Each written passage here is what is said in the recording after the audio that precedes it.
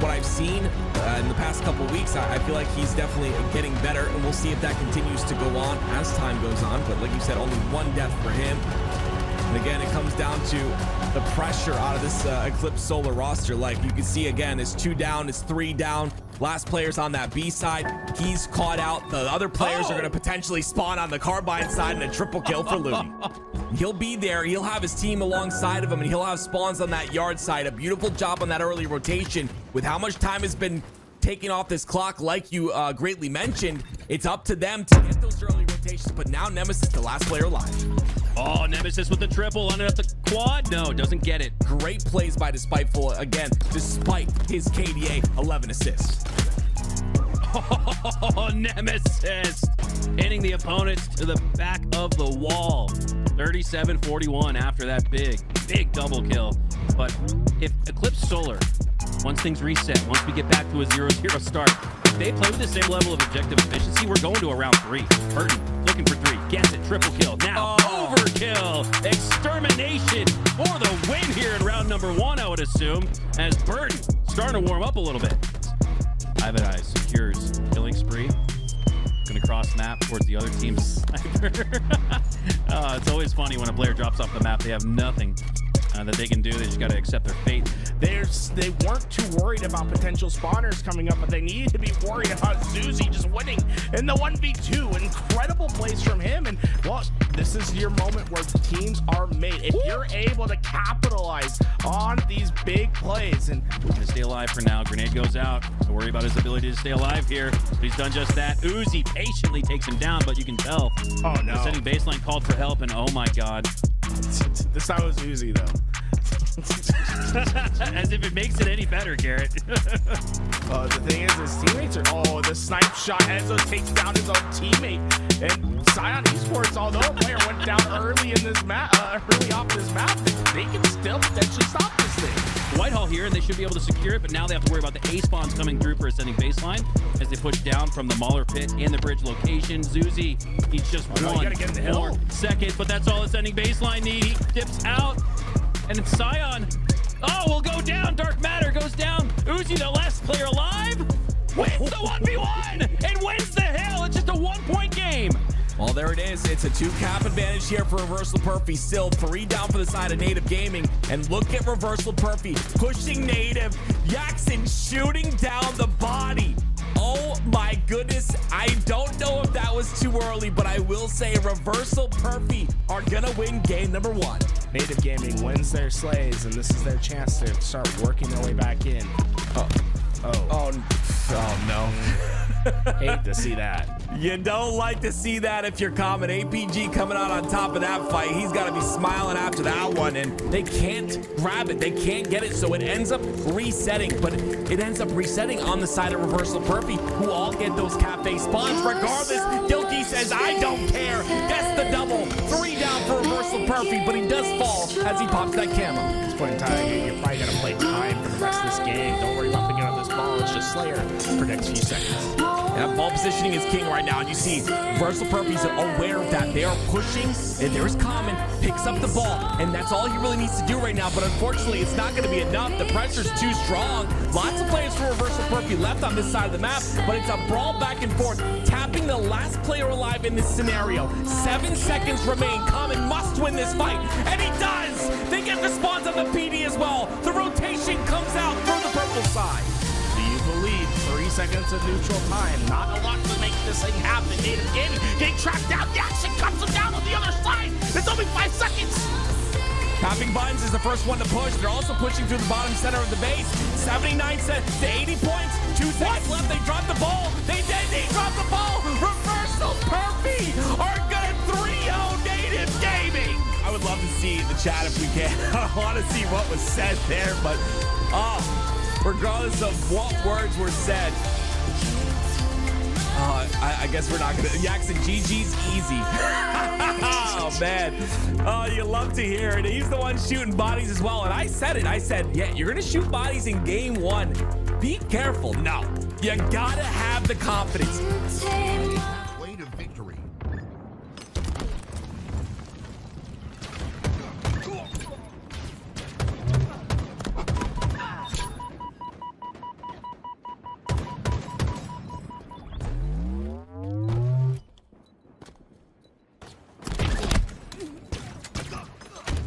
Mines starts the pinch, starts to squeeze the life out of Strange Rich. Shots go into 2. Ambition 1 down to 1 HP. His teammate is 2. Oh my god, Mines! Oh my god, Mines! Filthy with that use of the repulsor. All-stalker headshots in.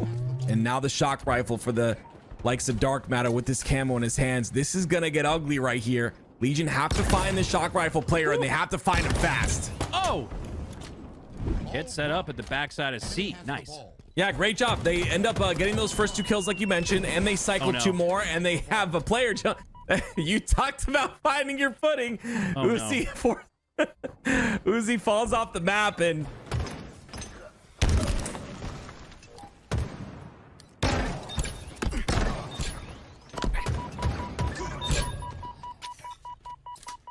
stands to just hold his ground for now. Now with 2 down for AB Titanium, he looks to push through and take A. Oh my god! I've not ever seen a simultaneous slay headshot QT activation like that. yeah, I'm gonna be honest with you. Sometimes when you have that QT, what you do is you try to take a fight and you get real greedy with it and you take the fight anyway. He took the fight, won the fight, and used the QT to get out of dodge. Beautiful job right there, and a chance for him to stop that triple cap pointage, but still the points continue to count up. Oh, he said the only condition for AB Titanium winning this is to not relinquish control of the map. If Ryzen get it back, they will win, but it looks like they're getting it back right here. 234, 241, and Ryzen regained control of the map, the lead, and possibly this series at least with a game 1-0 start. Bunnies clears out A, but he's the only player alive. Oh my god, AB Titanium might just have a heroic, miraculous finish. They could very well go for all 3, but Hanakova grabs the camo. And can he help break down the setup of A? Breaking down A might not even be enough. They need control of A and B. Otherwise, AB Titanium are going to steal it. 248, 249, and that'll do it. Titanium come from behind, despite Ryzen getting back on the board in the 240s for a 4-second finish. But with 20 seconds left on the clock, they might just be content to play out that clock. You don't see them too pressed to pick up that oddball. Instead, Burton just looking to pick up and collect a few more slays. Desperation now reeking in the air, and Burton takes another face, and he'll take round number 1. As AB Titanium will regain control of the oddball. Burton wisely tosses that off with the camo and really set up a nice bait here. Oh my god, sick, nasty 1-2 punch for the win. Kind of wild that it even takes a comeback, because again, it feels like this series could be over, but then you could argue that it should have been 1-1 after games 1 and 2, after that strongholds. So, Nemesis though with the triple kill, takes down 3, pushing up from the long haul side, and I don't know if that's enough. You need the numbers advantage, and they're actually going to wait for all 4, but you don't have the time to do just that. Let's see how it plays. Yeah, I don't think it's gonna matter at all. The rotation comes out on the long haul side. AB Titanium are gonna win the series 3-0. They will go on to play tomorrow. Match here, but for now it's Old Man and Mags up, down by 4, and oh my god, that's quickly adding up as Mines quickly adds some toe tags to the screen with a triple kill. No scope, looking for the over through the top A door.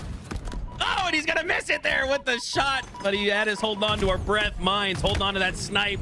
Yeah, 36-17 now as Eclipse Solar continue to stack bodies. My god, Despiteful's been nasty with the snipe. Mines was nasty with the start things off. Had to hold my breath thinking another triple was about to come through. From what I've seen in the past couple weeks, I feel like he's definitely getting better, and we'll see if that continues to go on as time goes on. But like you said, only 1 death for him. And again, it comes down to the pressure out of this Eclipse Solar roster. Like you can see again, it's 2 down, it's 3 down. Last player's on that B side. He's caught out. The other players are going to potentially spawn on the Carbine side, and a triple kill for Looney. He'll be there. He'll have his team alongside of him, and he'll have spawns on that yard side. A beautiful job on that early rotation. With how much time has been taken off this clock, like you greatly mentioned, it's up to them to get those early rotations. But now Nemesis, the last player alive. Oh, Nemesis with the triple, lining up the quad. No, doesn't get it. Great plays by Despiteful again, despite his KDA 11 assists. Oh, Nemesis pinning the opponents to the back of the wall. 37-41 after that big double kill. But if Eclipse Solar once things reset, once we get back to a 0-0 start, if they play with the same level of objective efficiency, we're going to a round 3. Burton looking for 3, gets it, triple kill. Now overkill, extermination for the win here in round number 1, I would assume, as Burton starting to warm up a little bit. Ivan Eyes secures killing spree. Going to cross map towards the other team's sniper. It's always funny when a player drops off the map. They have nothing that they can do. They just got to accept their fate. They weren't too worried about potential spawners coming up, but they needed to be worried about Zuzi just winning in the 1v2. Incredible plays from him. And well, this is your moment where teams are made. If you're able to capitalize on these big plays. And gonna stay alive for now. Grenade goes out. Don't worry about his ability to stay alive here, but he's done just that. Uzi patiently takes him down, but you can tell. Oh no. The setting baseline called for help, and oh my god. This time it was Uzi though. As if it makes it any better, Garrett. The thing is, his teammates are... the snipe shot. Ezo takes down his own teammate. And Scion Esports, although a player went down early in this map, early off this map, they can still potentially stop this thing. Whitehall here, and they should be able to secure it, but now they have to worry about the A spawns coming through for ascending baseline as they push down from the Mauler pit and the bridge location. Zuzi, he's just no, you gotta get in the hill. more second, but that's all ascending baseline need. He dips out, and it's Scion. Oh, will go down. Dark Matter goes down. Uzi, the last player alive, wins the 1v1 and wins the hill. It's just a 1-point game. Well, there it is. It's a 2-cap advantage here for Reversal Perfy. Still 3 down for the side of Native Gaming. And look at Reversal Perfy pushing Native. Jackson shooting down the body. Oh my goodness. I don't know if that was too early, but I will say Reversal Perfy are gonna win game number 1. Native Gaming wins their slays, and this is their chance to start working their way back in. Oh no. Hate to see that. You don't like to see that if you're common. APG coming out on top of that fight. He's got to be smiling after that one, and they can't grab it. They can't get it, so it ends up resetting, but it ends up resetting on the side of Reversal Perfy, who all get those cafe spawns. Regardless, Gilkey says, I don't care. Gets the double. 3 down for Reversal Perfy, but he does fall as he pops that camo. At this point in time, you're probably going to play time for the rest of this game. Don't worry about picking up this ball. It's just Slayer for the next few seconds.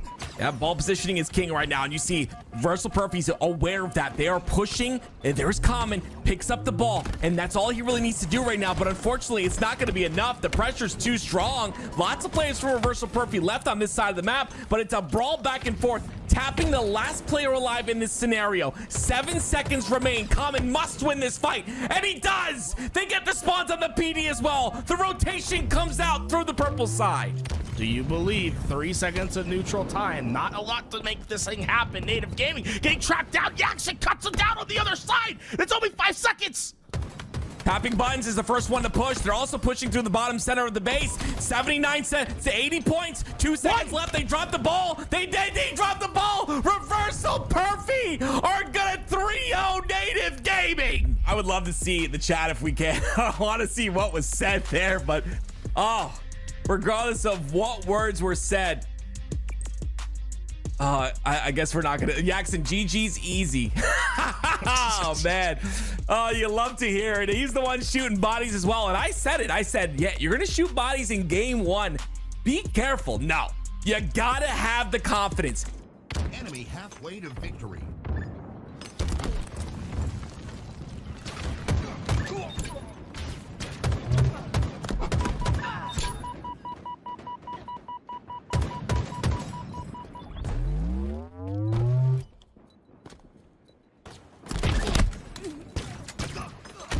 Mines starts the pinch, starts to squeeze the life out of Strange Rich. Shots go into 2. Ambition 1 down to 1 HP. His teammate is 2. Oh my god, Mines! Oh my god, Mines! Filthy with that use of the repulsor all-stalker headshots in. And now the shock rifle for the likes of Dark Matter with this camo in his hands. This is gonna get ugly right here. Legion have to find the shock rifle player, and they have to find him fast. Oh! Kid set up at the backside of C. Nice.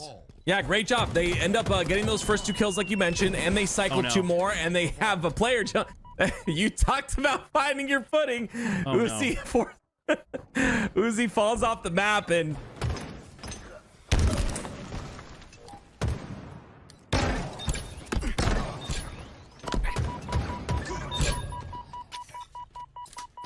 stands to just hold his ground for now. Now with 2 down for AB Titanium, he looks to push through and take A. Oh my God! I've not ever seen a simultaneous Slay headshot QT activation like that.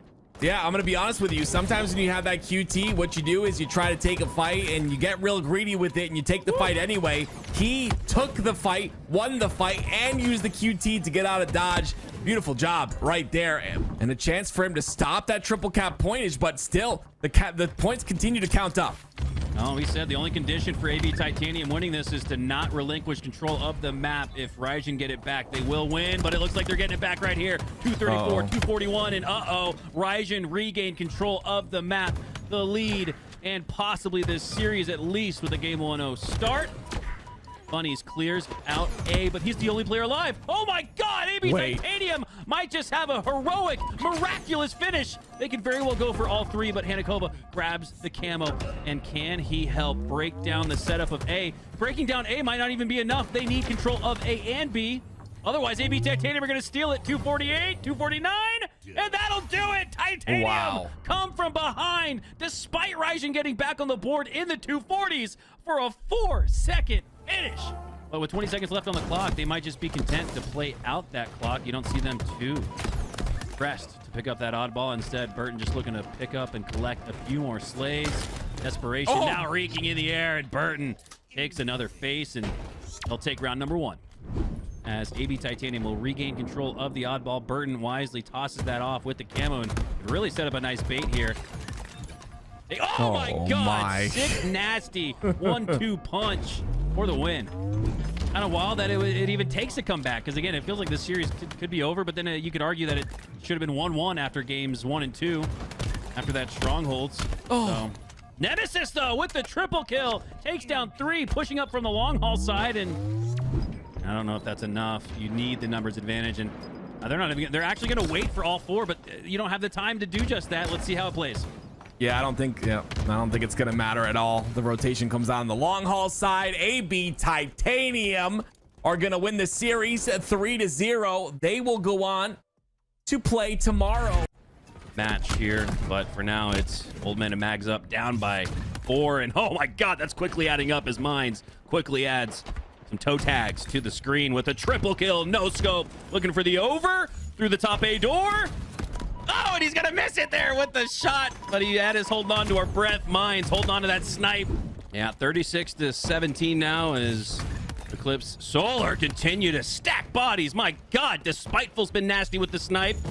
Mines was nasty with to start things off. Had to hold my breath thinking another triple was about to come through. From what I've seen in the past couple weeks, I feel like he's definitely getting better, and we'll see if that continues to go on as time goes on. But like you said, only 1 death for him.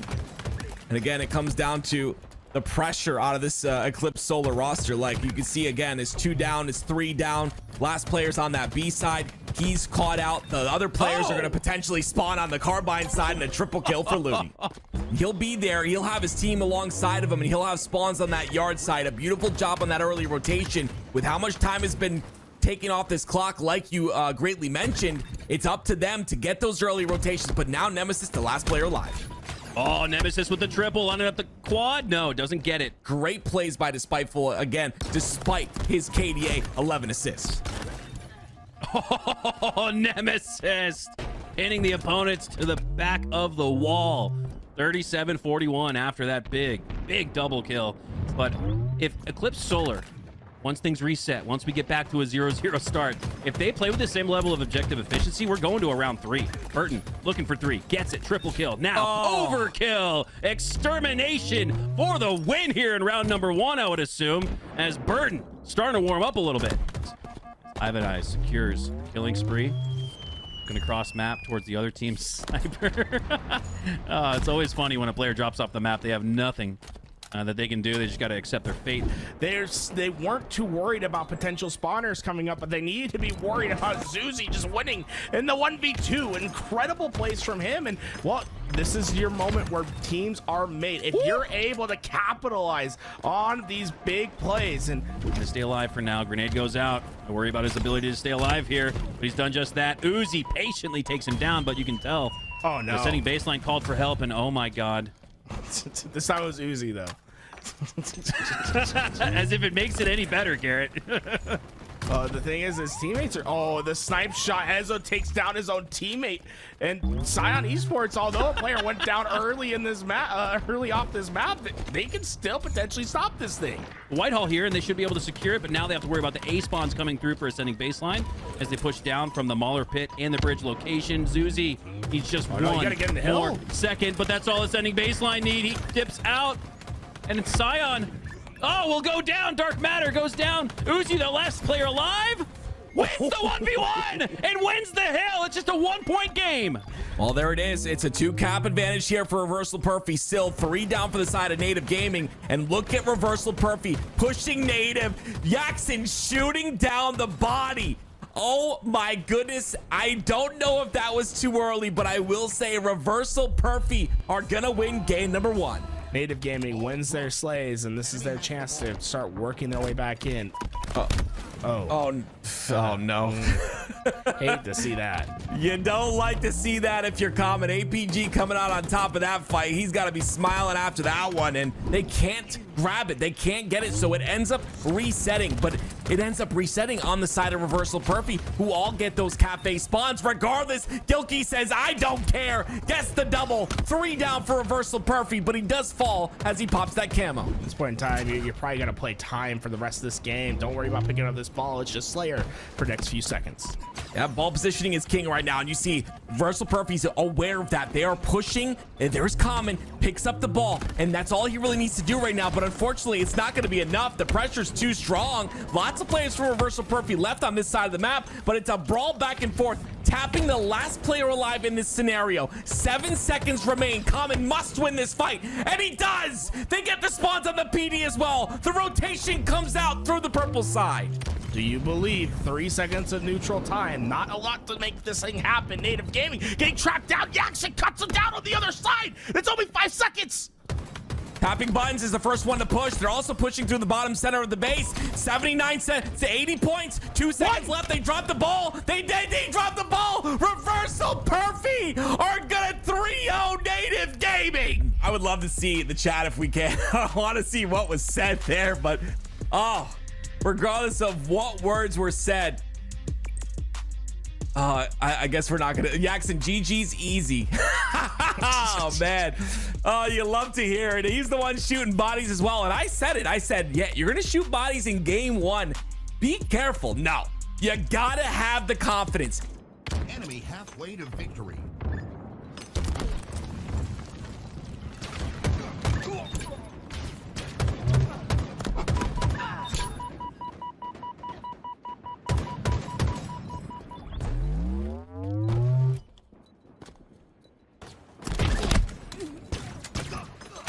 Mines starts the pinch, starts to squeeze the life out of Strange Rich. Shots go into 2.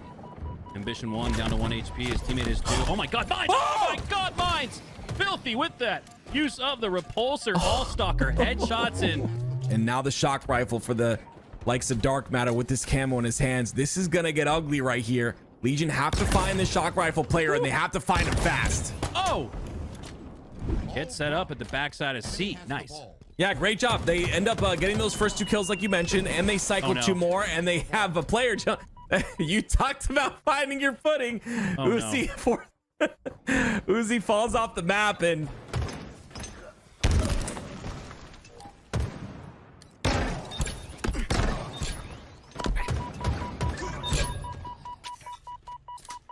stands to just hold his ground for now. Now with 2 down for AB Titanium, he looks to push through and take A. Oh my god! I've not ever seen a simultaneous Slay headshot QT activation like that.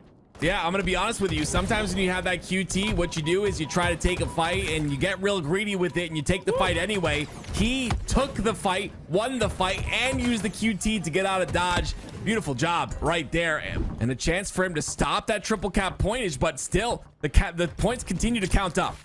Oh, he said the only condition for AB Titanium winning this is to not relinquish control of the map. If Ryzen get it back, they will win, but it looks like they're getting it back right here. 234, 241, and Ryzen regained control of the map, the lead, and possibly this series at least with a game 1-0 start. Bunnies clears out A, but he's the only player alive. Oh my God, AB Wait. Titanium might just have a heroic, miraculous finish. They could very well go for all three, but Hanakova grabs the camo. And can he help break down the setup of A? Breaking down A might not even be enough. They need control of A and B. Otherwise, AB Titanium are going to steal it. 248, 249, and that'll do it. Titanium come from behind, despite Ryzen getting back on the board in the 240s for a 4-second finish. But with 20 seconds left on the clock, they might just be content to play out that clock. You don't see them too pressed to pick up that oddball. Instead, Burton just looking to pick up and collect a few more slays. Desperation now reeking in the air, and Burton takes another face, and he'll take round number 1. As AB Titanium will regain control of the oddball. Burton wisely tosses that off with the camo and really set up a nice bait here. Oh my God, sick, nasty 1-2 punch for the win. Kind of wild that it even takes a comeback, because again, it feels like this series could be over, but then you could argue that it should have been 1-1 after games 1 and 2, after that strongholds. So, Nemesis, though, with the triple kill, takes down 3, pushing up from the long haul side, and I don't know if that's enough. You need the numbers advantage, and they're actually going to wait for all 4, but you don't have the time to do just that. Let's see how it plays. Yeah, I don't think it's gonna matter at all. The rotation comes out on the long haul side. AB Titanium are gonna win the series 3-0. They will go on to play tomorrow. Match here, but for now it's Old Man and Mags up, down by 4, and oh my God, that's quickly adding up as Mines quickly adds some toe tags to the screen with a triple kill. No scope, looking for the over through the top A door. Oh, and he's gonna miss it there with the shot, but he had us holding on to our breath. Mines holding on to that snipe. Yeah, 36-17 now as Eclipse Solar continue to stack bodies. My God, Despiteful's been nasty with the snipe. Mines was nasty with the start things off. Had to hold my breath thinking another triple was about to come through. From what I've seen in the past couple weeks, I feel like he's definitely getting better, and we'll see if that continues to go on as time goes on. But like you said, only 1 death for him. And again, it comes down to the pressure out of this Eclipse Solar roster. Like you can see again, it's 2 down, it's 3 down. Last player's on that B side. He's caught out. The other players are going to potentially spawn on the Carbine side, and a triple kill for Looney. He'll be there. He'll have his team alongside of him, and he'll have spawns on that yard side. A beautiful job on that early rotation. With how much time has been taken off this clock, like you greatly mentioned, it's up to them to get those early rotations. But now Nemesis, the last player alive. Oh, Nemesis with the triple, lining up the quad. No, doesn't get it. Great plays by Despiteful again, despite his KDA 11 assists. Oh, Nemesis pinning the opponents to the back of the wall. 37-41 after that big double kill. But if Eclipse... Hello, everyone, and a very good morning to you. Day number 2 of the NA Atlanta Major Qualifier is live, and we got some great matches here today active, not only in the winter semis, which is where we'll start, but that lower bracket's looking pretty beefy too, huh?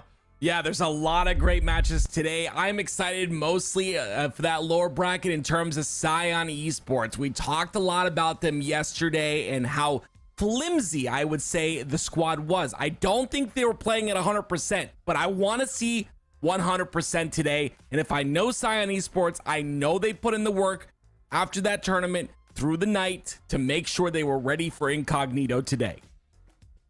Yeah, this is in a Scion Esports roster that's been together since HES Season 2. FaZe, Sentinels, and Scion Esports. Those 3 teams have something very special in common, in that they were the only 3 teams not to make a team change in between seasons, and Scion Esports have stuck with it, and I agree entirely active. I want to see the time put in. I want to see it come to fruition. I want to see these guys benefit from all the sacrifice that they've made to stick with it and stick with each other.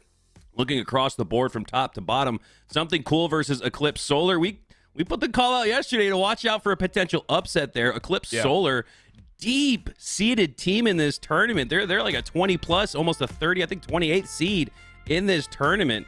God, in the MLG Classic days, you'd be on the verge of not making it out of open bracket at that point. You wouldn't make it out of open bracket at that rate. Here in modern-day Halo, you wouldn't make it to pool play, but man, with a lower bracket run today, who knows? A spot in the grand finals today earns you a spot in pool play. Other 2 ways you can earn it are through points And then obviously that first seeded team in a outside of pool play will get travel coverage as well. But what are some of your high-level thoughts as we take a look here at the upper side of the bracket where we'll start our day, Active?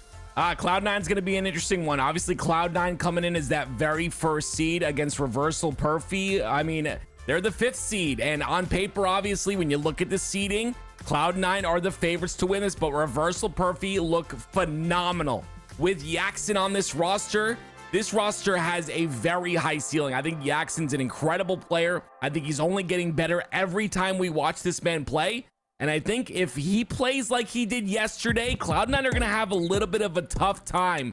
That being said, though, Cloud9 full of a lot of prominent names in the community. You got Tusk, Sab, Suspector, and Septify. I mean, just a lot of talent on that roster as well. So very interested on this match. More of the old guard for Cloud9, some new up-and-coming talent with the likes of Mortally and Yaxon. You got Envor. I've been saying this, the iciest, top 5 iciest player in Halo. Doesn't quite get that credit, I'd argue. And then Common, he's been playing professionally Active since the 2000s. This guy's a dinosaur in Halo. Hopefully more of a T-Rex than a Brontosaurus as we kick off day number 2, NA Major Qualifier.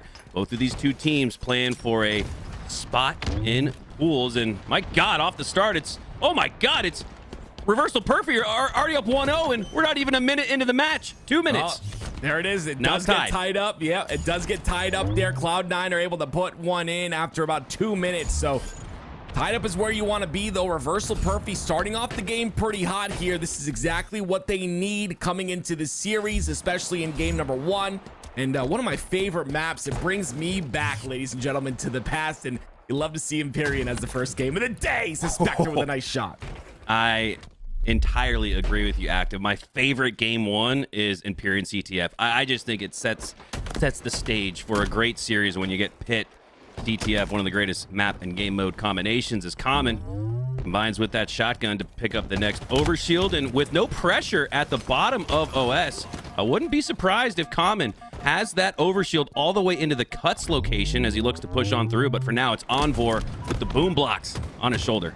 Yeah, not only that, they got the rockets, like you just said, the boom blocks, and they've got the overshielded Common, like you mentioned as well. But both of those at the same time, coming up at the same time, and Reversal Perfy getting both is incredible. Now you see Cloud9 scurrying off their spawn on the tower side to try and stop this flag, but guess what? It's already made its way through the long haul. And the difference was that late activation for Common. By the time he had pulled the flag in the enemy base, he had 95% of that overshield, which tells me he did wait to pop it at the cuts, and that's a heads-up play. You want to maximize, min-max the value you can get out of the sandbox here in Halo Infinite. Wait till the time is right to pop camo or even overshield. I think overshield makes even more sense to extend, and Common does just that. Because of it, they have a 2-1 lead, get that 1-score lead back, but they go 3 down shortly after. Cloud9 could be setting up a counter.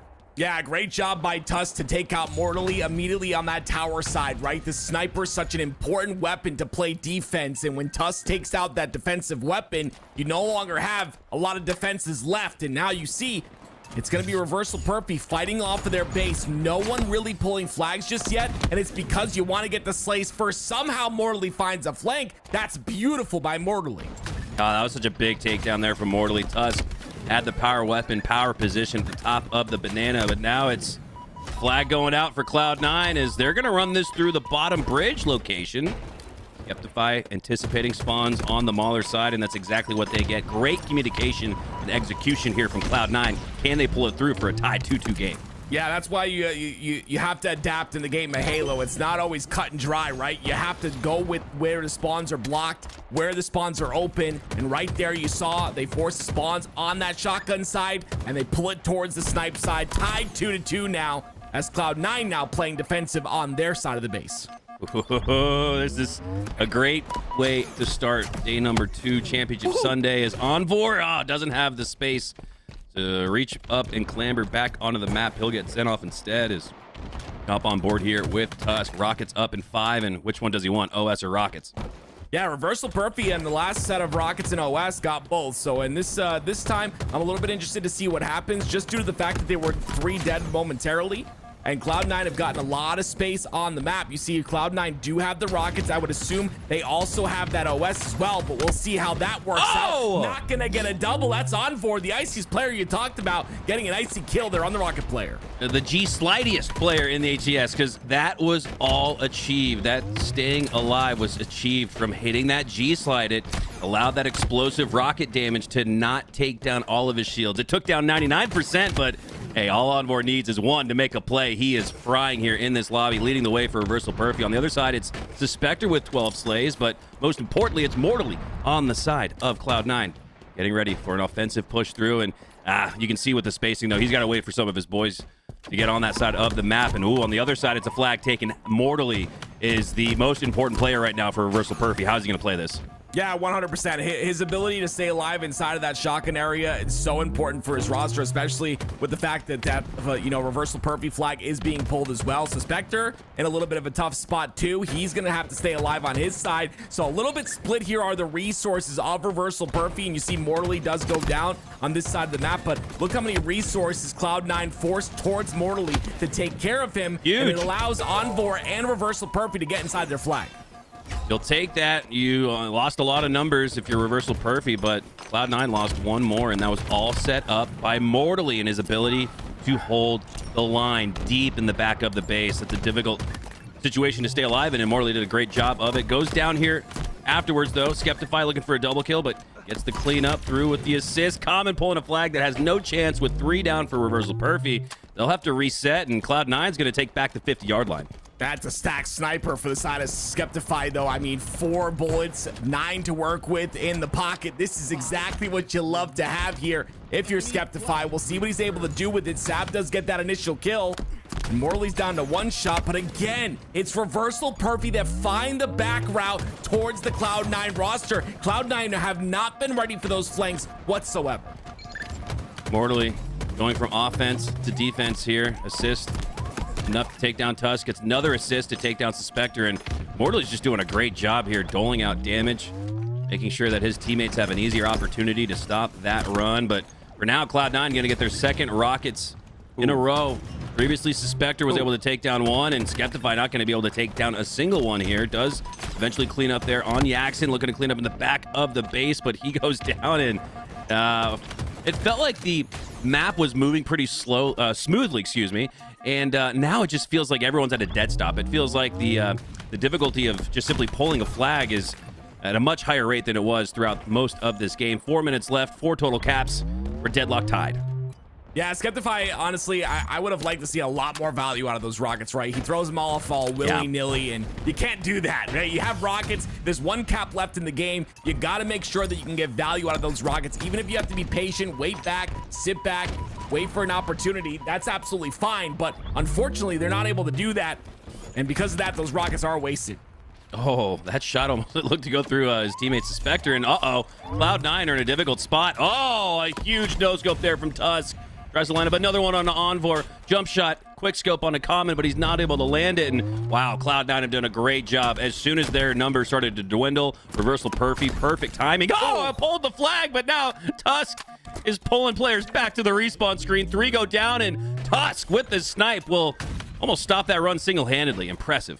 Yeah, great job. And it forces the spawns on that snipe side. You got to be careful of Envor. And you see right there, right, he does get a lot of damage in, but because Envor is that side player, he's already in the flag. It's a backup play, right? Just get back, keep the power weapon in your hands, then attack again. And that's exactly what Tusk does. Gets another kill with the Bulldog.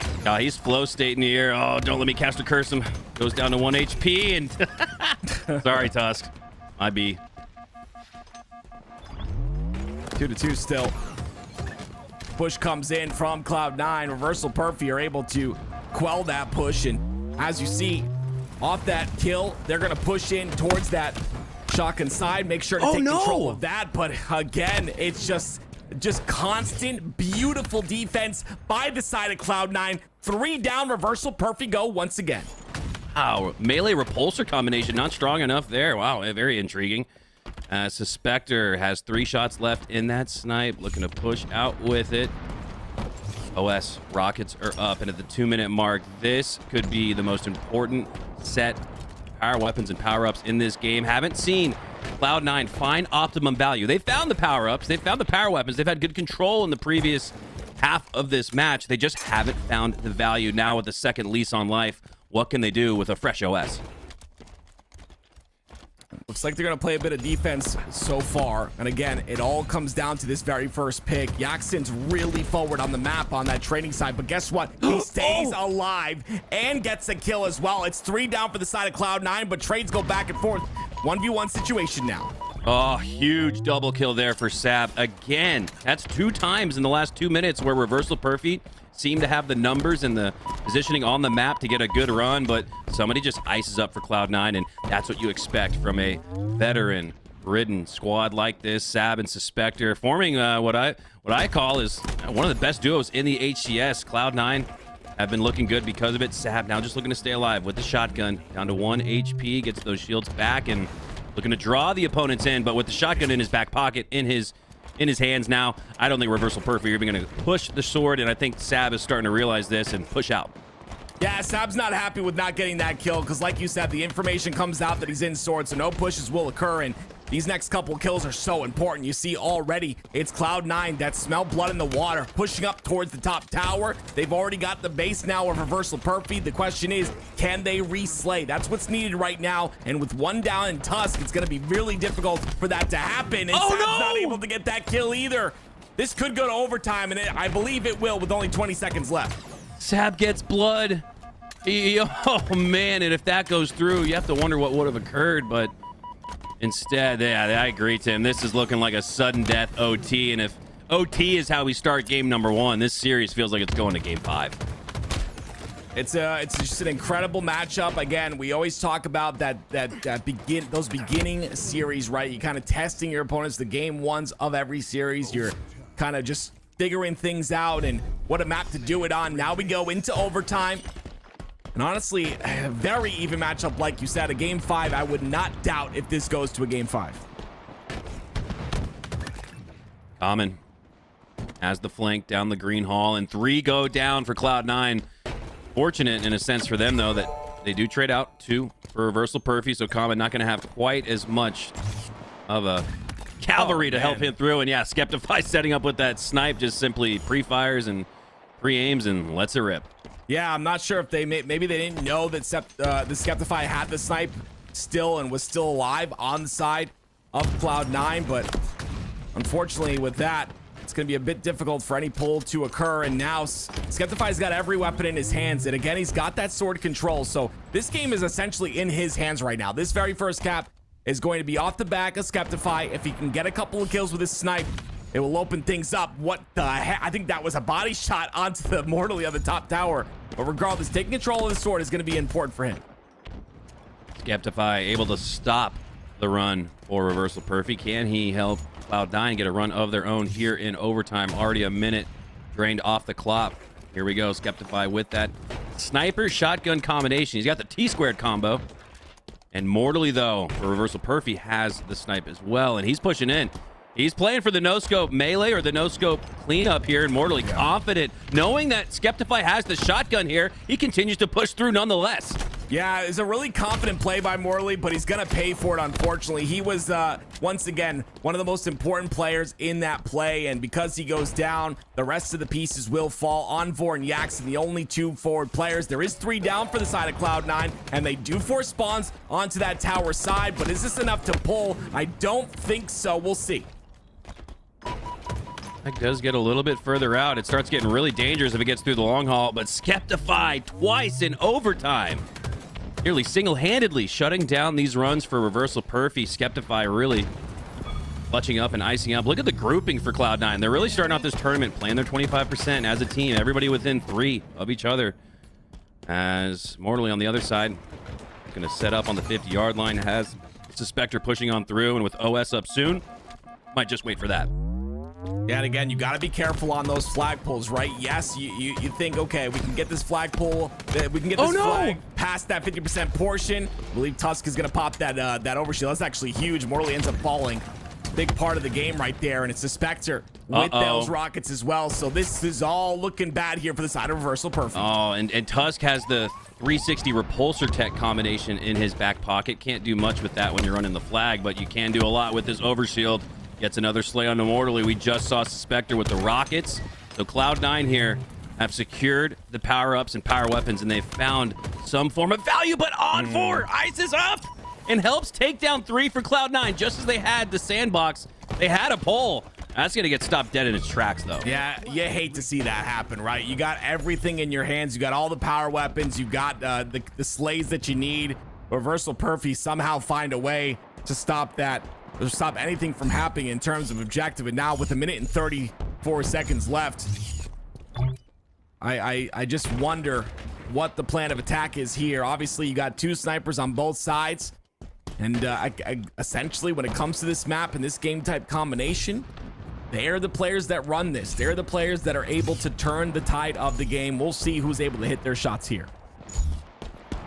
Feels to me like Skeptify and Mortally are going to define the pace of the remaining 1 minute left here in overtime. You see Skeptify pushing up, and with that snipe on Yaxon, he's got an opportunity now. Oh, back of the head presents itself from Onvor, and that could be a crucial one to miss. Onvor does end up going down nonetheless, and Skeptify playing this very patient. He's got to just believe in his boys to get that flag out of the base, and got to clear the snipe side and get a run through the long haul now. Skeptify playing on a side of the map where you can potentially block that spawn. Now clears it and clears the way for Cloud9 to potentially clutch up here in OT. Double kill, no scope there from Skeptify. Triple, yeah, up. Got the assist, but they'll take the win nonetheless. Massive plays there from Skeptify. Stopped both runs in overtime, and then was the catalyst to scoring the 3rd and final flag.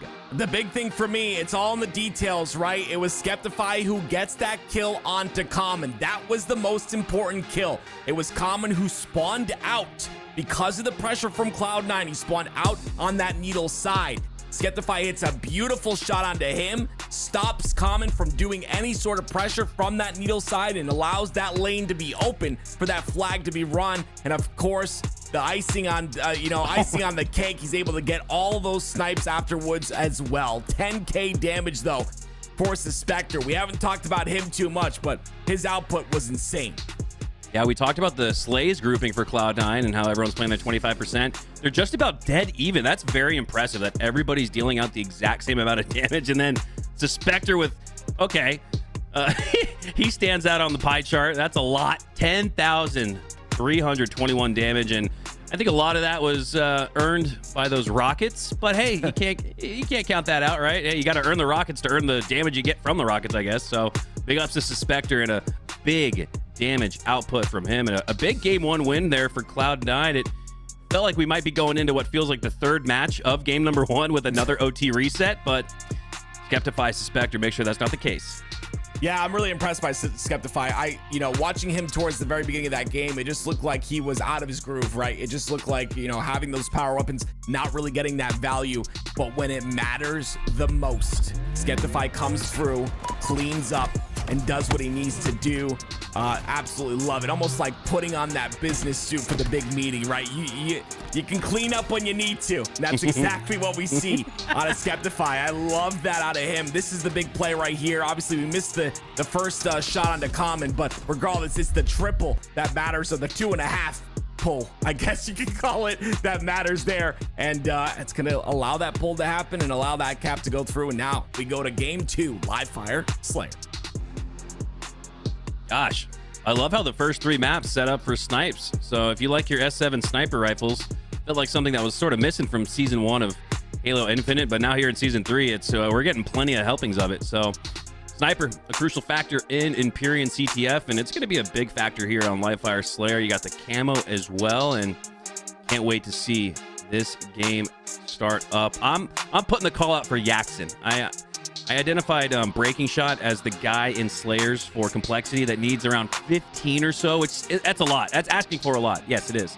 But that's why you went and got Yaxon. That's why you got Breaking Shot on the complexity roster, is to slay the F out. So for Yaxon, I'm putting the call out on him to pick up 15 this game and tie up the series at 1. Otherwise, Cloud9, they just have too many veterans. They have too many Slayers and too many guys that can deal out damage. We just saw 10.3K from Suspector, so you know he's going to put up at least 4, maybe even 5 here in game 2. Yeah, 100%. I'm excited to see Yaxin in this series. And again, that was a very close game. And, you know, Yaxin didn't have a terrible game. I mean, obviously, he went 21 and 28. It's not awful. But to see him pop off, and again, like I always say it, ladies and gentlemen, the flow state, right? Getting into that flow state, very tough to do. You have to have perfect, just a perfect environment. You have to, you know, everything's got to be working for you. Can't be too hard, can't be too easy. That's the flow state, right? It's just everything else disappears around you. If Yaxin can get into that, I agree with you. We will see a different Reversal Perfy here. But there are a lot of members on this Reversal Perfy roster that can do that exact same thing. Mortally, obviously having huge impact with his flanking. But I mean, we'll have to see. This Cloud9 roster, I don't think they're warmed up either. So this is going to be a brawl for game 2. Yeah, really watch how Mortally and Envor work together here. You mentioned Mortally on the flank, but flanks are only effective when your teammates can pull attention away, and Envor's been that pickup. Envor's been that guy for Reversal Perfy that demands attention, allows Mortally some free space on the map, but for now, off the opening break, he's going to go down 1-1 start. Skeptify once again with a sniper in his hands. It's all like deja vu, and that camo being up and 2 down for Reversal Perfy. This is a perfect opportunity, even with Mortally getting that A-side spawn. Perfect opportunity to take this camo, and they wait to pop it. What? I mean, I absolutely love that. I don't know what happened there, by the way. The nade, like, exploded. His body we just saw Houdini join as the 5th player for Cloud9. I mean, that player literally just disappeared in a puff of smoke. And Skeptify once again, hitting every shot that he can. Camo and snipe combination. Love that they give this to him because he is heating up with it. But again, look at that by Yaxin, right? Pushes him back. You know how much time Yaxin is wasting on this camo? It is perfect out of Yaxin. Ends up going down there, but allowing this camo to dissipate is exactly what you want. Skeptify still with the snipe in his hands, though. He's only had a chance to ring off 1 shot, now lining up the shot onto Yaxin, and poof! Takes his face. Man, this is a good sign here for Reversal Perfy that they're able to trade out for 2 for 2, because at 5-11, it's the early goings of this game, but you don't want to let it run away from you. You want to take that snipe back, at the very least, take down the sniper control and the tower control for Cloud9, and looks like Reversal Perfy were working on that, but they lose all of their resources, like trying to pull a flag in that previous Imperial CTF. They lose all 4 going for that snipe tower, and Cloud9 are going to have the control back and the power weapon back. They're up by 10. Yeah, it's unfortunate. Reversal Perfy do have that camo that you just saw being shot right there, but I mean, again, it's this top tower control, like you mentioned, so important, and getting trades right now, which is kind of what you have to do if you want to take a player off a top tower. You essentially have to trade because of the setups there. Getting trades right now is not what Reversal Perfy want. Suspect you're going to waste some ammo. That's what you like to see. 2 bullets left, though, to work with. Envor just looking to clean up on some of that damage at the snipe tower. Earned the double kill, and now with camo up, right time, right place, Envor has a chance at it, but Sab and those A spawns for Cloud9 are actually going to give them the angles, and Envor's got to back the hell up. I like that he stays alive here, and again, with this camo, him playing his life is good. He took a little bit too much space there, ended up falling, and again, we see Reversal Perfy 3 down. This is the camo. I don't know why I thought there was another camo. I'm seeing Ghost Smack. You got to help me out here. But regardless, the camo is now. I keep forgetting it's delayed. I don't know how many times I got to be reminded of this, but it's a snipe camo combination here for Suspector. Well, Reversal Perfy are seeing Ghost right now because it feels like there's 6 of Cloud9 roaming around the map, the way that they're able to manufacture slays and just dominate control of the map. It's been a game of tower defense for Cloud9. They're not playing Slayer. They're playing the old-fashioned tower defense. It's like loading up a custom games on Ascension in Halo 2. They haven't moved off this spot, and they've been dominating with it. Yeah, I mean, I always emphasize how important this tower is, and right now you can see it, right? It's allowing them to get a 10-kill lead, and you know, Reversal Perfy are trying to break them off a tower. You know, you can utilize that C jump. You can utilize a push from both sides, but if you have a sniper that's not missing like Suspector is here, it's just going to be really tough. 2 down for Cloud9. This would be the opportunity, I would say, for Reversal Perfy to push through the middle of the map and take care of this sniper player. But Onboard does it, and it's all alone. And that's what you don't like to see here because Cloud9 going to clean him up. I think they need someone pushing from Nest there. That way Onboard doesn't get sniped for free through the mid. Somebody through Nest could provide some shots to D-Scope Suspector, and there we go. Now, well, it's Onboard this time setting up because I think he realized pushing through mid where he needed his teammate to be. Now he goes there, but Suspector keeps hitting his shots, and he's so pesky, earning that body shot damage time after time, and that's almost a benefit. Up by 8 here. You take a player down to 1 shot with the snipe, and you completely throw off their timing. That's a win condition here for Reversal Perfy, and there's a win condition for them. Take all 4 down for Cloud9, but Sab stays alive, and that is massive. That could have been a 4 or 5 kill game. Instead, it's still a 6 kill game because of Sab's clutch. And I got to talk about Envor right there, right? Obviously, Envor understands the priorities. You saw him going after tower 3 times in a row. On the 3rd attempt, he gets it, but it's because he's doing it alone. And all the while, all of those snipe shots ring out. They're used, and you don't have a sniper to use once you get that tower. So it's almost half as important if you as if you had the sniper up there. So again, I would like Envor to be a little bit louder in that leadership type role to say, okay, guys, we need to do a break here on the tower. I'm going to push Nest. You guys go here. You know what I mean? You got to have those play calls mid-game. It's very important to do so. Very important, Slay. I retroactively look back at that Sab 1v4. Like, granted, he didn't 1v4, but he was the last Spartan standing against 4. And at a 5-kill mark, Sab goes down there, and it's just a 4-kill game. Tim, it's just a 1 team-wide game. You're back in this if you're Reversal Perfy. You can start to feel that sense of we're back in this, probably through the tone and communication throughout the squad. But Sab gets that Slay, brings it back to 6, and now they roll back on it, and Reversal Perfy just don't have that seeing is believing moment to feel like, all right, guys, we got this. And we've seen them make comebacks before, but I just look back at that Sab Slay and feel like that was the difference. That was the game winner, maybe even. Yeah, that was a big fight right there as well on the common. Him losing that fight. I mean, you know this. You know, once the enemy team gets to that 41 mark, you know, 33 to 40 doable, 34 to 40 doable. Once they start rising through the 40s, then you're a little bit worried. You're like, okay, we're in trouble here, and that's exactly what Cloud9 are doing. It's now a 10-kill lead here for Reversal Perfy, and I mean, yeah, I don't know how this comeback happens with a camo snipe. Even then, with Cloud9 not giving that up very easily, it's just going to be a very tough game to win here for Reversal Perfy. And if Cloud9 play their cards right, it should be a 2-0 in the series. Love that play there from Skeptify against Common, clearly playing for the trade. You can see, I almost feel like Common also played for the trade there, but Skeptify, he wants to play for the trade because trades are a win condition for Cloud9. They can trade all the way through like a Pokemon convention center and get the win here in game 2. I love that. I never went. I guarantee I had so many cards that were worth money, and I gave them away for gum and, you know, Big Chew. You remember Big Chew gum? Man, anyway. Hey, as long as your mom didn't throw away your Charizard, you can you know, true. you can go to sleep at night. That'd be awful. There it is, though. Cloud9 2-0 against Reversal Perfy. And these games, okay, that first game was much closer. Game number 2, they had, like you had clearly mentioned, and I saw it as well, they had many opportunities to keep this game close.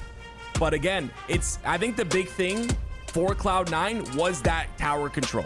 I know it's a talked about fact here on live fire. It's pretty common sense. You control the highest ground of the map, you are successful. But when you have a snipe player on top of tower that's just not missing, Envor can't be the only one trying to break. You saw him 3 times in a row by himself. I'm getting this. That's what he was saying. Like, I got to get this guy off a tower. And no one else was helping. No one else pushed through. They had 3 down at a moment, and no one else was able to push through the tower. Yeah, it's rough. We have someone that's not missing shots. Envor can't be the only one going up there to try to break that tower setup. Yeah, I totally agree with you, Tim. I think one of the reasons we've seen Reversal Perfy rise through the ranks here in recent weeks is because of the recent addition of Envor. He fit like a glove. Now on Day 2 Championship Sunday, that hand chafing a little bit, it feels like. You got to remove it. Try to find, I don't know, some form of comfort with that glove that is Envor to fit and get back to your timing. And I think that's the key. Like you had pointed out, Envor pushing through mid by himself, when tower is clearly the what Reversal Perfy have identified as what they want, then pushing on the nest bridge by himself with nobody pushing through mid like he was previously.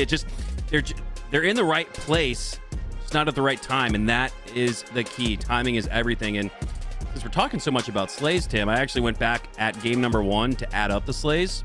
Yep. Cloud9 had a plus 15 kill disparity, and it was a very close game. So that tells me in these objectives, watch out. Reversal Perfy were more objectively efficient. It's an objective fact. They were more objectively efficient in the sense that they were minus 15 and still made it a close game. We went to OT almost 2 on Empyrean CTF. That was a difficult win for Cloud9 despite having 4 team wipe advantage over Reversal Perfy. And look at that. That carries through to game number 2, almost the exact same disparity in slays. So in game number 3, want to see Reversal Perfy with the same level of objective efficiency, but maybe start to manufacture a few more slays to make it a little bit easier on yourself through things like timing and baiting and switching, and really looking like they did once Envor first joined the squad. Interference is a tough one. This is going to be one of those maps that give Reversal Perfy that chance that they need. I think like maps like this and what Solitude Strongholds used to be before it was removed, these maps are like the snowbally maps, but they're pretty entertaining to watch. I'm sure as a pro you're like slamming your head against the wall, but I get to watch it. It's fun. So I mean, this is like that chance for Reversal Perfy to take control and then snowball this a little bit. And again, you mentioned the slay disparity. What I'm seeing is Yaxin 7-11, 7 kills, 11 deaths in game number 2. Yaxin is our man. He's the X factor for me. Envor had a little bit of the same performance. I need those two to pick it up here. Start to bring that passion. Your tournament life is dwindling here. Yes, you're in the winner's bracket and you have another chance in the lower bracket, but regardless, you don't want to go down this early. Interesting. Reversal Perfy gave B away for free. Cloud9 faced no gunfire towards that direction, and I just have to imagine Reversal Perfy wants C instead as Envor pushes on through, utilizes that thrust and the fist to take down one. Now he's looking to claim the OS as well. I like this though. Checking his corners. He knows there's one other player. That is a heads up play right there. It's communication that allows him to know, okay, we got to check around for this guy that's one shot. He's trying to play his life. He's trying to get a beat down on me with OS. And now it's Reversal Perfy with a nice clean overshield in the hands of Yaxin. Only problem is they're getting triple capped. Someone's got to get B right here. I mean, Yaxin's not going to be the guy. He has OS. You want him to push out, but B is there for Reversal Perfy. Take it. That's just rough right there. You saw that, right? Yaxin has that overshield, like you said, and he's just pushing. And like you said, no one gets B. He doesn't get any value because he's getting crossfire from tower. There's nothing that can be done here. Finally, they get 2 caps, but a lot of damage has been done. I don't know if Cloud9 even have the sense of fear right now, and that's part of the mental game you have to win in Halo. Look at B.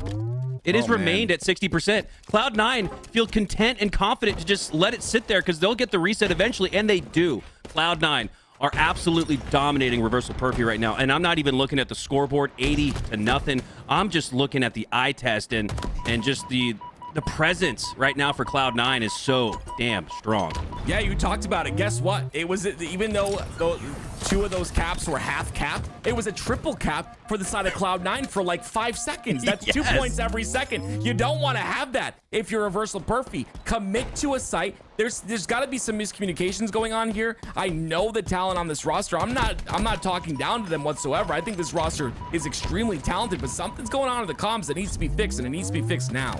Yeah, I just know when I play matchmaking with Eli and there's the cap point that needs to be reset, he's calling for me, Matt, go reset that, you idiot. So that's kind of what I felt there. I'm kind of like thinking the same thing, like, damn, Reversal, like, not only did they not take B, but they couldn't even I mean, this is getting a little frustrating and out of control for a Reversal Perfy crew that we just expected a lot more from here on day 2 Championship Sunday. They are one of those teams, Tim, let's set the stage, that are looking to secure a pool play spot. It's not guaranteed through points. Right. So they might be one of those teams that needs to earn it through a grand finals finish. You get one step closer by winning this series, getting to the winter final. And for Reversal Perfy, they've just fallen flat here in this series. If they do end up going to the lower bracket, they've got to have a long talk, and maybe not too long because you don't want to analysis paralysis it, but they need to have a talk because this is not the Reversal Perfy we've been seeing in recent competition. Yeah, and again, if you look at the slay disparity, it's only like 4 or 5. I'm not doing the math, and you always talk about you're bad at math. I'm bad at math too. Eli's not here, so There is no math that's going to be done, but it's at least 4 or 5, and that's not a lot when you look at the score at the bottom center of the screen. It's 175 to 0. Cloud9 taking full control of everything. It looks like Reversal Perfy are just trying to find their footing here, and there's just a bunch of soap on the floor. They can't stop slipping. That's what it sounds like when you step on a soap bar and start to slip. That's what it looks like Reversal Perfy are doing here. Sorry for the sound effects, but this game has just gotten silly and out of hand. 200 to 0. Please do not make this a completely uncontested game. Tim, it's gonna finish the same way it started with Cloud9 taking full control. 4 go down for Reversal Perfy, and Cloud9 are gonna what's it called? I'm forgetting what the dance is called, but they're dancing on the grave of Reversal Perfy right now. Doing the floss. Not the floss. It's the Justin Jefferson dance in the end zone. Oh, it's a idea. Fortnite emote. Why am I forgetting this? He's hitting the gritty. Thank you, production. There we go. Cloud9 hitting the gritty on Reversal Perfy. Oh man. Well, they get 4 points down. So, like I talked about with this map, it is very.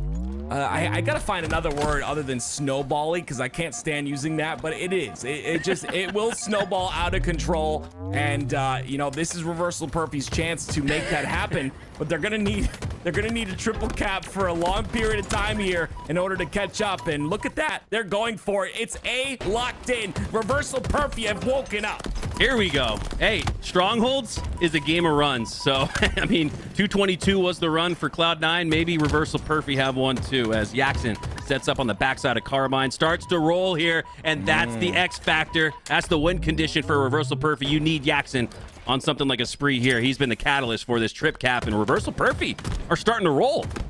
Yeah, you look at it. Look at his crosshair. I mean, you can just tell the movement of a player. They're starting to wake up just a bit. It's Yaxon, 10 and 9. Obviously, not the best start. Starting to slay out though is exactly what Reversal Perfy need. They take a while to take this player out onto B. He's cleaned up, but then the spawns come out onto Carbine, and once again we have a double cap. But it just looks flimsy for the side of Reversal Perfy. Cloud9 at any moment can stop any points from coming through for Reversal Perfy. Dude, Suspector is just absolutely frying this game. He's been frying this whole series, really. 18.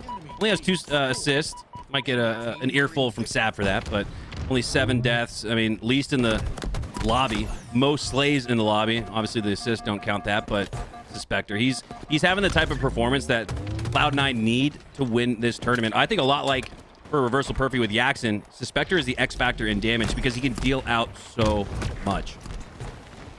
Well, you see, it's Reversal Perfy fighting for their lives, and it was again Cloud9 who get that overshield in their hands. Finally, they are 3 down, and getting Cloud9 3 down while they have OS is, you know, that's a check mark. You know, if you were in school as a young kid and you got, you know, that little smiley face, you know, with no great job written next to it, you know, Yeah. you did okay, right? But we got to see a great job written next to it as well. And right now, it just seems impossible. Cloud9 are doing such a great job of making sure to rotate on these hills.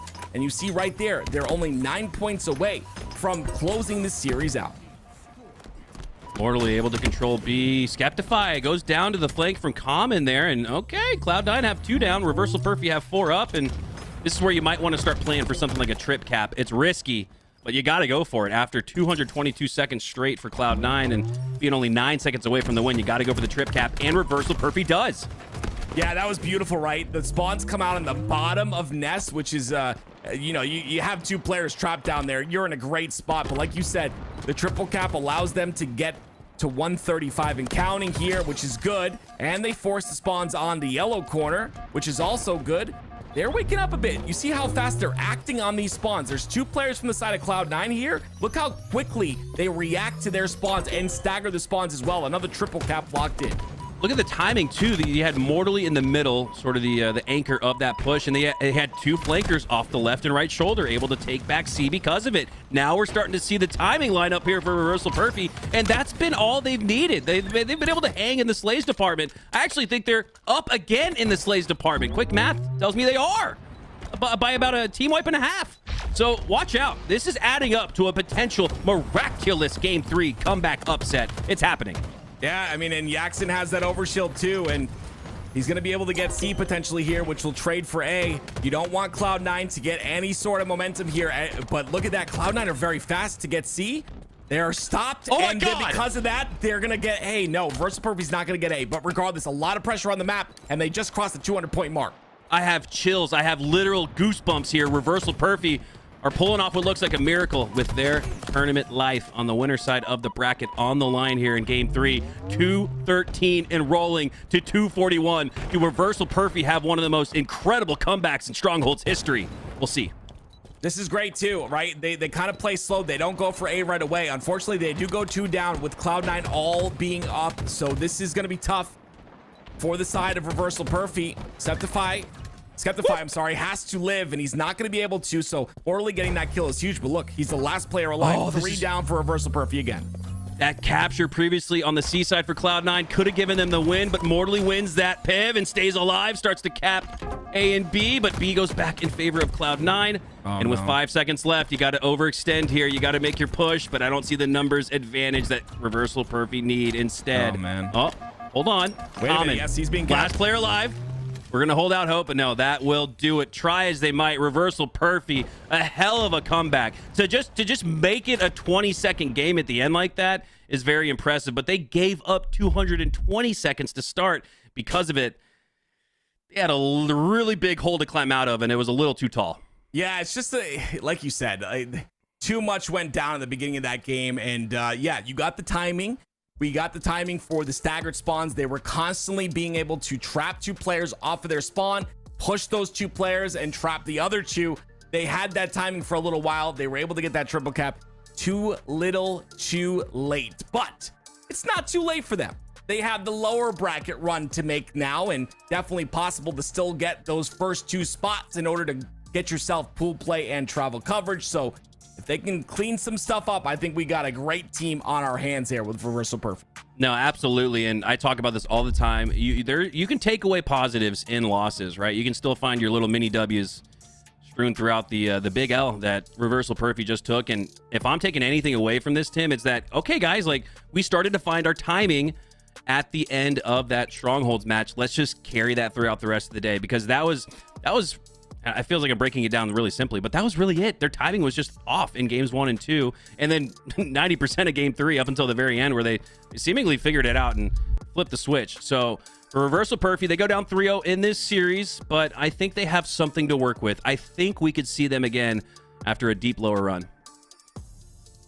Well, a beautiful job by Cloud9 to secure this, and you know, the game 1 and 3 seemed a bit close, but that game 2, they were looking real hot, and if they can continue this on, I mean, in that winners finals, I'm excited to see who they end up playing. Of course, it's going to be either Pure or Complexity as they go to that winners finals, I'm sorry, and as we look at that winners bracket, Pure and Complexity is another great match I'm excited to watch. That's going to be a banger, as the young kids would say. Yeah. Oh, man. I still can't believe I forgot what the gritty was. That makes me feel like an old man. But, hey, it's in my name, so I guess I just got to own it. Pure versus Complexity up next, and this is an intriguing winner semifinals.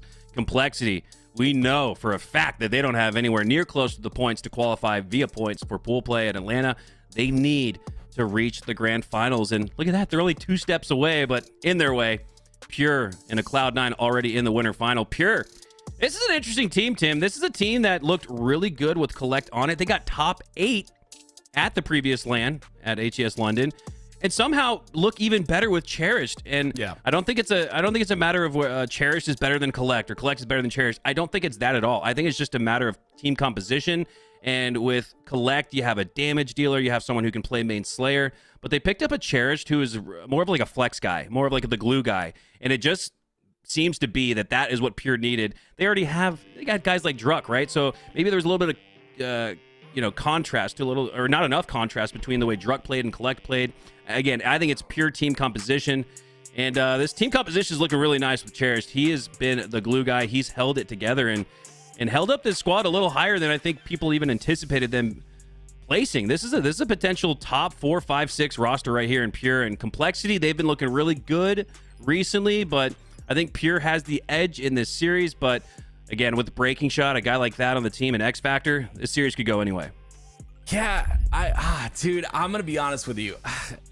This Pure roster is so good. They have found the formula. It's working, right? But I'm worried.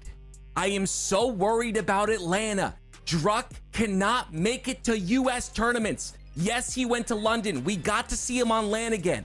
But for those of you guys that have been following the HCS, lots of visa issues are plaguing Druck, a very, very talented Halo player who should not have issues, but it's just the way the system works. And that's what I'm worried about. I really hope that he can make it to Atlanta because I have so much faith in this team that they could go really far. Honestly, this is a great composition of players, and Cherish is just the cherry on top of the cake. I keep talking about cake. I've got to be hungry or something, Mac.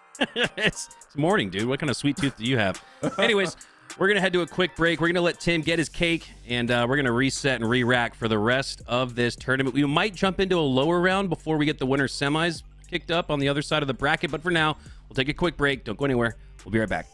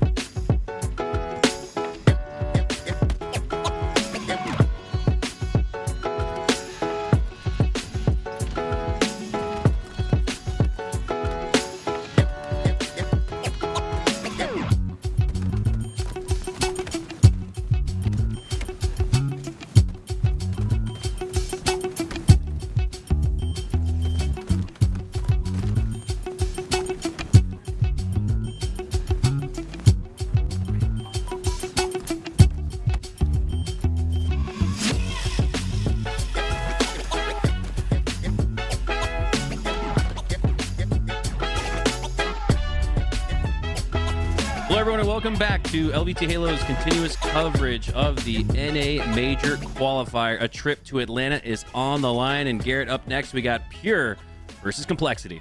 It's going to be a real exciting one to me. I'm very curious how Complexity plays against a red hot Pure, because this is do or die at the moment for Complexity.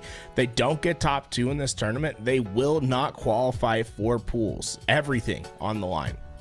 Yeah, and this is a Pure roster that somehow got even better after a great top 8 finish on LAN at London. They proved they're legit. They're actually the defending champs of the Major Qualifier. So if Complexity want to have that Cinderella run that Pure had last time, they got to go through Pure. Right, but this Pure roster looking a little bit different than what we saw before. Collect was the newest player on. They picked him up a couple days before that London qualifier. Well, after London, Collect parts ways with Pure, and they go out and surprise everyone, picking up a relatively unknown player in Cherished, who hasn't gotten a lot of opportunities on big rosters yet, but has made the most of his opportunities thus far, has looked incredible with this team, and Pure seem to be taking the right steps forward at the right time. I've spent a lot of time talking to Cherished over the last year, and he became one of my favorite players in the HCS. Last year at HCS Arlington on LAN against Optic at their own arena, Cherished stands up in a 1v1 against Formal and wins the gunfight while talking shit going into the 5th and final shot. I mean, I've never seen anything like that with my own 2 eyes against Formal, no less. And Cherished kept talking more trash afterwards. And I don't know, I like watching players that like to, talk some smack, add some intrigue to the match, throw a little body disrespect down. So don't be surprised if you see Cherished do a little bit of that here in this series. Last shot's going to be the one that's patrolling with this sniper in this backline. The problem that I have for Pure right now, right, they got that flag out. They weren't able to get it home, but there hasn't been, there's no reinforcements for Last Shot over here. He's on an island. Yes, he has these power weapons, but you don't want to let either of these ones go. He plays this perfectly for his team, but he's being awfully aggressive with both these power weapons. Look at him just flying through the map, dealing out damage left and right. You get a damage, you get a damage. As the Last Shot continues pushing on through. Now down to 1 HP. He's going to have to play defensively here. And yeah, Grit, get that shotgun out because the push is coming most likely over the top. And boom! Goes the dynamite. Boom! Goes the no-scope. Last Shot lining up the double, and he gets it with the 5 perfect shots. Last Shot showing why he's the highest contender for Rookie of the Year. And he's going to have to run this towards Sword because of those spawns in the Mauler from Complexity. And this is an interesting strategy from Last Shot. He's still staying on these front lines, but he has been an animal to deal with, kill after kill. But this might just be enough for a stabilization effort. Ryan Noob's name does connect. It's a miracle for him. He's somehow figuring out how he's alive. That's one of those presses of the LT trigger where you're just kind of like, all right, well, I hope this works. But for Ryan Noob, he makes it work. Unbelievable play there. And wow, trades out on the Last Shot as well. So what looked like a really hot, fast start for Pure, a potential 1-0 lead, has now been stopped dead in his tracks. Still 0-0. And the big thing for Complexity right now is you staved off 2 big attacks from Pure. 2 flags that almost ought to go home. Now it's your chance to counter. Overshield for Ryan Noob. Rockets up on the map. Use these to great effect. Well, here's a great effect. That yellow shimmer at the top center of your screen. Ryan with a full overshield to work with, and he's going to be setting up here for this Last Shot stop of the flag run. And I love the way he's set up here, exposing himself to players on the right as soon as he got the slay on the Last Shot, really working through his prioritization of opponents, take down Last Shot, then take down Talik. Now work your way back to the offensive side for a potential run yourself. Pure has been very aggressive throughout this game on taking space. The problem that has arisen for them is they haven't been cleaning up the entirety of the Complexity roster when they go for these flag opportunities. It's always just been one player left behind that's caused chaos. And well, Breaking Shot Huss, they'll share a shot at the same time that it went to the respawn screen. Yeah, cheers, huh? That was pretty impressive. I don't know, whoever gets there first, both of those shots look like they went through the face or the visor as Huss ultimately earns the snipe, looking to earn another one, gets the assist, stays alive. Thought maybe he would have gone down there trying to sneak away, but keeps possession of the snipe. And this is huge. Breaking Shot has a snipe. Us has a snipe. Complexity could really utilize this to potentially get a score on the board, but they're playing it very meticulously. They're in the base of Pure. They're really making sure that they have the slays before pulling that flag.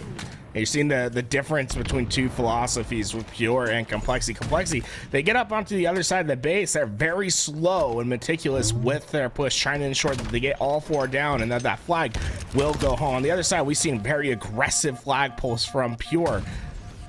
Complexity, if they can get the wipe right and play their system, they will get a capture. The problem is it's just a lot more work on the front end to get to that point. Yeah, you're right. The dueling dichotomy of strategy is, ooh, last shot finds the flank onto Ryan. He previously 2v1 potentially with Druck, but Druck got slayed by the grenade, and then last shot works his way all the way around to backsmack Ryanoob. Impressive play there again from the rookie, but you're right. The play for Pure is to just play hot and fast. They're just going to push on through, holding forward on that left stick. Complexity, a little bit more of a slow burn. So we're seeing two great teams, but their strategies could not be more different. Well, yeah, Pure, they like to send the individual, right? They have no problem with putting a player deep into the map. Particularly, it's been last shot this game, and he's done a great job staying alive by his lonesome. But you're seeing that oftentimes it's the back end of the play that starts to suffer because you haven't worked up as a team. On the other side, Complexity, very much a family unit on their pushes. Cherished, despite having the low ground, stays alive.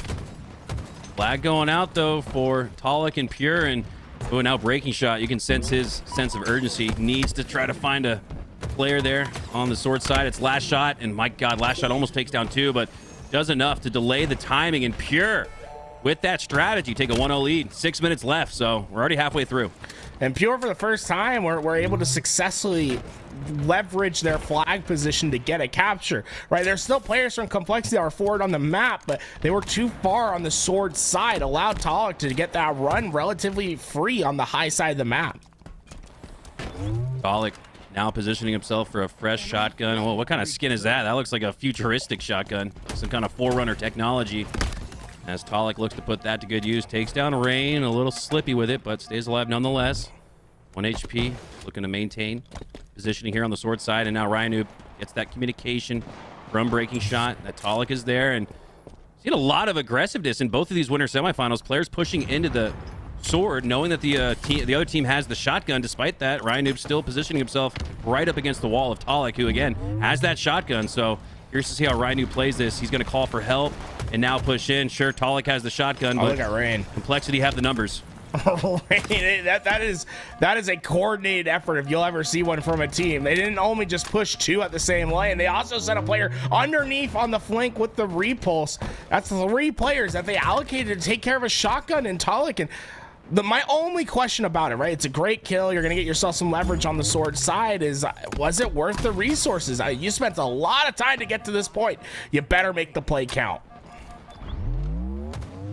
Ryanoob deep in the base of Pure once again, just a few meters away from pulling. But wow, they're getting spawns just a few meters away from that stump.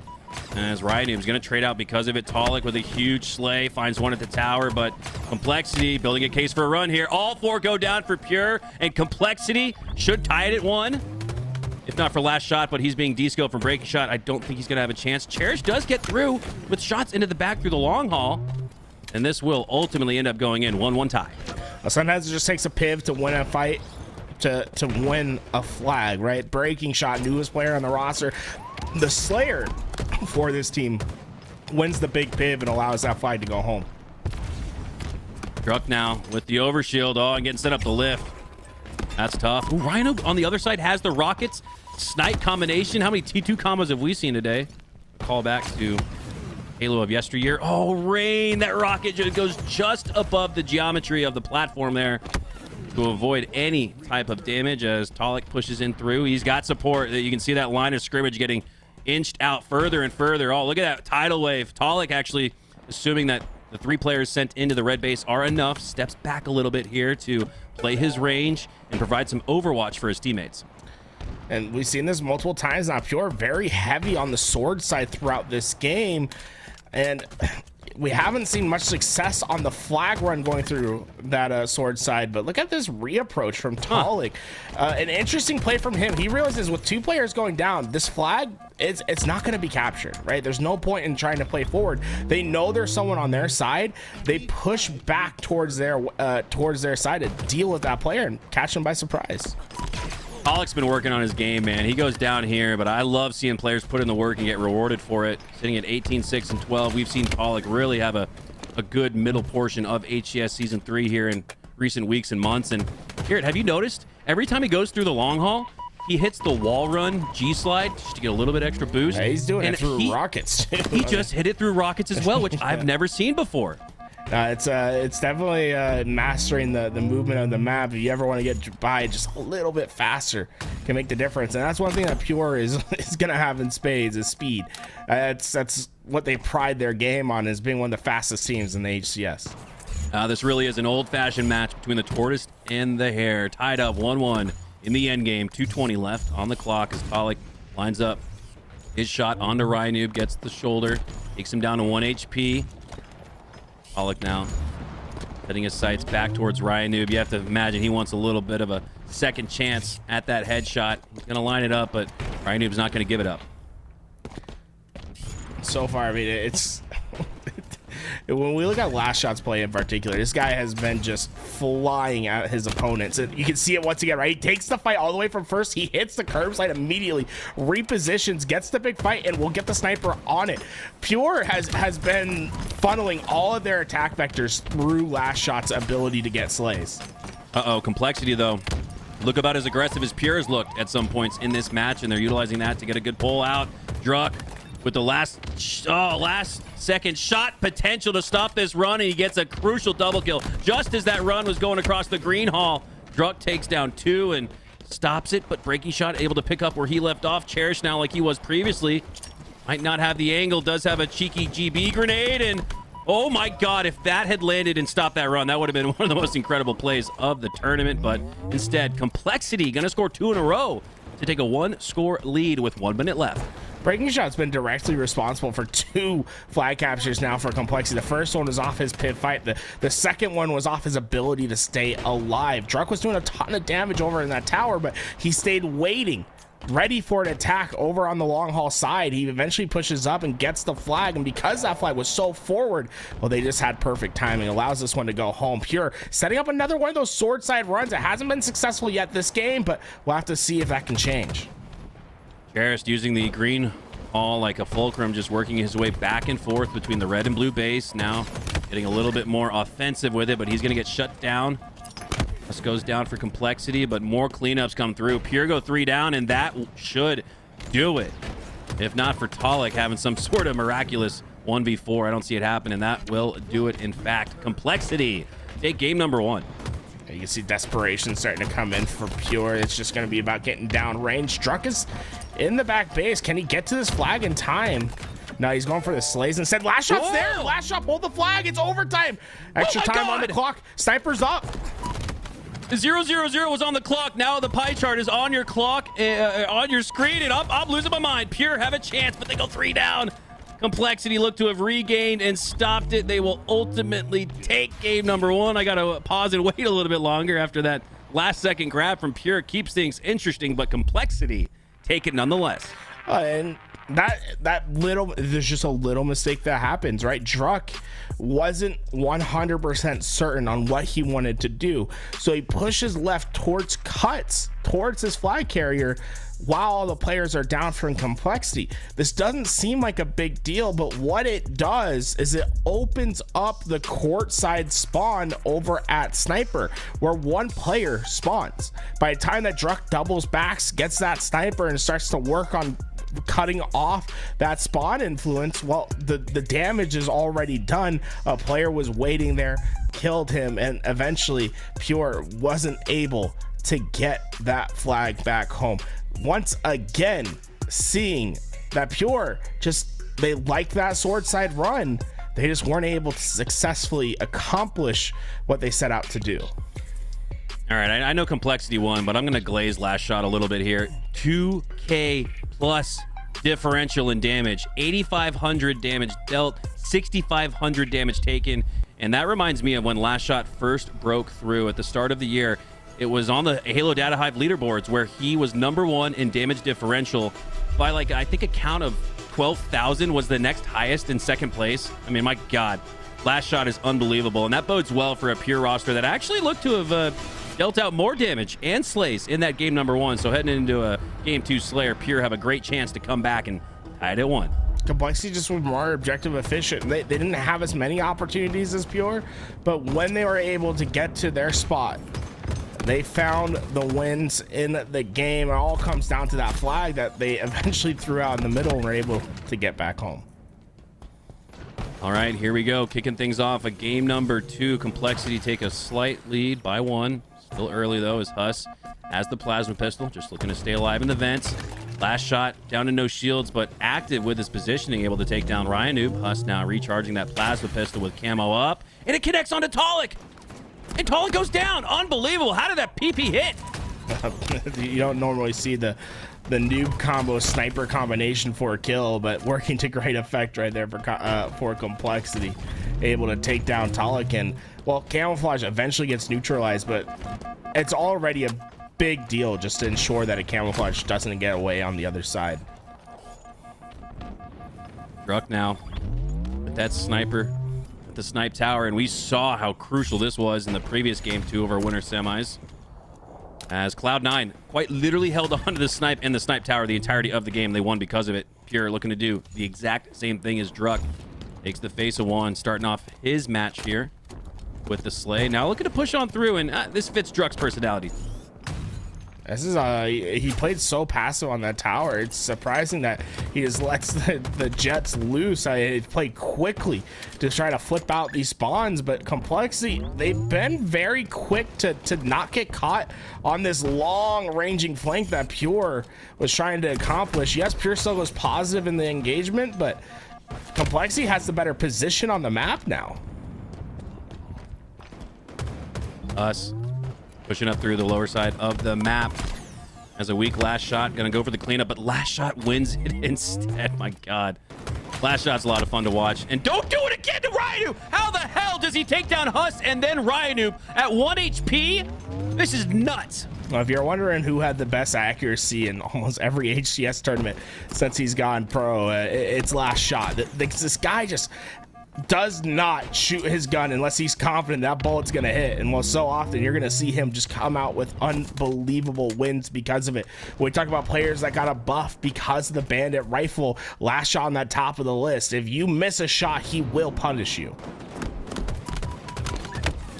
Man, that's just unbelievable. I'm still shook by that 1v2 win for last shot, but all 4 go down for Pure. Complexity through good teamwork, communication, and team shot are able to take down all 4 for Pure, and what a great time to do just that as they've earned the camo, albeit for free because of it. Huss now looking to push on through, has a little bit left to work through on that assist, gets the assist, but again, 3 go down for Pure, and they're losing numbers quickly. What was a close game could get out of hand here, but they even the tides by taking down 3 for Complexity. Back and forth we go instead.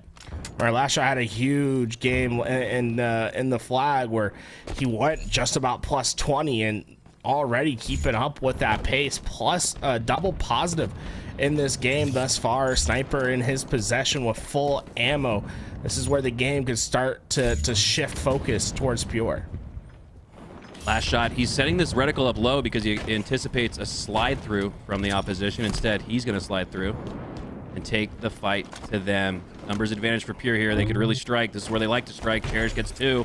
This is where the collapse usually comes through for Pure. You see that sense of speed, that aggressiveness. As last shot, trying to put it to good use, has that snipe, but it goes down, and that's massive. Complexity, takedown 3, and Cherished on a little bit of a heater right here. Cherish has really helped keep the tides even, where it feels like Complexity are about to start to run away with it with a multi-possession 5+ kill lead. Cherished has evened the tides every single time, and he's leading the way with 10 slays. Oh, we saw awfully aggressive sniper work from the side of Pure, and Complexity were just methodical on taking an angle where they're forcing the sniper player to hit the shot. And you know, sometimes it's not going to work out, sometimes it will. So far, it's been a mix between the two, but Complexity finally are going to be in trouble because Druck has a quantum translocator and this sniper. Expect him to see a range of angles. Love when we see the Halo 2 ragdoll get activated. That's exactly what we saw there from Druck with the headshot, jump shot, Shortly goes down after, though. And another 3-4 down for Pure. Every single time. Complexity aren't just finding one. Anytime they find one, they make it 3, if not 4 down. And they're finding their slays in bunches. Because of it, they now have a 5-kill lead, looking to extend it. Multiple possessions going into the 40s. Complexity are starting to take control. It's just an uncharacteristic game from Talik that seems to be costing Pure at the moment. We're used to seeing Talik being that top slayer for Pure. -10 at the moment. He's got a good amount of assists, but these bullets, you usually see him just clean up a few more of these kills. If they're going to come back, it's going to be about him hitting more of these shots. And saw him spot this camouflage out. Breaking shot has nowhere to go. Uh-oh. Look at this, dude. Talik has 2 slays and Complexity are only up by 4. I mean, you can actually make the case that this bodes really well for Pure if Talik can just find and really manipulate and manufacture a couple more slays, which is exactly what he's done. It's now just a 3-kill game, and Talik still only has 4 slays. He's good for at least 8, so watch out. Complexity could lose the lead actually going into the 40s. Suddenly Pure has gotten to the point of the game that they wanted to set up, right? They want to make this difficult for Complexity to play as a team. Look how much space they've been taking up on this map. It was a meat grinder in the middle. It allowed them to get it back just to 1. Talik, he's been having a slow start, but with a sniper in his hands, he could finish strong for his team. Complexity had a split spawn on the training side. That was Huss. Keep an eye on him and see if he's able to find a back smack. He does! Oh my god, that is unbelievable. Pure weren't able to expect it. We were because of the benefit of having theater mode, but that's a surprising back smack that takes Pure off guard and gives Complexity back some semblance of control heading into the 40s, but it's still just a 2-kill game. Now 3. Complexity so far has done a pretty good job of just not giving the sniper an angle to win this game, and body shot after body shot. Talik finally gets one to drop in the feed, but they're running out of runway to make this comeback a reality. Down 3, but Complexity knocking on the door of a finish. That's a Talik looking slay right there. Quick flick onto the back of the headshot onto Huss, and Talik, this is the guy. He's not having a game, but he has a chance to have a game here with the snipe. But Ryanoob on the other side finds a double, goes down to 1 HP because of it though. Last shot down to low shields. Talik facing some pressure through the mid-map. Now up the snipe tower, and he goes down. And this is the beginning of the end for Pure. They just have no position on the map anymore. Collapses are coming in for Complexity. They know that they can run free. Any trade gets the job done. One final slay is all Complexity need. Take a 2-0 lead and get one step closer to qualifying for pool play with a finish in the grand finals. They are 1 game away from making it to the winter final, and wow, having that Cinderella run that we saw from Pure. And again, I feel like this is very fateful in the sense that if they take down Pure, they got to feel like they're the team to have that Pure type run where they don't have the chance to qualify from points. They got to get it in blood. They have to place top 2, and right now Complexity they look like they're going to do it.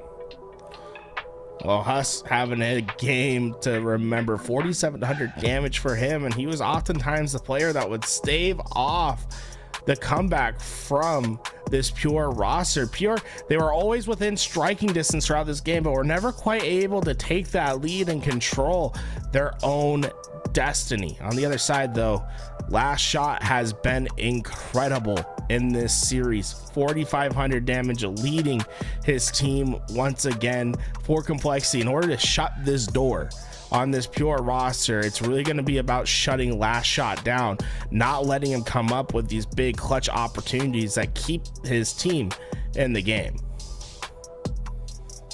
Need Last Shot to be Last Shot, and I mean, I'd make the same case for you need Talik to be Talik. We know he's the main slayer. He's the guy that routinely puts up big numbers in a slayer. Had a little bit of a run there at the end, but just didn't afford himself enough of an opportunity. And like you said, the runway just ran out for Pure, and I think a big reason why was because of that slow start from Talik. So going into a game 3, obviously not a slayer, it's going to be an objective instead, but I still think the start of that game is equally as important. Once Talik starts to feel it, he doesn't stop feeling it, and you saw that at the end of game number 2. Hopefully he carries that into game number 3 for Pure's sake. I want to say, look at the middle Spartan. I'm not sure whose that one is, but look at those knee pads, dude. Did you know there's knee pads that have a skull on them? Middle left? Middle right? left, dude. Look at his. Come on, I need good comms, Garrett. I need good call outs. It's like Middle up, left. I told you to look at the knees, and you couldn't see. So there's one that has skulls on it. You don't think that's good enough comms? But you laid out for a sec. You said look at the middle Spartan, and I'm like, for 3 seconds, there's 2 of them, and that's a long time, Garrett. This is why our comms are off when we play matchmaking. I'm trying to find it. I need clear comms. Is it He's breaking shot? mid-left. He's mid-left. Look, Huss got the drip. Look at the drip from Huss. I like the Spartan. Fire. He's got the glasses. No, I'm gonna say that's one of the best looking Spartans. Got the gas mask too. I actually really like that helmet. I might need to explore that. Ooh, the ventilator system out the front. I like that. Oh man, that's the complexity skin, isn't it? You can see the stars on the stars on it. Complexity skin. Okay, all right. Look at the gift wrapped rocket launcher too. He's got a bow on it. Huss is dripping in some nice HCS complexity gear. Love to see that. Use code LVT for your complexity skin, right? Imagine we get a little cut. We need skins, Garrett. I'm not gonna lie. How nice would a black and gold skin look in this game with LVT Halo on it? There's only one black and gold team, and it's SSG, right? Like we need a little bit more black and gold representation. We need that color coordination to shine here in Halo because it's a classic. The Steelers of the Pittsburgh Steelers, that black and yellow. There's a whole song about black and yellow, so why not get it in the game? I wanted to be black, gold, and red. Black, gold, and red. Where's the red in LVT? That's our tertiary color. You didn't know that red's our tertiary color? Oh, okay. I didn't read the branding guidelines, I guess. That's my bad. Sorry, you haven't seen the branding guidelines. You want to know why red is our tertiary color? What? No, because the Golden Knights. They have their colors are black, gold, and red. So I told Lou, red works for the Golden Knights. You guys just traded away an all-star goalie in Thompson. I don't know what you guys are doing there. Faded GM decision from the Golden Knights. Yeah, yeah. Well, interesting to know. Let us know in chat if you guys would like to see an LVT Halo skin in the game. And I don't know, maybe if HCS are watching, they'll see that and be like, oh, let's give it to them. Screw it, why not? Well, Interference is going to be our game 3, and you got to recall just a series ago what Strongholds plays like in Halo Infinite. It has become a little bit less of the song and dance of trying to out-rotate your opponents and more about having these heavyweight boxers that are always going for that knockout blow. Expect teams pushing for trip caps early, and if they're able to get them, it won't be surprising if we see 100 to 200 points put on at a time. Yeah, this is like going to the blacktop to play some pickup basketball, and you just see a game of runs. One team scores 10 points, and then the other scores 10 as well. It's about what we saw in the previous matchup here in the winter semis between Cloud9 and Reversal Perfy earlier, where Cloud9 scored 222 seconds, and then Reversal Perfy put up 222 seconds. I mean, this is set up for a game of runs as we kick things off. Strongholds on Interference. So far, we've seen a very patient play early on from this Pure roster, waiting to find those collapses on Complexity. They stayed up high, they were rewarded for it, and now Complexity's in a very dangerous position here. Pure, if they're able to find these next couple kills, it won't only mean a trip cap opportunity, but also an overshield that goes into their possession. That's a big slay there from Rain. Settles things down a little bit, where you're right, it did look like Complexity. We're getting snowballed to start. The snowball score, though, for Pure is they have a string of seconds, 20 plus to be exact, and they're starting off game 3 with the momentum, and started off game 1 with the first score. Weren't able to carry it through, so we know that Pure can start strong. Can they finish? So far, it looks like Complexity is going to be able to at least work their way out of the inside portion of the map, and this is essentially the first step needed to get yourself out of that scoring opportunity that Pure had. Is find yourself perimeters on the outside so that you can start having a little bit more freedom to maneuver on this map, and it'll lead to the first couple points on the board for Complexity. Complexity starting a scoring streak of their own after 30 seconds from Pure. What do Complexity have in store? As we hop on board here with Breaking Shot, taking the high side. Tower 2, going Tower 3 potentially to look down into A. He's got last shot there, but instead, could have set his sights to a sneaky, cheeky Cherish, who is not going to break through. The alarms go off instead, and Breaking Shot earns a double. This has just been fantastic from Breaking Shot, showing the power of of being still, right? Being patient and waiting for the other team to make a mistake. They knew that he was a tower at some point, but they just assumed that he had left because he wasn't applying pressure onto the spawners. So they overextend over to the yellow corner side. It makes it so it's an easy pick for him. And while Pure, it's taking them longer and longer to get out of that scoring situation. Feels like all eyes are on him as B gets capped right above his head. He gets back up top to it, starts to flip that possession, but he's going to have some difficulty doing it. Has one. Now Cherish at 1 HP. Just keep pre-firing, and you're going to take him down. He's going to actually get taken down from by Rain instead, and Complexity are able to regain control of B after that nice play from Huss.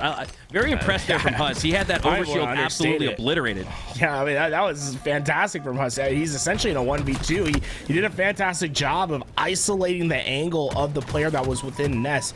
The reason he knew there was someone in Nest, when he jumps in, he gets that sound cue. So he's like, okay, there's a player in here. Let me block it out with this wall, and work on the player over at white corner, then jump back and take the challenge mid gunfight. I thought it was a phenomenal play from him. It really was, especially when you consider he had the overshield and it made no impact. Pure babied it down to nothing instantaneously, and Huss still found a way to find not necessarily optimal value out of the overshield, but at least optimal value out of the play itself. After 3 go down from Pure, his last shot just looking to hold the line, re-secure A, but now it's back bunker spawns for Pure, and Complexity could really start to collapse here, and they've already built up on this lead. 30 seconds for Pure, but 100 and rolling for Complexity. It's important for Last Shot to ensure that they don't spawn over at that carbine. He drops early into C, and they will be able to capture this, but the first step in order to get control of that outside portion of the map is to get a carbine spawn. If Pure just continues to spawn at bunker, it's just a matter of time before Complexity is able to get their 2-cap back into possession. Alec has the overshield up below him to his right, but he's going to go down, trade out instead. Last Shot picks it up now in a 1v1 with Huss. Huss does a good job earning that melee, takes Last Shot down to no HP, and he'll go down shortly after. The overshield has just not been a factor so far in this game. No, it's been quickly dealt with each time it's come up, and well, Complexity, it took them quite a bit of time, but they were eventually able to stabilize. This is the problem for Pure, is when they found themselves into those 2-cap situations, they haven't won the anchor spawn. So eventually Complexity, they'll just out-resource you on their way back to the hill and get back into these scoring positions. Breaking shot. Assume he got a bunker spawn. And assume more for Complexity should. Yep, starting to see the bodies in blue stack up on the bunker. So that's going to open up B and C for Pure. And they take advantage of it immediately off of those back bunker spawns. Great recognition of that from Pure to take the scoring back in their favor. Got to take down 2 on B, though. Rhino does go down. Huss still staying alive, and Huss has made B his throne. Yeah, unfortunately, that throne, it's gonna crumple as the push was successful from Pure. For Pure right here, it's important to play fast. Try to get these players killed over at the side of C before they can get too far out. Complexity previously tripling up on Pure, but it's 3 going down. That's going to have their back against the wall off spawn. Ryanoob staggered, a little delayed on that spawn, so he might actually split from the all back bunker spawns for Complexity. And my God, Pure are rolling control of A, B, and C. They could regain the lead here in the next 15 seconds. This is what they've been waiting for all game. They wanted to set up this trip cap where they start forcing that back bunker spawn. Ryanoob, the last player alive when that initial collapse happened, he'll be the player that spawns out and potentially gives Complexity some space to work with. But Pure's been doing a good job of finding these players on the outside. And although Rain gets this overshield, he has no one to help him maintain it. This should be an easy enough collapse for Pure to stop Rain from capturing B. Yeah, Rain with the nice grab of overshield, but you're right, as the last Spartan standing for Complexity, all eyes were on him, and all damage being dealt. Takes down that overshield, still has a full set of shields now to work with after re-shielding and repositioning, and now Complexity seemingly forming a trip cap of their own, but no, Pure are going to take that right back a 75% mark, and that's a big reset there for Complexity. That all starts with Rain. He single-handedly basically gets them out of that 2-cap situation for Pure. by staying alive at B. Although there's 3 players that are looking for him, he doesn't get the capture right away. He eventually stays alive and waits for the spawners to come help him. And well, if he would have died early on, B, they could leave it, not reset it, but just leave it and take more space on the map. Him staying alive keeps Pure preoccupied. That gravitational well that you have as a player, that influence, can be more important than your life. 100%, Garrett. You bring up a great point. The invisible hand of Halo, what I call it, the influence to almost manipulate the other team to do what you want them to do. The other team thinks, oh, we've got some space on the map to occupy. This looks good for us, but no, it's all part of the plan for Pure. As they've been baiting Complexity very well, and there's another example of it right there. Last shot baits Rain into thinking B is going to retain and stay in favor of Complexity, but that's going to flip quickly back in favor of Pure. They should take that lead into the 200s. This is a dangerous game that Last Shot's going to play. He's playing for that trip cap blow.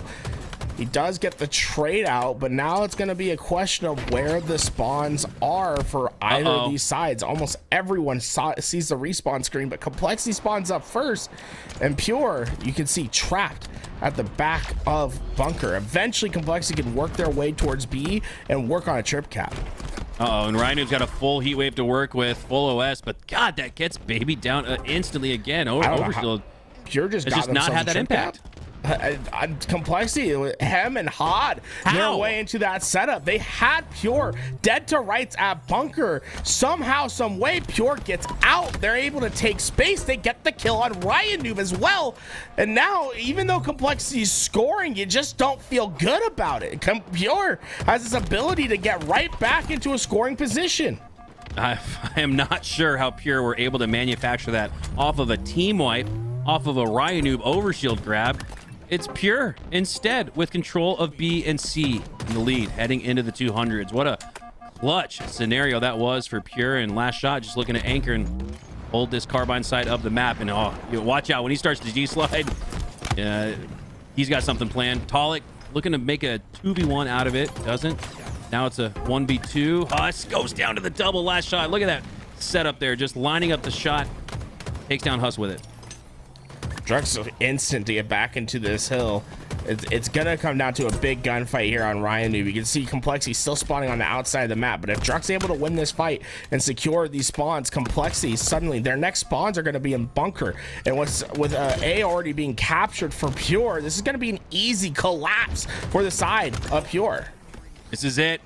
Match point for Pure and an opportunity to swing the tides in your favor. Start that road to a reverse sweep. Only 10 seconds left, and with time ticking for 2 with the trip cap, it could be even sooner than that.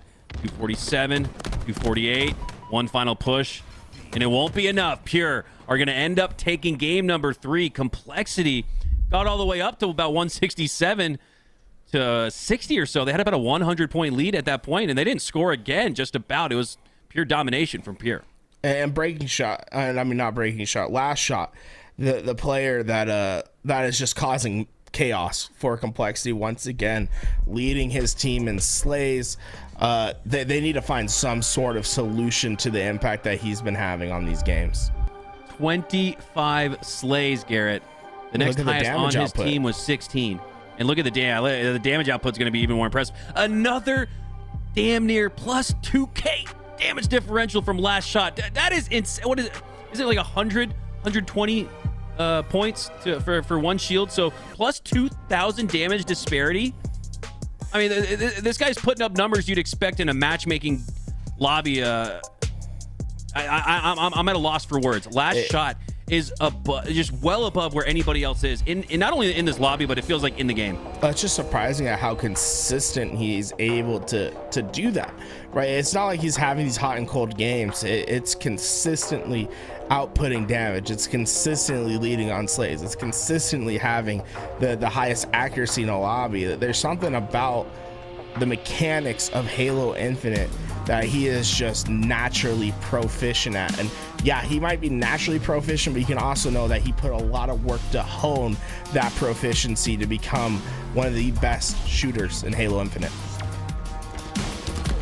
His comp for me from the classic era would have to be Snipe Down, a guy that's just known for dealing out a lot of damage, not necessarily taking as much either, and the accuracy. Sometimes getting 90% in free-for-all lobbies was Snipe Down back in the day, and Last shot's pretty similar in that respect, but off the start, it's going to be Complexity winning the opening break, winning the camo, and winning the oddball control. A clean sweep here for Complexity to start game 4. Complexity's going to need to be hyper efficient in these games, right? We've seen Pure. They've even in the games that they've lost, they've won the damage output battle. They've won the slaying battle. For Complexity to overcome this roster, it's going to be off objective efficiency. Druck looking to push in and break that C setup from Complexity. Now with the sniper in their hands, in the hands of Last Shot no less. Looking good for Pure, an opportunity to break a 36-second head start. Complexity, the milkman showed up today. They got a milk run there. 36 seconds. That's about as good of a start as you can imagine in an oddball. Last shot, I mean, I think that man was a couple millimeters away from hitting some big shots and letting Pure get control of that ball, but instead Ryanoob and the rest of Complexity were able to stabilize, stop Pure from getting any control on that counter back, and well, once again, scoring points in this game. This is the Complexity that needs to be feared, a Complexity that's not wasting any time in advancing the game state. Now, not surprised though. I want to give our tips to Complexity for this great start, but not surprised in the sense that with Ryanoob leading the squad, this is a guy that likes to set up and manipulate the map, and Oddball really caters to that level of play style. But for now, it's Last Shot with a chance to potentially secure some time. First needs to secure this slate onto Ryanoob, but he trades out instead. I just couldn't find that headshot. What's the thing about Last Shot, right, is even when he dies there in that trade, he dies because he doesn't hit the head. He didn't miss a shot during that entire gunfight. Just took a couple extra because he wasn't able to locate that head. Pollock looking to find the head. Huss, as he gets some shots out, slides out, but Huss anticipated that. You can tell by how quickly he took him down. And my God, Huss with a hell of a play. This would be a nuts triple. 1v3 at no shield. He eventually goes down, and just waiting to see if Pure are able to manufacture any time out of this. 2-70 Complexity with a massive lead this opening break. Well, I really enjoy the play of Cherished and Talik there in that position. You can see that ball isn't really bounding them to a position. Oftentimes that ball just has this natural gravitation for players, right? To answering back with a sleek little sniper shot from him. But Pure's quick to advance on the map, take space, and work on the kills. The problem is they just haven't been able to stay alive. Complexity being effective at finding these trades, and once they get towards this ball, you know that they're going to pick it up. That's very interesting. Pure, only a -3 kill death disparity, so they're in it when it comes to time and space on the map. Complexity are just doing more with it. 91-2 as Complexity look to put the finishing touches on one of the most dominant rounds of Oddball we've ever seen. Well, dominant round in the idea of the objective time, but when we look at the slays, like you said, it's not that big of a difference. Pure just they were constantly trying to battle into the ball, and when they did get eventual possession of the map where the ball was, they weren't quick to pick it up. They tried to overslay and take more opportunity on the more space to have better opportunities on the map, and it just didn't work out for them in that first round. So impressive to dominate like that and not dominate in the slays department. Usually the two are somewhat related, but that's why OBJ efficiency is the name of the game. And here the name of the game in round number 2, Garrett, is just not allowing Complexity to take it off the stump and run away with it. So for Pure, this is nice in the sense that they've not allowed Complexity to do what they did in round number 1. They're giving themselves a chance here. Despite going 3 down, Last Shot going to be the last player alive, and oh, he's close enough to the oddball to prevent a pull here from Complexity. And in the previous round where they had this situation, they were able to find 36 seconds. Not finding as much here, though. Well, you see it in games as far how efficient Complexity's been. Pure, in the round so far, I mean, in the game so far, have had that slaying advantage. And this time around, it seems as if that's just not quite there this time. If Pure's going to get back into this game, we're just going to need to see those big Slayer performances once again. Last Shot not having that same pace that he's had in the previous games in the series.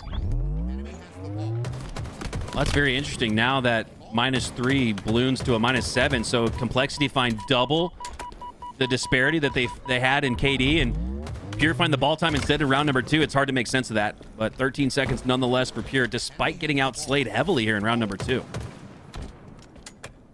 Pure's still struggling and getting towards this ball. Complexity this time having control of the map. They're not quick to pick it up because they know Pure is just waiting for their opportunity to get back in. I'd like to see breaking shot potentially maybe even play this early or try to hit a quick rotation. You want to get that sniper a little bit more active on the map. A tough spot to be in with the snipe, but he's only got one shot left, so he's not giving up too much. And here we go. There's that reset you were speaking of, Garrett. Perfectly played there from breaking shot. Cherish, though, there to catch that little interception action. And despite the play ball from breaking shot, Pure off of Cherish catch, we're able to take it right back to C. That was huge. This is a big opportunity for Druk. You know this push is going to come in on the long haul side. Stay patient. Ensure that you get those shots. Use this camouflage to your advantage.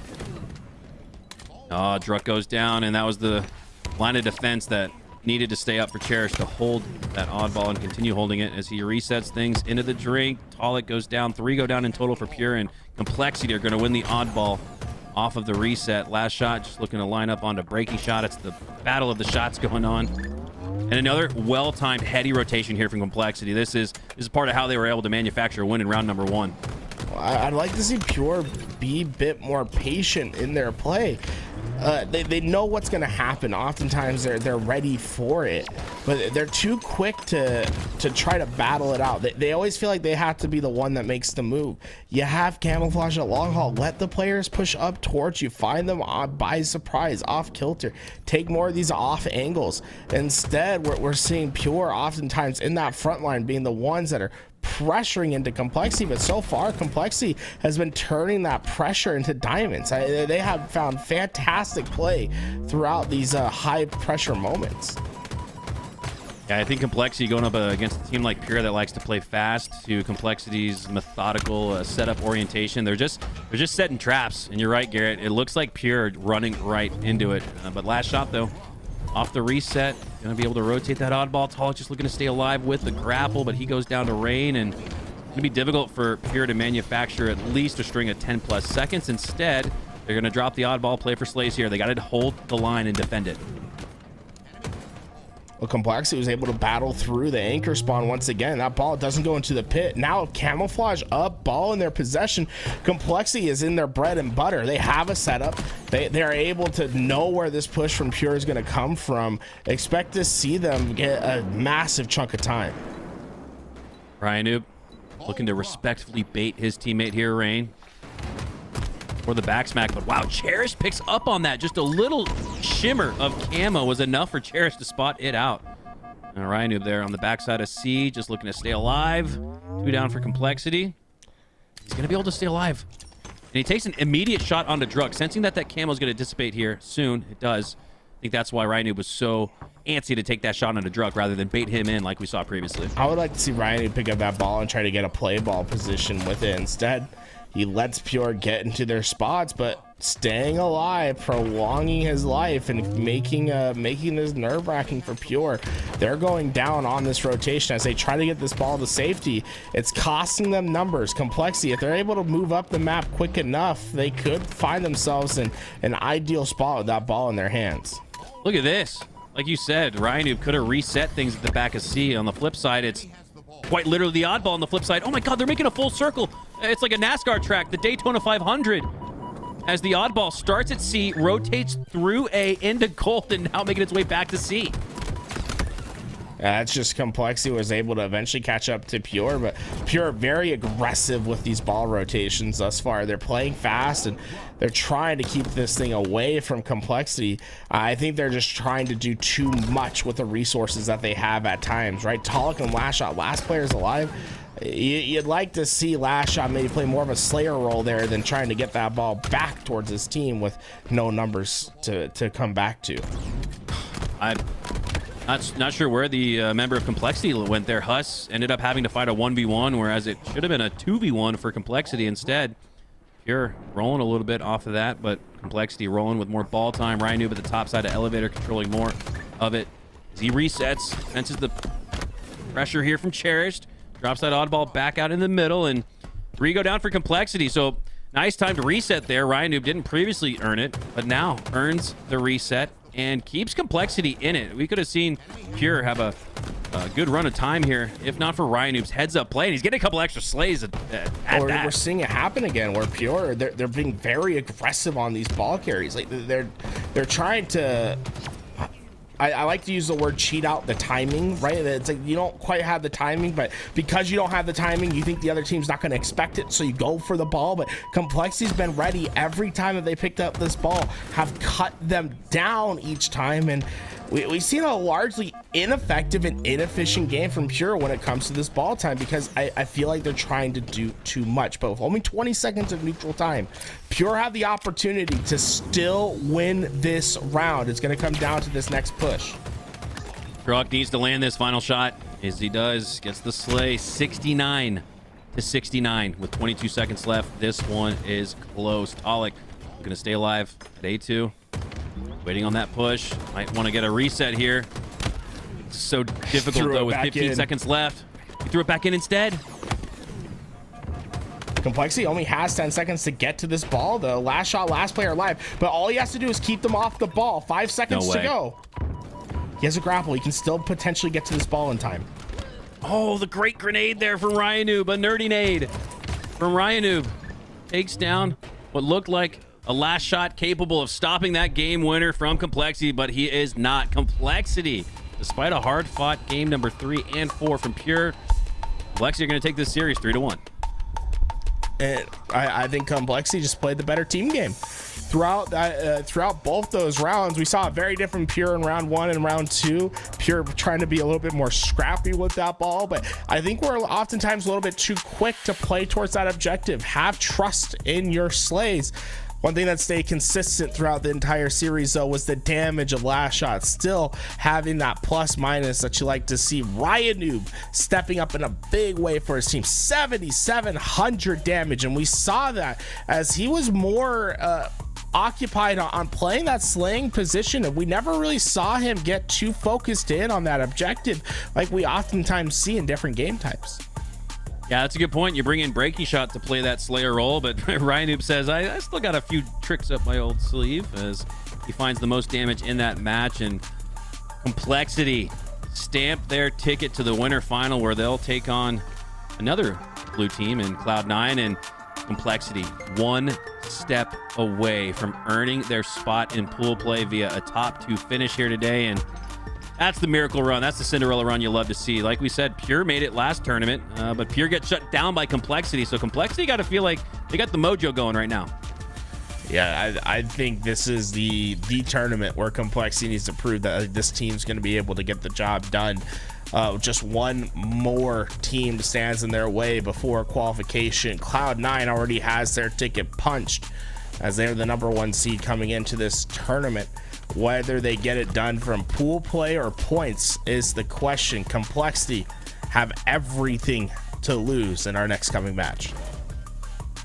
Well, Cloud9 looking to play spoiler to Complexity's Cinderella run to a top 2 finish and a spot in pool play. The HCS tweet a couple days ago said Complexity was in contention for travel coverage. No. They're looking for much more than that, and we'll have much more on the other side of this break. We're going to reset, get ready for that winter finals. Don't go anywhere. More Halo when we return.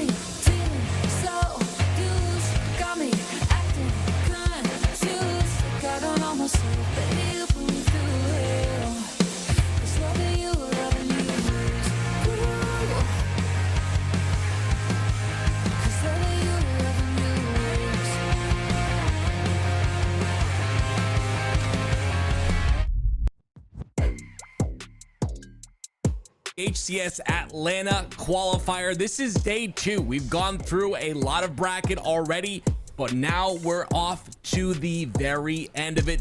With me, I have Tools. Tools, what do you think about what you see on this bracket? The winner's final, Cloud9 versus Complexity. Oh, it's do or die for Complexity, and they've been playing as so. They had a huge win against Pure, but now Cloud9, the #1 seed in today's tournament, stands in their way. Yeah, I'm excited to see how this Complexity roster grows. Of course, lots of changes since Arlington. Breaking Shot and Rain now being a part of the roster. Rain obviously taking a break from Halo Infinite, comes back, doesn't have a lot of points to work with, but this Complexity roster trusts in him, and that's always a good thing to have that trust. Us doing his best double for the side of Complexity. And so far, I've been very impressed with this man in particular. It feels like he's been going big for his team every opportunity he's had.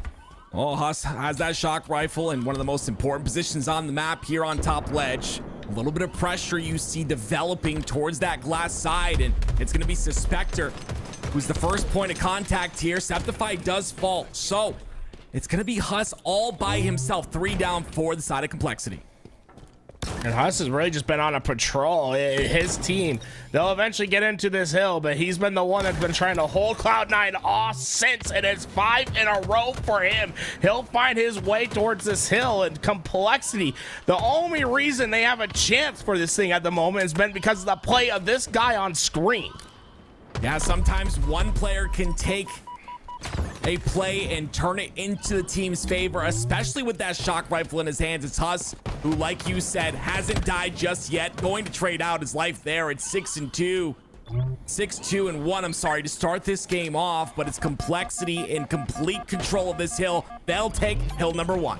Cloud9 in disarray after that one. We see how much effort it took for them to get those opening bits of time, but Huss's play just too much for them to deal with. And with Camouflage coming up, Cloud9 finally winning the important kills necessary for them to get away with the power-up. Yeah, like you said, it's 4 down for Complexity. Camo is still up, but it's going to be Skeptify who does pick it up and put it into his chest. It is activated, and spawns come out onto that A side. The threats linger, but it's up to Septify to do something about it. Has a lot of damage into 2 players, but is going to fall with not a lot of value, and that'll be 3 down for Cloud9 momentarily. Cloud9 has just kept going down as a unit. So often we see them set up in the right position, but when they go down, 2 or 3 players join at the same time. This gives Complexity a much easier time to get control of the map and make it harder for Cloud9 to come off of respawn and to prevent Complexity from getting closer to that end goal of scoring this hill. You see Haas pushed up on the long haul side. They also have control and presence on that elevator side of the map as well, so spawns are forced on the pipe side, and it's now Rain once again. That first hurdle for Cloud9 to get through in order to make something happen, but the cross shot damage is so much here on the side of Complexity, and it's 3 down for Cloud9 already. Cloud9 just hemorrhaging numbers, and look how Complexity leaves this hill. They want to let their players rotate. It's going to be the responsibility of Rain. He's going to sit in the back, wait till his teammates tell him that he's good to jump into this hill. Once they're set up, that's when he'll capture this hill. Yeah, you see breaking shot immediately towards that elevator side. Such an important spot to hold here on this hill. And you see the push comes in from Cloud9. They do get one down. And you see still time being deleted here from that neutral clock. This is so to allow Complexity to get control. Yeah, finally, they get into that hill. And although Complexity doesn't have control, what Complexity was able to do was take down quite a bit of neutral time. When you're up multiple hills in King of the Hill, there is no disadvantage to advancing that game state in particular. Cloud9 been having trouble at maintaining their setups throughout this game. Complexity flexing that neutral time and making this game so much harder for Cloud9. Yeah, and something that Cloud9 has also had is the resources. This is going to be the second camo in a row for this Cloud9 roster, and this is the first one that's honestly given impact to the game. It's Tusk inside of the hill with that camo, but he cleans up a couple of kills, able to get a bit of control, and now it's Ryan trying to find that break through the elevator side of the map. The only person, actually Tusk, the only person on that side, but Sab tries to scurry away towards that A side to prevent this push from Complexity. Complexity, they almost seem content with giving up this hill to Cloud9 at the moment. For them, it's just about slaying, getting themselves back into a position where they can be dominant once again. And I wouldn't be surprised if we don't see them too worried about capturing this hill, but rather about playing a little bit more Slayer and just demoralizing Cloud9 in this game. Sab on that bad ledge. He's gonna find breaking shot, trying to make his way through, sneaking through that bottom batteries area. But like you said, not a lot of Complexity presence here on the side of elevator. It's only Ryan towards the bottom of that C stairs area. Breaking shot's going to try and stay alive here on the batteries, but maybe looking for a push. Camouflage going to be up relatively soon. Cloud9 has done a fantastic job of neutralizing how much neutral time comes off the clock with this hill, and Complexity finally get that break that they've been looking for, but not before Cloud9 gets this to just about 99% of the way. What we're going to see from Complexity, no reason to step in this hill. You're not going to be able to capture with how far Cloud9 has advanced it. For them, it's all about playing that game clock. The neutral time going to be a big factor for Complexity in this game. Yeah, Complexity's been completely in control here, even though it is Cloud9 who have the majority of this hill. Only one tick left for this hill to go into the side of Cloud9. And look, they have to come back for it. This is 100% a play call from Ryan. 1 minute and 41 seconds left. So much clock has been deleted. Finally, Cloud9 get the cap. Breaking shot made that look so easy. We turned away from the gunfight, getting that reticle on that grenade, getting that damage and winning that fight. Now Complexity, for them, it's not any, they're not going to go for this third hill. This is all time. They are playing Slayer for the rest of this game. They set this up all the way at that second hill. When they stood out and they let that neutral time go, it was all for this moment so that they could play Slayer for just 65 seconds. Yeah, they do get 3 down, so playing Slayer is working out for them thus far. It's Cloud9 once again on that pipe side spawn where they've been trapped the majority of this game. Finally, it seems they've broken through just a bit. They get 2 down on the side of Complexity, but at what cost? 2 down have gone for Cloud9 as well. Finally, trades go in their favor, and finally, hill control does as well. Cloud9 has to be very cautious of where they position themselves in this hill. It's very easy for Complexity to get those open angles and to push the player out of that scoring position. Sab has got the shock rifle. He's that player that Complexity are trying to push, and he tries his best to play his life behind that box, but Cloud9 a bit too strong on the pressure right now. They've got that numbers advantage. They've got Ryan now trapped inside the sneaky, and Ryan, of course, going to get his shields back. You wouldn't expect anything less from the veteran in Ryan, and look at him. He gets his shields back, pushes through once again, now has control and perfect timing for that camo.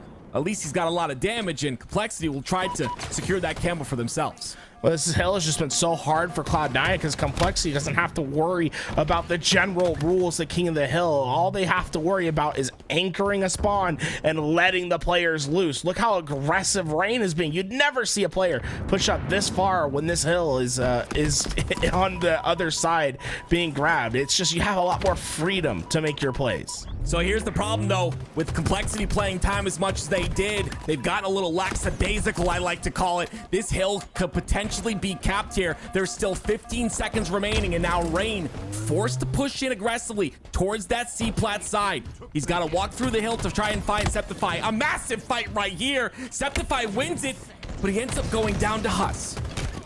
Well, it's going to be one last player that can cause this mayhem. So Spectre goes down, breaking shot the double. Tusk flies forward, but shut down from the other side. Complexity, hold on. A strategy that was born just a few minutes into this game lasts till the end. And it's heads up plays like that, and at the end of that hill too, that allow you to play this game, right? Complexity could have gone into that hill, scored the second hill, scored their second point, and been up 2-0 with just under 4 minutes left on the clock. What do they do instead? They jump out, they burn as much neutral time as possible, and it's not because they're going to start to play game time from that point on.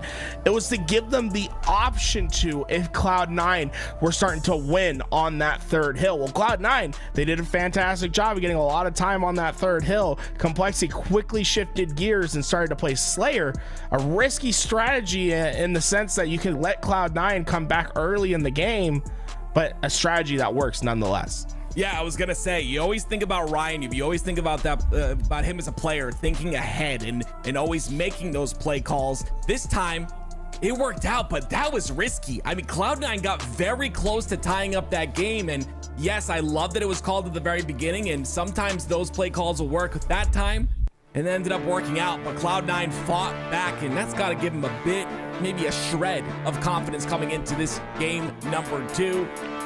As we see, this is going to be a long series here. I think these teams are pretty evenly matched in the sense that the Slays were, I would say, a bit even there. We'll see if that continues here in the Slayer. The big thing to note about Complexity in that game 1 is that they've obviously talked about these game situations as a team, and they played that as a unit.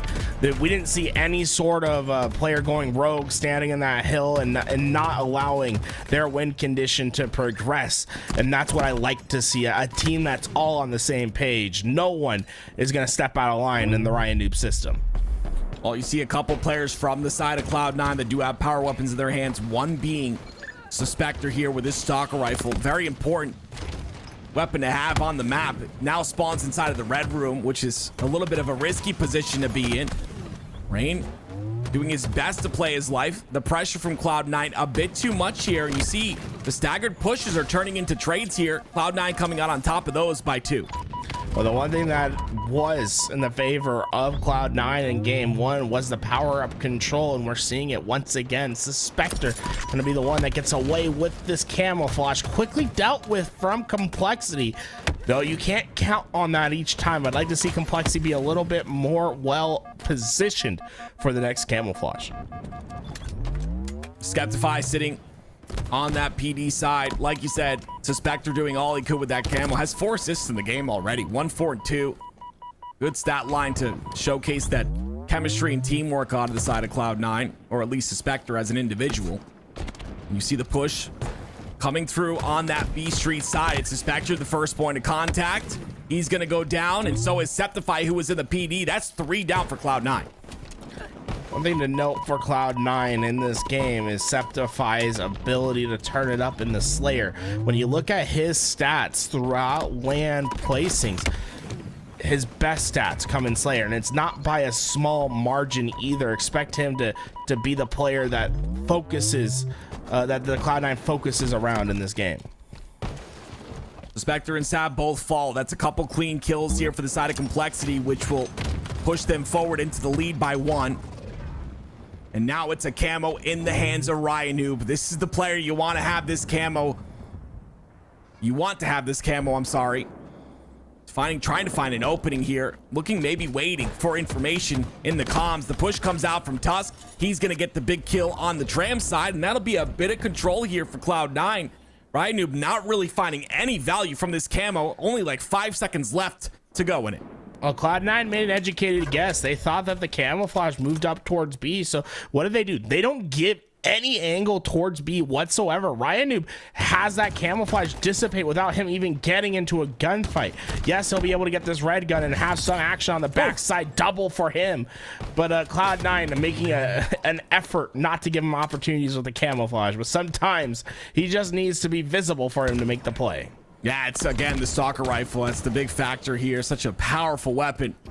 You see he takes it to a powerful position as well on the top of C. A couple shots go out. Breaking shot is pushed up on the map. He's inside a PD, but all by his lonesome. No one to help him out. Because of that, he will fall immediately. That being said, 3 go down for Cloud9, so his life was valued.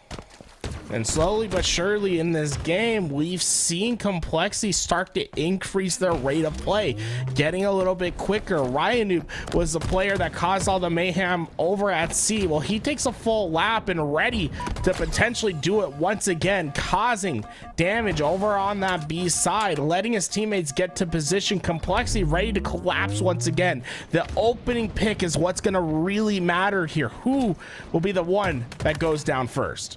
As the pace of game slows once again, like you said, the pick is what they're looking for, but they're not going to find it. And Ryanoob's going to fall as well. That's 4 down for the side of Complexity. Some incredible defense by the side of Cloud9. And off of that, they get a bit of control on the map. They're going to be able to only be down by 3 kills. And now they can push forward with this camo in hands. Well, that's fantastic from Cloud9 to play with the tension in the middle of the board. The pawn struck forward. They traded them out. And eventually the queen comes and swallows up all the pieces. Fantastic work from Cloud9, but the attack's not done yet. You have to make plays string together. Complexity so far has done a great job of stabilizing efforts after Cloud9 finds the big play. And you'd think Cloud9 would be right back into this game, but the deficit opens up once again to 6. Yeah, and it's this man on your screen right here, one of the most animated players. Reminds me of an old Macchio from back in the day. When you see him play, very into the game. We'll see what he's able to do, though. His skill set has been valued on this Complexity roster, and a big reason why I think they're going to go far this year, but find themselves stuck on the B. Still a little bit of a lead, so you see the pacing slows. They don't overextend. They don't go rogue like you would say, Garrett, and they play their lives. Yeah, there's a lot of tension building in the middle of this map. We're going to see Complexity reinforce up on the B side. Cloud9, last time they got a good swing of kills, it was playing a defensive effort over at C. Complexity still trying to get this pressure, but it didn't work the first time. What is Cloud9 going to change the second time around to make this a successful play? Well, it's going to be Ryanoob with the Bulldog. Beautiful by him to get that cleanup kill. 35-26 now. Cloud9 not finding an answer here. And again, power-ups, power weapons in the hands of Complexity, controlling the map as well. Like you said before, and I agree with you, it's tension building. But it's just the fact that Complexity are thinking ahead time and time again. You always see them in the right position at the right time. And it's a 39th here from Ryanoob with the Bulldog and a camo once again. The problem for Cloud9 is they've just been on their back foot. They've played defensive throughout this game. They like to think of themselves as a bear in the cave, and well, Complexity, they've been poking at it, and so far they've had success on these pushes. It looked as if Cloud9 was going to be able to make this comeback, but now Complexity has opened the gap, and with Ryanoob having his back-to-back camouflage, this one being much more effective than the first, you feel as if this door of opportunity has been slammed shut for Cloud9. Yeah, it's just like, what do you do when your keys to success and the things that you need in order to succeed are taken away from you? So much power in the hands of Complexity every time we watch. It was the stalker rifles, it was the camos. Still a 10 kill lead here for them, and honestly not a lot of time left. There's a camo coming up in about a minute here, and I'm not sure that's going to be enough for the side of Cloud9 as they try to bring back this game. Well, the problem for Cloud9 is the pace of slays that you have to get for the rest of this game. Trades are not going to do it. If Complexity trades out each kill for the rest of the game, they're fine. Even at a 2-to-1 pace, Cloud9 would be fine in this game. Complexity would be fine in this game. Complexity are just swarming at the point of attack. They're being aggressive. They understand that trades are all that they need, and when you're able to play this free, well, the game just simplifies to a point where the end game is 100% secured. Complexity will take game 2 and have a commanding lead in this series. Yeah, you love to see Huss there, 16-11. Got to point this man out. Not able to really watch him too much, but sometimes it's the quiet ones that are the scariest, right? And Huss showcases that. Lots of great kills here. Rhinoob's right behind him with 15, and Complexity take game number 2, one away from making their way to the grand finals. What was the difference between the early game and the late game, right? We saw this play was very similar. Complexity was the one pressuring Cloud9, building that tension towards their setup at the back as C. The first time around, Cloud9 was successful at battling out a triple kill for Sab, made the difference, and they were able to get that freedom. The second time around, it was the utility control in the map that led to their demise. Ryan was able to get to that shotgun, the red gun in their possession as well, made it so that it had that little bit of extra firepower to where they were able to snuff the bear out of the cave, get the big kills, and take control of this series. A fantastic Slayer where Complexity battled to what didn't work before and were able to go back into the workshop and find a successful way to bat Cloud9 out of their strong position. Honestly, it's just got to be really devastating in that game number 1. You come through, you're Cloud9, you know the Complexity are playing time, and you know they're playing for the long game, but when you're Cloud9, you're that close to capturing that hill. It's got to be a bit tilting going into that game number 2, and now going into game 3, we'll see how they handle that Aquarius CTF. But let's shift over to the red zone. It's Native Gaming versus Ascending Baseline. 2-1 Native Gaming lead. This is surprising. You almost would have expected this to be a 3-0 guarantee for Native, but Ascend Baseline causing some mayhem early in this bracket.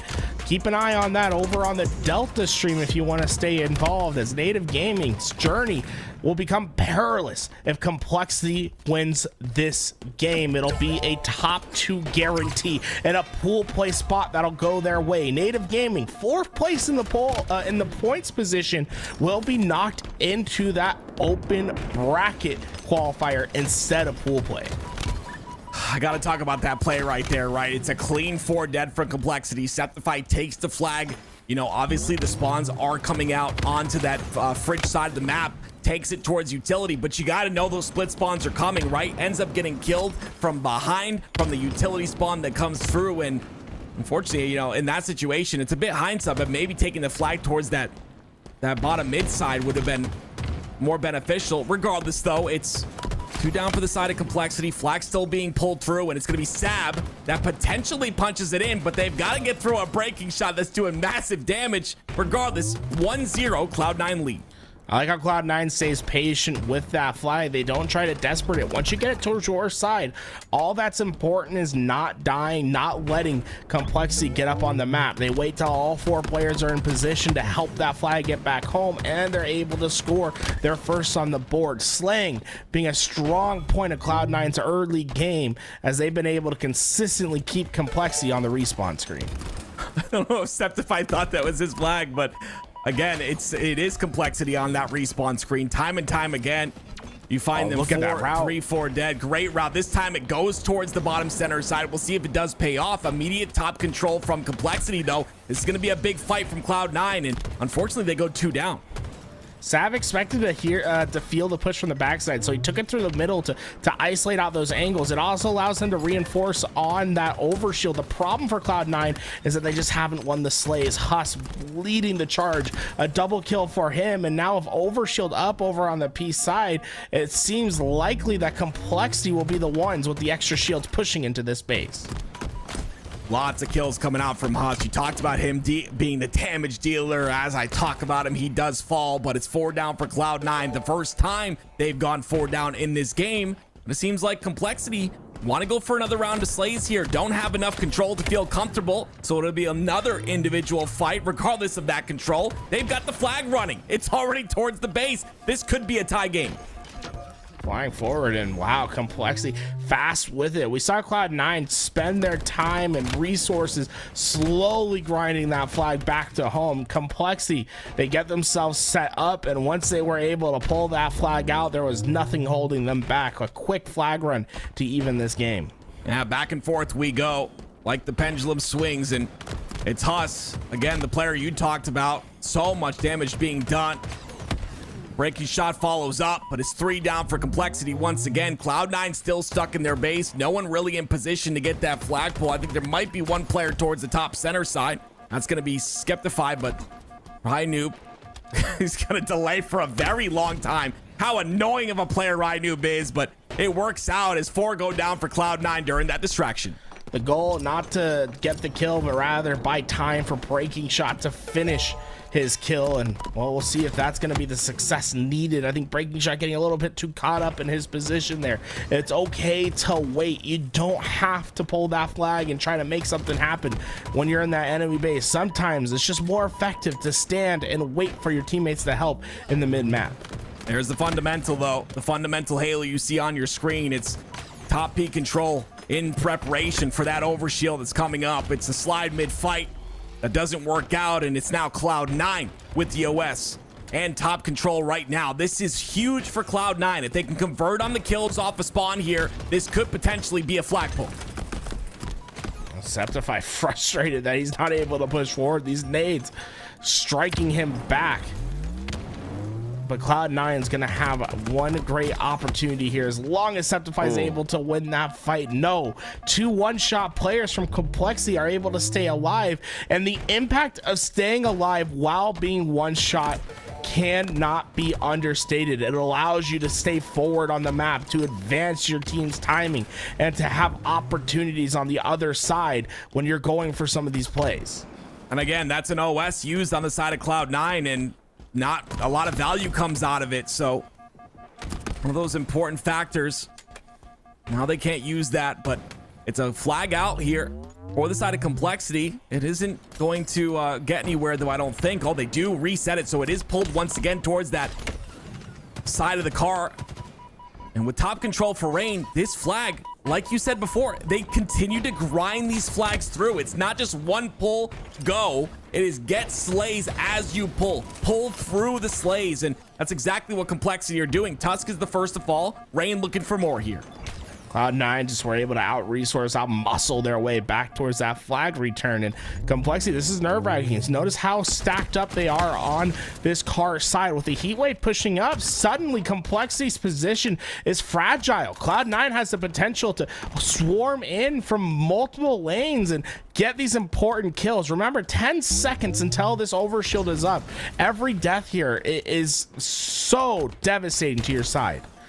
Yeah, you see Breaking Shot once again playing his life while he's one shot. Suspector does fall, and it's going to be Cloud9 who overextend towards that overshield. The problem is you lose OS and you lose 3 players. And not only that, Breaking Shot looking for the 4th. Beautiful job by him with the heat wave, sniping that player out of bottom center. And now a bit aggressive on the back of base, but he will decide to leave those players back base, pull the flag bottom center, and he's already got past the halfway point. Now look how effective they are with this flag run. Cloud9, they weren't even on the respawn screen. It was just understanding that they weren't in a position to easily kill that flag carrier. The problem when you make those plays is you do open up an opportunity for a counter cap on the other side. It's going to be important for Complexity to come up on respawn and to find important kills. Well, one of the Complexity members does fall. That's going to be Ryu, but you see Huss kind of playing back, just preparing for that situation, preparing for the maybe aggression for that counter cap. Regardless, though, it's 2, maybe make that 3 for the moment. Members down for Complexity, and Ryu forced to fight out of his base once again. It's a lot of pressure, a lot of nades coming out from the Cloud9 roster, but they're really not able to find space on Complexity's base. I like how Ryu so often has been one of the players leading the charge with these pushes. He has no fear on trying to collapse in on Cloud9, and with 4 players at Cloud9 going down, Ryu stops himself in that front base and waits to get damage over on the P side, because he knows he can then isolate the back player and win the one-on-one with the heat wave, and he might just win another the trade outs come through. Cloud9 struggling on getting together on this defensive effort. Yeah, agreed. A lot of staggered deaths here from the side of Cloud9. 2 go down once again. That's going to be now Suspector on your screen. One of the last members alive. He falls. Tusk is the last player alive now, but the OS coming up. Oh, wait a minute. A little bit of mistiming there by Huss, but the OS coming up, it's going to go into the hands of Complexity once again. And with that, they will push into the base of Cloud9 after a couple of slays. They'll find their opening. Now Cloud9, the problem, they go 2 down and Overshield's gonna be flying into their base. Notice when these deaths happen. It's gonna make it harder for Cloud9 to stop this flag because so often there's only 2 players up on the map. They keep staggering their deaths so that it's harder and harder for them to have 4 bandits up at the same time. Look at the pressure from top P as well, and one player in Ryanoob able to quell that pressure with a BR. How strong it is long range. And Cloud9 once again find themselves in that stagger. They find themselves 1 by 1 dying. It's going to be Suspector and Sab, the first 2 to fall, and it's already Complexity in your base. I mean, what do you do with this type of pressure? It's constantly staggered off of spawn. 2 more players trapped in the back of base. Both of them no shields, and Complexity running amok. The problem for Cloud9 is stabilizing out when you're in this stagger spawn. Stagger spawns can be so tough to stabilize from because you're always inherently down numbers. Sometimes it's just going to come down to slowing down and allowing players to get to their place, not taking gunfights, and ensuring that you have 4 players up once again. Cloud9 luckily able to find that pick on the flag runner, stalling Complexity just enough to get themselves back into an even numbers game. Now the one's on the attack as Complexity goes 3 down. Yeah, not a lot of time to work with here. 2 minutes and 20 seconds. Plenty of time to tie the game, of course, but when you're dealing with the Complexity roster, it's that much more difficult. OS is coming up in 10 seconds here. Flag towards the bottom. It's going to return, so any chance of that flag being capped is gone. So now it's the fight for the overshield, and guess who's gonna have that? It's gonna be Sab. So I would say this is Cloud9's chance right now. Make something happen with this OS, push into the base, get the slays necessary, and get this flag cap. You only got 1 minute and 48 seconds left. Sab's an incredible player at naturally progressing throughout his slays. You'll oftentimes see him move lane to lane, cutting through that middle of the map and finding himself in the right position to get the right slay, able to go on a little bit of a streak there for his team. The problem for Cloud9 has been the efficiency of the flag runs. The one flag that they have thus far was a grindy flag that took 1.5 minutes to get back home. Now with under 1.5 minutes left in this game, you have to find back-to-back flag runs. That means getting to your point, getting yourself set up, and getting easy and efficient flag runs. The beginning work to that's going to be slate dependent. Able to find 3, 4 down without getting traded out is a tough task for this Cloud9 roster. Oh, I thought Tusk was going to do it. 2 players, 1 shot for the side of Complexity as the flag is running. That would have been it. That would have been the second flag cap, and then we might have been able to feel a little bit more comfortable. They do get it. They do get it past the 50% portion, but I mean, still, I don't, at this point, it's going to be tough. They toss it up. This will be flag number 2, but look how far they are away from this flag. It's Complexity playing that defense. Wait, no one really in the back of base. I think you just wait here. You need to wait for your teammates to get up towards the middle of the map. Once they're there, hopefully they get some slays and you can try to advance this flag. Skeptify does pull it out. Ryanoob, he's too early on that flag pull. Yeah, 13 seconds left. I don't think this happens. No, Cloud9 go 3 down. I think Septify got a bit nervous with the tension that was building in that back base. You have to wait for your teammates to make the play. If they were able to find a couple kills, then he pulls that flag out. I think they have that opportunity, but instead Complexity able to come out over top, and I think largely due to the slaying efforts on their side. Fantastic work by Complexity. I want to really highlight Huss in particular. I felt like he was always finding the max amount of damage on the map. Yeah, you saw it in his assists. You saw it in his kills as well. I 1000% agree with you. And you can see it right there in the damage numbers themselves. 8,400 damage, just about as much damage as his team took as well. And you love to see that disparity and then damage done and damage taken. And Complexity They will 3-0 sweep and make their way to the grand finals. Cloud9 find themselves in the lower bracket, and it's going to be a tough road. There's a lot of great teams here. We did see that Native game. It was 2-1 Native. I'm not sure if Native ended up 3-1ing them or if it went to a game 5, but we'll give you an update onto that. And of course, we've got Reversal Perfy versus Incognito on the other side of that lower bracket. So a lot of great teams left to fight for that top 1 and 2 spot. Yeah, and suddenly everything is going to get a little bit more mixy.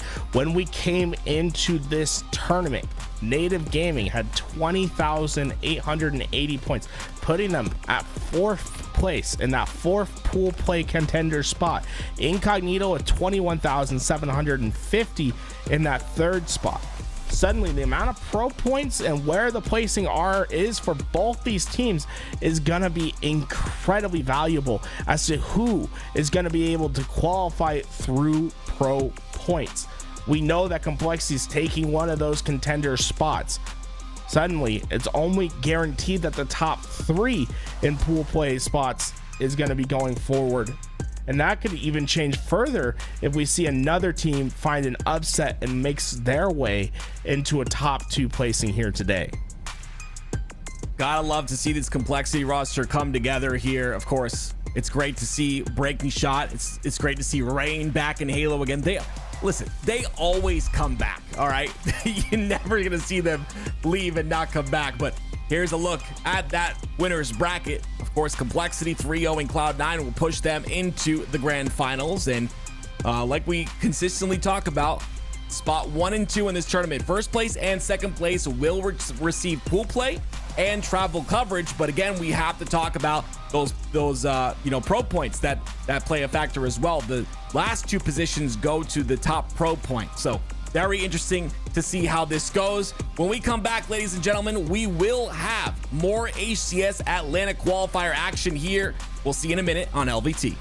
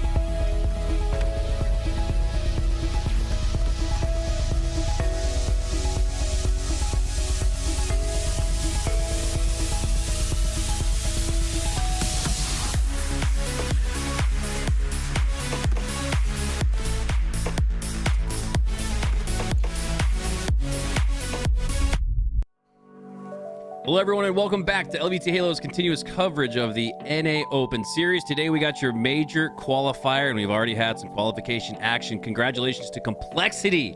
Saw that graphic from HGS. Travel coverage. Again, I just thought that looked faded because Complexity always had a chance to win or at least get second place, which they have. And because of that bump up, though, Active, this gets even more perilous for Native Gaming, who might, for the third tournament in a row this would be, find themselves on the inside going into the major qualifier of pool play, and then on the outside looking in, finding that one seat in the open bracket. They need this win here, especially after losing to Reversal Perfect yesterday, who leapfrogged them in the standings.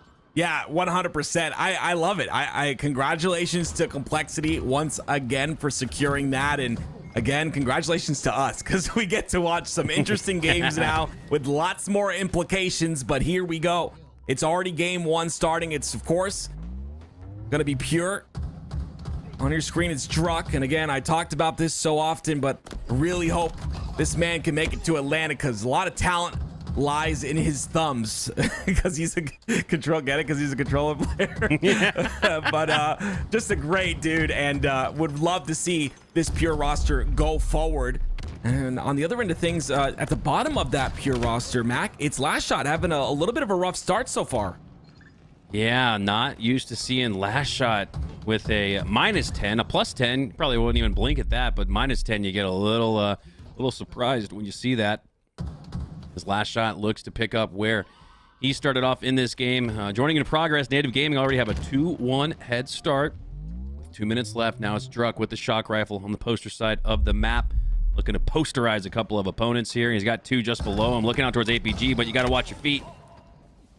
I love that right there, right? Just, you know, utilizing that bait, right?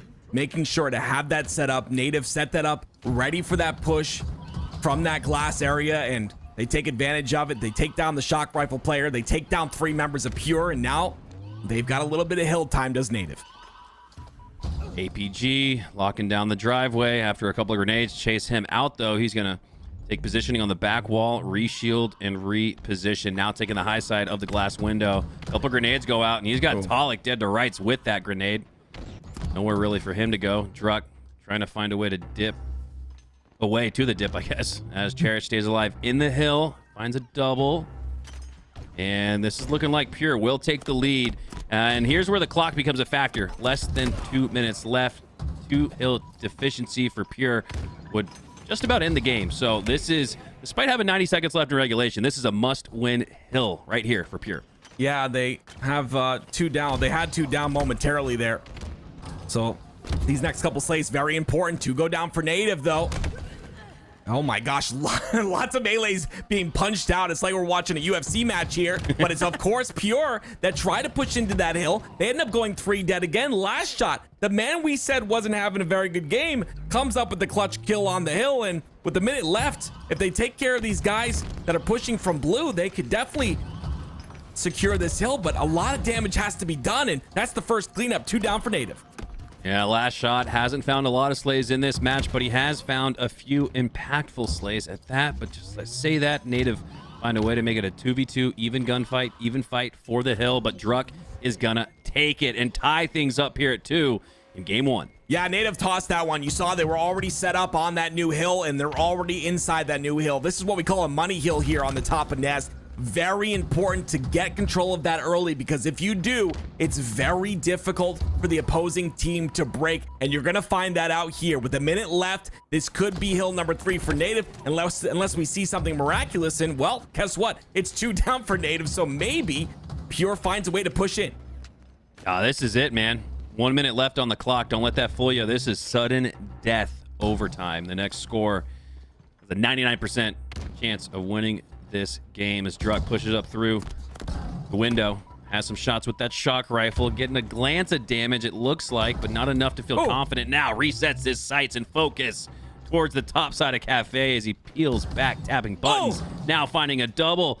2 more damage onto Gilkey, and this is giving Pure full control of the map. Druck with another slay on a spree, and Pure could ride this all the way to a 3-2 victory. And if Druck pops off this much, Pure might score fast enough to where it's not overtime because of how efficient Pure has been with this particular hill. But now we're going to see a little bit more regulation clock dwindle away. I mean, just absolutely a beautiful piece of art by Druck right there, right? If there's nothing like a shock rifle that puts a shock to the system, like Tony says, and wakes you up. I feel awake right now. It's 3 down, though, for Pure, so all of those slays amounted to really nothing because they didn't secure this hill, and now Native are in control of potentially getting this hill. Oh my gosh, look at this. Both teams are so close, but Native Gaming go 3 down. Tapping buttons. The last hope. Can he be the hero that Native Gaming need? And you can see Druck already rotating and setting up for that next hill position because Pure take it. 3-2. Only 40 seconds left, which is a lot more than we thought there would be. Yeah, honestly, I got to point out APG in that scenario. Loved the guy to death, but maybe thought he had a little more help on that push from Glass. The camo not being utilized as he would like. Maybe it was running out and I'm the idiot, but regardless, it's Pure to take advantage of that one. They're going to have that third cap like we talked about in 30 seconds left. It'll essentially be Pure that plays time here. Native has to fight for some control. I mean, there's not a lot of time to do so. Alec looking to secure a game 1 victory over his former organization as he looks to provide some Overwatch topside. Druck with another slay. Talik has great positioning. Last shot looking to push on through. Not going to be standing in that hill at all. You can see him just riding on the edge of it. Now in it, though. This is really... okay, he's right outside of it. Excuse me. My eyes are old as Pure take it 3-2. Sorry about that. And Native Gaming had the 2-1 lead when we joined this in progress, but the next 2 went to Pure. And so too does game number 1. Okay, last shot, my bad, dude. 19 assists. Okay, I'm so sorry. Like, you know, saying he had a rough game, but the guy was doing work. Lots of damage on the map, lots of impactful kills, like we mentioned, and sometimes it's all you need. It's not all about that KD ratio, as I always try to tell you, the chat, and of course my matchmaking teammates when I go -20. But yeah, it's about the impactful kills, and it's Pure that gets a couple of those and are able to secure this game number 1. And again, got to talk about the implications. Native really need this. They need this right now, or they're going to find themselves potentially fighting in that open bracket once again. Man, Native Gaming, they just feel like they're on the cusp, man. They just feel like they're right there every single time. Not realizing the opportunities that we once saw realized by this Native Gaming roster. Recall in HCS Season 1, Native Gaming, you earmarked for top 6 every single event. It was a guarantee. You could book it. It was always going to come through. Native Gaming would always place top 6 throughout most of Season 1 and Season 2. And more recently, it looks like the roster has improved in a sense. You got Tapping Buttons and Barcode, this deadly international duo, but for whatever reason, just haven't been able to capture the opportunity. The moment strikes, usually Native gets strike down. So looking to see them return to form, return to that form that they had in Season 1. I guess the irony is they're going up against 2 of the teammates that used to bring that success to Native Gaming in Talik and Druck. Obviously, last shot with a little experience playing with the Native Gaming organization as well. So a lot of history in this round and a lot of implications, a lot of consequences to whoever falls, because like you said, Pure, they have the points. They're second in the standings going into this. They'll probably secure a spot in pools via points, but Native Gaming doesn't have that same luxury. Native Gaming needs this win more than Pure does. I got to give my heart out to APG. I mean, for me, it's him, right? He's just been through so much, obviously being on that championship Optic roster, but guess what? The guy goes through all of these hard times. He's able to go through all these things and still stand strong, right? Lots of changes this Native Gaming roster has gone through so many times. And yes, there are members on this roster that have been on the roster before, but it doesn't matter. It was a while ago, and APG is now on the roster. So still a lot of adjusting to do. And with how much that roster's been through, I would love to see that Cinderella story, that success story coming out of them. Call me a biased caster if you want. I want to see Native do something here. Yeah, I think a lot of people in the community feel the exact same way. Just looking to see Native Gaming finally put it together. As we hop on board here with the world champ APG, looking to clear space on the top side of gold, has the glass locked down for now. Now pushing through, spotting some opponents at the backside of red pipes. Got Barcode helping him out, and Barcode, look what I found.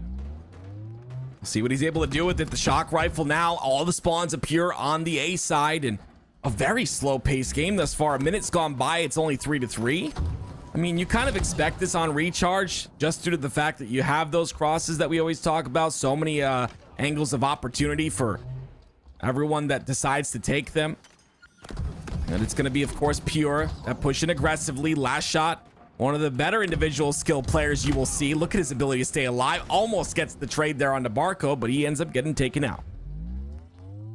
5-6 now, and you're right. This game hasn't had necessarily a snail's pace to it in terms of the movement around the map, but the scoring has been very, very low scoring here.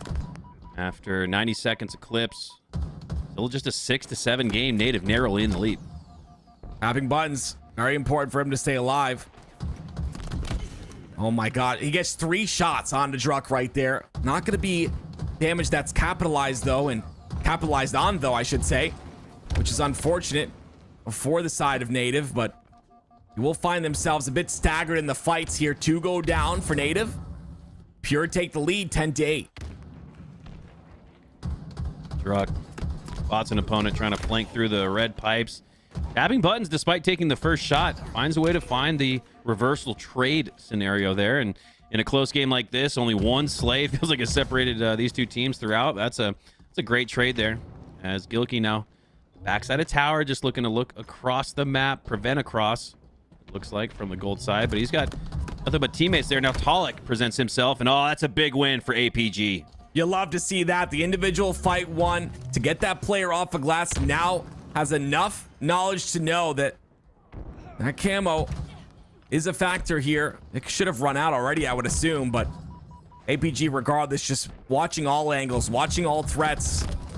And another 1v1 fight. This time it's not a 1v1. That's what I like to see out of Native, right? APG there to help him on the long haul side. Barcode knows that. That's why he took the fight, and it will still be tied at 15 all. Golly, talk about inching towards 50 for both of these two teams, as no one's been able to break away. It's never felt like anyone's been in control as we reach just about the halfway mark. APG had a Piv 1v1 win previously. Now he's earning a double kill and finding whatever little separation Native can get. My man's having a good game too. 5-2 already. Very good start so far. 7 and 5 for Barcode, but 3 assists there. Barcode, another player who I think has come alive with this new roster.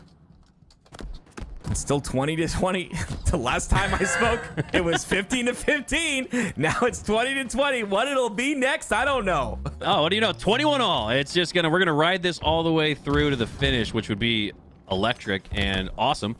I'd love to see a 49-49 finish here on Recharge, like we did the other day with it was Dead Zone and Renegade. That was pretty sweet. Last shot now, looking to set up for this next camo. It's up, but it's bait. Oh, last shot hits the G slide and goes straight for it. Shroud screen goes out, so that's going to allow APG, and oddly enough, to steal it instead. But I actually don't know if he even burned it. Camo could still be a factor. Yeah, a little bit aggressive by last shot right there. You'd expect to maybe he's just trying to find that timing. I believe the Shroud went down as well, so maybe just looking for an opportunity, maybe a miscommunication. I'm not sure who does have that camo now, though. Could be one of the members of Native, as we we see 4 now on the screen. Holding glass here is Gilk. Again, we talk about how important glass is. It allows for that cross to happen. It allows for a lot more freedom on the map as well. Because essentially, if you control glass, you also control that pipe side. But Gilkey, my goodness gracious, the amount of damage he is doing, that should get cleaned up as well, potentially. No, Talik's going to live with 1 shot. All right, it's the biggest lead of the match. Nice. 4 kills now. 5. Okay, back to 3. Golly. Life comes at you quick, I guess. APG looking to stay alive. A couple chase grenades go out, trying to prevent that push from the right side, but he's got to worry about that push from Pure through the long haul. Gilkey's going to actually end up taking that on by himself. Going to be very difficult for him to stay alive here. And he does! Finds the trade, finds the grenade in a game that's so highly contested and close. That was actually a nice little trade manufacture there from Gilkey. Yeah, you're right. We've been tied. We've been within 1 for pretty much the entirety of this game. A 1 to 2 kill separation is exactly what one of these teams wants. They can ride that momentum on through the rest of the Slayer. Tapping buttons. Nice little spot there on the bottom of tower. Barcode's gonna get a kill as well on the glass, and now guess what? With one more kill, we will be tied at 34 here. Barcode, though, looking to make that separation happen. Gets the 34th in position for Cambo on the C-Plat as well. A violent headshot onto Druck as Barcode gonna string together a couple of slays. He's got 5 shots left to work with in that shock. So if Barcode can hold on to it, that could be the win condition for Native Gaming in the end. Shock rifle could deal out a lot of damage. Tapping button looking for the double kill, but oh, despite Cherish being 1 HP, he gets the slay instead. That's why they picked up Cherish. I mean, he looks good on this roster again. You know, I believe it was Last Shot talked about showing him the ropes. I mean, as a player who's got a lot of talent, sometimes you need to be guided in the correct direction. And you know, Last Shot being one of those players previously, now Cherished, and you know, as these players mold into some great players, you know, some of the top tier players, I mean, you just tend to be such a bigger impact on your team, and we see Cherish already showcasing that in his gameplay. Barcode gets a big win. It looked like 1 HP there, but he gets cleaned up and traded out shortly after. 39-40. I mean, this game has it's what's that new game that's going viral? Chained Together, right? Like these two teams are playing chained together, just trying to jump their way through the HCS ranks. I want to play that game so bad, but I would tilt off the face of the earth. I'm telling you right now. We dropped the first time. I'm closing it. Yeah. Oh, man. But regardless, 42-41 here. Pure have a slight lead. 4 minutes left, and Druck's going to try and extend that, but he gets taken out again by, I believe that was Cherish, right? And Cherish gets another one on the APG. This is unbelievable. We are actually inching our way towards that 49-49 scenario. 44 all for now, and neither team has been able to find any separation. Even that 5-kill lead at one point for Pure was instantly evaporated. Now 46-45, one final team wipe needed for Pure, and they're in the driver's seat. They have a massive, huge 2-kill lead, Tim. Now 3. Oh my God. Yeah, I mean, this is the aggression and the confidence. Again, talk about it with Pure, talk about it with their entire roster. I think Cherish just really adds that glue factor to the squad, and there you go. It is Pure winning game number 2. Let me tell you, so I gotta speak to someone, okay? If I had some pull, if I could call the government or something, like, what do I need to do to get Druck to Atlanta? We need to make sure this man goes to Atlanta. This is, listen, I don't know, like, the talent in this man, the talent in this roster is amazing. And it would be such a pleasure to watch him on land once again. Whoever needs to make it happen, make it happen. This Pure roster is really good and just entertaining to watch. Well, the irony, I guess, and the way that sets up to where this could potentially be Pure knocking Native Gaming to the open bracket, but if Pure can't make it as a collected team of 4 to Atlanta, then Native Gaming would once again, for the 3rd tournament in a row, go from open bracket to pool play, simply based on the fact that one of the pool play teams can't make it to the event. So, I mean, this is boding, I guess, well for Native Gaming if they take the loss, and you know, Druck can't get in, but like you said, we want Druck in. We want Druck to compete, because when you have players that have top 8 potential and upside, and gosh, he's top 3 upside and potential. Let's be honest, he's already done that at the Halo World Championship. Halo's better for it. Halo's better for the higher level of competition. So we hope to see Pure get that team of 4 through and across the border to Atlanta, because I don't think for Native Gaming, I don't think if they're going to play through open, then let's just commit to playing through open. I don't know if that even has benefited Native in the sense that they've, you know, stolen that spot in pool play each of these tournaments. I don't know if that's necessarily to their benefit as we kick off the game number 3, do or die for Native Gaming. Yeah, Native, I mean, it's APG, right? You got to regain here. The roster has to regain, and APG is going to be at the forefront of that.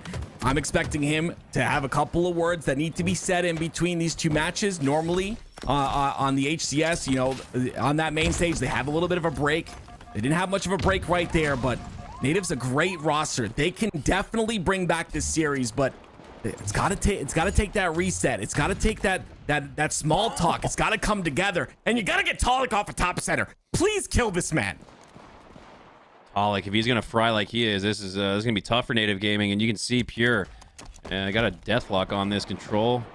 It could very well open up the scoring for them. Talik continues to slay out, has a shot on tapping buttons. He goes down to 1 HP. Druck gonna push through the backside of the base, but Gilkey wins a crucial one. There you go. That's old man Gilk. Gotta love him. Been around for decades, it seems like, and still can run with the best of them. 4-2 to start this. A flag. Let's see if it goes any further here. Last shot trying to stay alive to the best of his ability. It's a big fight here from APG. A beautiful win there by him. Cherished trying to pull this flag in, and he does. APG makes the smarter play though. Stay alive with the most powerful weapon on the map, make an impact, pressure, and maybe you guys can get a little bit of a late counter cap. Oh yeah, like you said, living to fight another day, but daylight savings cuts that short as Cherish push up through the top side of mid, now having an overshield potential. Lee in his suit has the double, that's for sure. Now looking to clean up a few more players. APG, watch out for that back smack. Not there yet. Now getting some shots into the back of Cherish. Cherish turns to look at APG and takes him down. At Cherish, that OS, you get a little bit of damage out. You get a kill as well. You've got 2 down for the side of Native. Got to take care of Gilkey here, then you can pull this flag. Gilkey wins another big 1v1, but again, look at the slay disparity on the 2 rosters. The top left and right of your screen, Native not winning in that slays category just makes it so tough to pull these flags comfortably. Yeah, Gilkey's really, Gilkey is, not really, but Gilkey is the only one that's positive for Native Gaming. That's disallowed time and space on the map that Native need to get back in this one. Already conceding an early score to Pure. Their backs are against the wall, and it's got to feel like an even more uphill climb. Down 0-2 in the series and already down 0-1 in this game 3. 2 down for the side of Pure, though. And you see Druck still maintaining top center. That sniper's up for the side of Native, though. They've got to get that freely if they can, and it comes down to taking out Druck. They've completed the first step. The first puzzle piece is down, but now you got to pull together the other pieces because that sniper could make some things happen. APG does have it in his hands, tapping buttons towards the top center of the map. So they've now got a bit of control. But look how staggered Pure are on the map. They're taking all sectors of the map on their side to get angles on each other. And because of that, they get 2 down. 2 down for Native. Uh-oh. This is looking really concerning for Native, despite that montage level of no-scope from APG. It looks good, but it's not full of substance. Last shot as a flag out. Resets things. Like, oh God, there's another dirty no-scope. As both flags are out. This is going to be... If Native can earn a reset here, they can find a way. Find an opportunity to potentially tie things up, but they're in a more difficult situation. That white little circle on your screen is the play right there, right? It's the overshield. It's going to be in the hands of Talik. Oh, my goodness. The shot comes out from Gilkey. The cleanup comes out from Barcode. That OS was taken by Pure, I believe. Like you said, both flags are out for both sides. And that OS, you see pushing through for the side of Pure, trying to get that return on the flag, and it looks like they will. And now they're going to push forward on the flag pull with 3 down for Native. Uh-oh. This has gone from bad to worse for Native Gaming. Talik is going to clear through the staircase, and he's going to get this score. Druck doesn't even need to escort him back, but he's going to play it safe anyways, as Native Gaming will absolutely go down 0-2. There it is. The score gets put through. Talik captures the flag, and Pure looking to capture the series victory with 1 more. This is unbelievable, Tim. This is not a good sign for Native Gaming. You know why? I think this means the honeymoon phase is over. This was a team that just days ago, hours ago even, feels like was one of the teams with an upward trajectory, much like Complexity, who just got their spot in the grand finals, who just got their spot in Atlanta pool play. Native Gaming in the last 24 hours seemingly have just fallen off from where we saw them and expected them to be. Out of all of the rosters Native have had, this roster is the one that I have the most faith in. And yes, there's going to be that honeymoon stage where you do pop off, you do start to win, but we've got a month until Atlanta, and that's a good point. This is not the end. Obviously, if they end up losing the series, this is the lower bracket. They will go out, but they can use all this. This in tournament mode is when your players, you know, they play their best, and most of the time you're playing second nature, so you can see like the bad habits that you have as a team. As 4 go down, and Pure will cap that last flag and end the series 3-0. But it's not the end for Native. Take this time, go watch some VOD, put the work in for Atlanta. Don't slack off. Everyone else is watching VOD review. Everyone else is putting in the time. you got to do it as well and double time it, because you guys have the potential to be one of the better teams in the HCS. Oh, absolutely. And you bring up a great point, Tim. It feels like this season, at least, the precedent has been set where you got a 2-week window before the LAN event after the major qualifier. Here you have a 4-week window. So you're absolutely right. We could see completely different teams than what we see here in the major qualifier this weekend. And that even bodes for the top teams that aren't playing this weekend, right? That's plenty of time to figure it out, get it together, and make some improvements. But for Native Gaming, man, they're now going to have to bow out of this tournament, put on LVT Halo, and just sit and watch to see what their fate decides for them. They didn't capture it and take it for their own. Their fate is now going to be determined based on the rest of this tournament. They're going to have to hope that they can survive through points. Otherwise, they're back to being the #1 seed in Open. Yeah, I mean, I really want to see them come through. Like I said, it's got to be, not to stretch it and continue to talk about it, but it's just got to be rough, for APG. But he continues to push through. He doesn't give up, and I love that. It's a Cinderella story at the end of the day if they end up becoming successful. But on the other end of things, of course, we've got Reversal Perfy versus Incognito. Of course, Incognito on your right in blue, Reversal Perfy in red.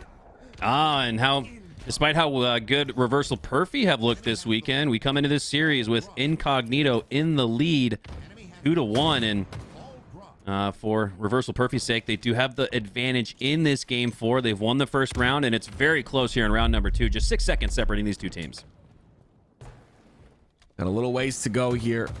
On ball can last for a long time here. I believe it's going to be right now the series. Incognito is up 2-1 so far. So this is game 4, and I'm excited to see how it goes. I'm excited to see if potentially Reversal Perfy can bring us to a game 5. You know I love to cast my game 5s. We're going to a game 5. One of my favorite quotes from Active. I hear that on LVT, and I know it's been a good day. Annie, a couple spike grenades going out, dealing out some damage, but not enough. 4 go down for Incognito. Reversal Perfy earn the camo, and they should regain the lead here, if not for some close spawns on the B side for Incognito, which they do get. Beautiful job by Mortally here on the side of Reversal Perfy, utilizing this camo to its fullest extent. Almost escapes. Descendant was watching for him. I mean, I'm gonna be honest with you, some of these guys see camo so well. I always say it, I should have listened to my parents when I was a kid and ate my carrots, because I can't see a camo for the life of me. There's no way. It's probably because you're on mouse and keyboard, nerd. Get good, get on controller, and you can see camo. That's the key. 76 to a rolling 75. Now this one's going to be virtually tied for just a moment, but Incognito regained the lead that Reversal Perfy had just stolen from them, and we're in the end game, round number 2. 85 seconds for Incognito. One final push, one final chance for Reversal Perfy to prevent a round 3. Yeah, it looks like it will go to round 3. No one really in position. Collect does fall, though, and it's King Nick. Look how forward he is, just trying to stop the push here from the side of Reversal Perfy, but the defense does go down. The play ball is forced, and now Descendant is on the bottom side of the map with this snipe, trying to prevent anyone from picking or stopping this ball from being picked up. He's trying to create some space for his roster with those body shots, and that's exactly what he'll do, but no one's coming through to pull this ball, and he's had to do everything. 3 different people knocked down to 1 shot for Incognito. It collects the last player alive. He's going to wait to regroup with a couple of teammates on the big door. Big win there from King Nick. But it's Reversal Perfy with momentary ball time, but with numbers dwindling, that should go back in favor of Incognito. They should be able to secure the final 4 seconds here, and they will. Incognito tie up game number 4 and sending us to a decisive round number 3. Yeah, it's a little bit scary right there. I mean, you got Descendant on the bottom center with that snipe. He body shotted 3 different players. And you should say, you should think to yourself, okay, even if they get those spawns onto B, we can find a little bit of way to break through the map and get this ball and pull it and clean it up. But at the end of the day, they did, so it doesn't really matter. But we'll see how this round 3 goes. It was Reversal Perfy, of course, with their tournament lives on the line here. A must win for them. As you see Collect on your screen, pushing towards that sandbag side, having a fight off Yaxon, one of the players we talk about being the X factor. He's got the snipe, and camo's coming up.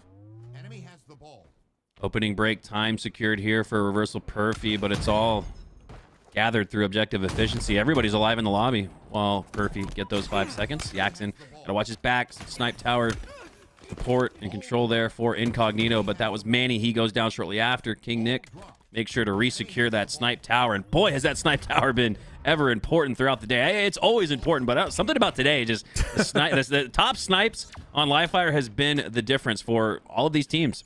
Yeah, you get a ball hold on the top of tower and you have Camo snipe in your hands, you're in a good spot. But you see Mortally not really feeling comfortable with that thus far, and it's because of those 2 players right there from Incognito. So instead, as he gets the information that 2 players are there, he'll pull it through the rat hall side, and they could rotate this potentially to B. And what that'll allow is a lot of time, but also a play ball position. Unfortunately, Incognito is ready for it. Insta-splode, frag grenade it looked like there. If you can actually insta-splode all 3 of the grenade types here in Halo Infinite. I don't think dynamos count, but I forgot there's a 4th type. I forgot dynamos were even in the game. But yeah, Spiker, frag, and stickies can all be insta-sploded, which is what we just saw there on the rat tunnel. Reversal Perfy accumulating 26 seconds before resetting things, and they take a nice lead into round number 3, but after 3 go down, Incognito are going to have a chance to secure some time off the rip. It's going to be up to Manny here, staying alive on the back of tower. They'll be able to push through, and they have to slay maybe one more time. They can maybe pull this ball towards the tower side, but look at Jackson already pushing very forward on the map. Of course, I believe it's Manny on the bottom center as well. So the pressure here from Reversal Perfy a bit strong, and it's just not allowing Incognito to find any space to take this ball to tower. Look, tower is completely lost once again, and Reversal Perfy once again in control. Nice chase grenade there from Onboard. I thought that was going to take down the opponent or Incognito that was chasing him, but instead, everybody stays up. King Nick now going to prevent that push and cross through to the backside of mud for Reversal Perfy, but it looks like they're going to get through clearly and cleanly, but with Common going down, Manny with camo, this hold should break soon, and will they toss the oddball out into center field and not off the drink? This is going to give Incognito a chance to reclaim control of the oddball and snipe tower. Oh my gosh, Manny died so quickly there. I was really looking to see what he was going to be able to do with camo, but it just gets detonated by a couple of grenades, and because of that, no more camo to work with, and this ball dead in the water, and Incognito's not really able to find any control. Finally, it's Collect, a player who I think has gotten so good at the game. Tries to find his way, but Mortally with a massive double. Oh, Mortally! Oh, what the hell was that? That was a headshot. Give it to him. That was filthy. Nasty no scopes, quick scopes, jump shots over the back of the headshots. My God. What didn't Mortally do? I guess hit that 3rd shot, but looked good to me.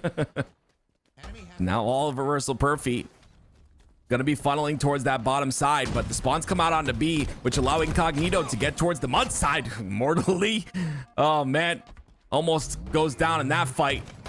But again, this ball continuously just being thrown away or held away from the Incognito roster, and they're just not able to find any sort of opening. That was an early push on the mud side, and when you push that early, no teammates are there to assist you. You're going to be in a 1v3 situation, and that's what it seems like. A lot of 1v3 situations that we find here. Finally, it's going to be Incognito who take a little bit of control. They get 3 down for the side of Reversal Perfy. Make that 4. One just spawned, but King Nick returned to sender on that nade.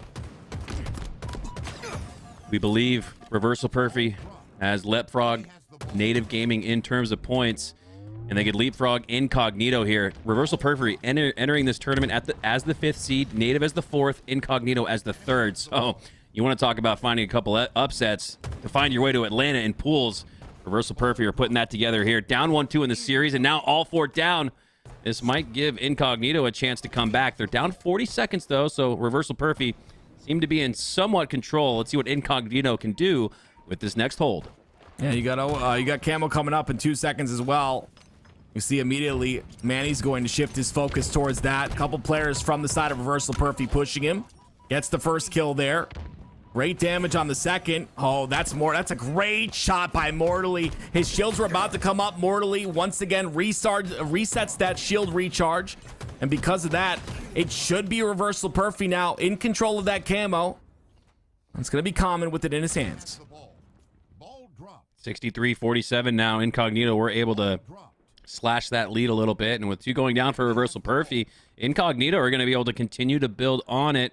Common, though, has the camo, and he needs to make a play with it. Has a player on the other side of the stump. Nice. 3-shot melee takes him down.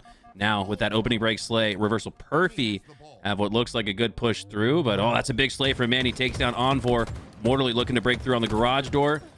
D-scope shots are good enough to take down the opponent's shields, but not good enough to take them down, as this oddball still being controlled by Incognito. They've regained the lead. Yeah, great job by them through all the chaos. They're able to take the ball towards the back of B. 4 down for the side of Reversal Perfy.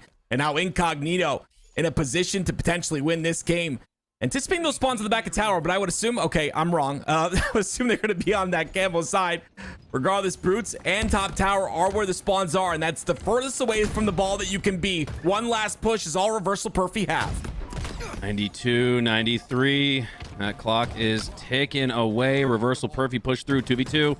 Oddball at 98, 99, 100. Wow. Incognito are going to secure it with 3 going down. That was massive. That player almost clutch-esque, I should say neighbor-esque, jumping off the map, I assume, with the final seconds ticking away.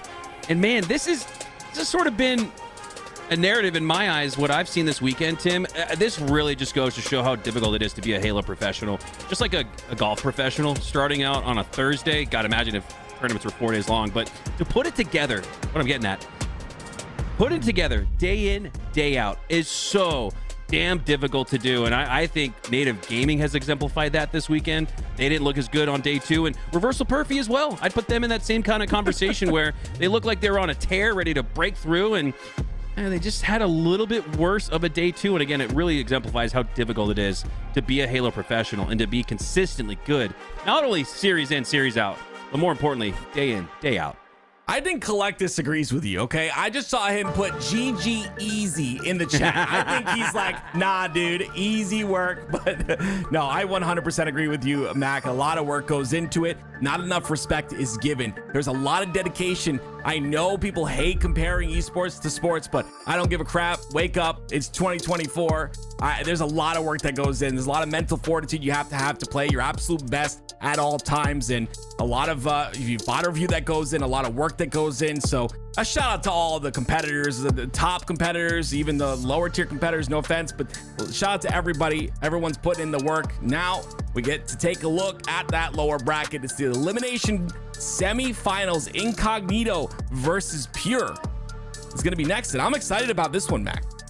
Yeah, Incognito, another one of those teams on the outside looking in of those top 2 in points. That was Cloud9 and Pure going into this tournament. So Pure, they've gotten far enough in the tournament where it looks like they'll take a pool play spot. Not for sure just yet, but Incognito, and I'm looking at the points differential right now. Pure with a collective 26,305. Incognito with 21,750. So that's a pretty big gap there between Incognito and Pure. They're not going to be able to take over via points. They're going to need to take this series instead. So Incognito, another one of those teams, will be on the outside looking in. But with a win here in the elimination semifinals, that could all but secure one of those top 2 via points. And who knows, they could go on to get to the grand finals and make it via top 2 in placing. So there's still so much to be determined today. I'm having a lot of fun. I hope everyone in the chat is having a lot of fun as well. This has been a blast to cast, of course, yesterday, today being day 2. I'm excited for the rest of this event. When we come back, we will have the lower bracket semifinals ready for you guys, so don't go anywhere.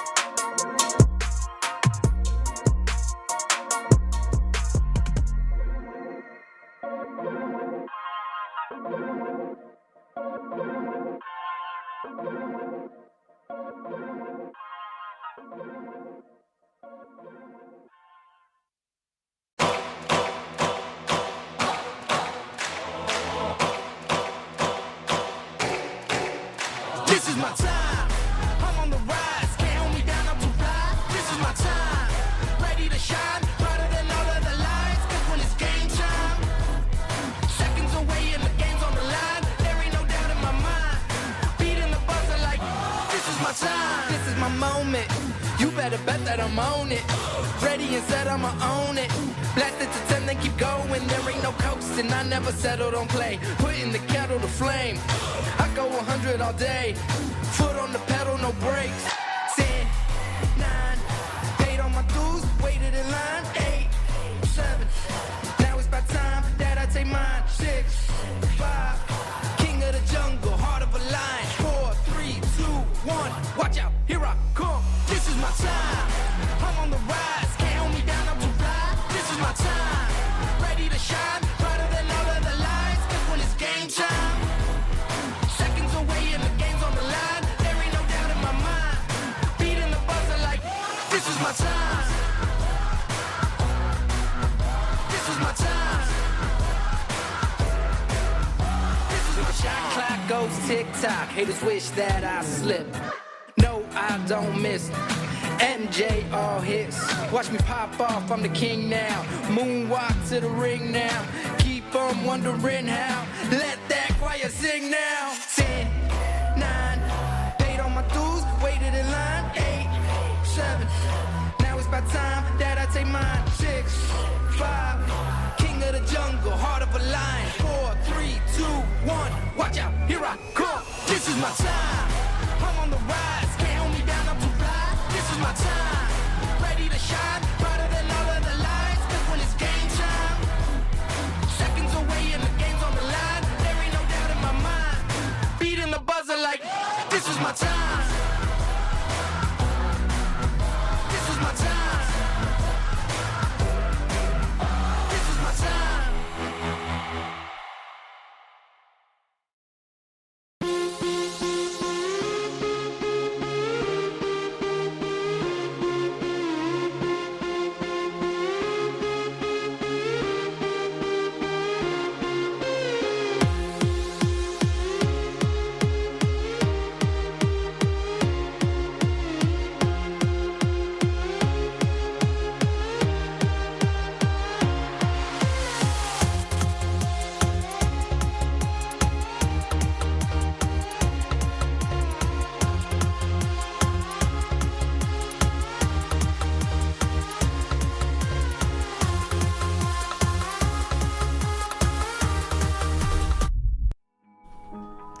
Yo, what's up, Mikowski? Look at this. We got what? We got elimination semifinals here right now.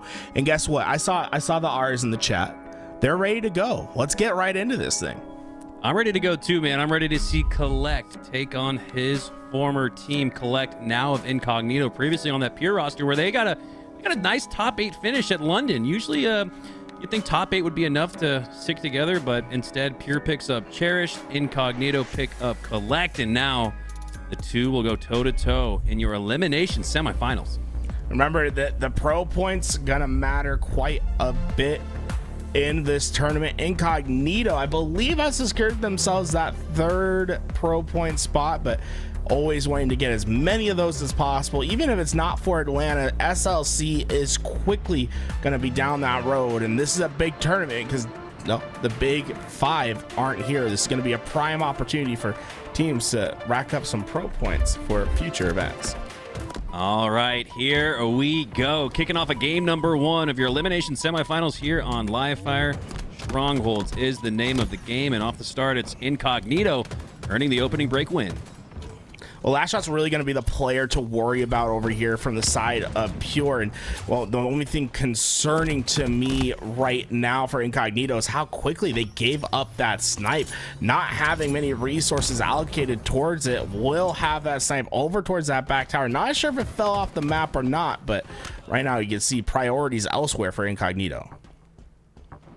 Incognito turning those slays into points now with control of A and B. Cherish setting up preemptively now with Camo up to his left, but those grenades ringing out. He's not going to push out.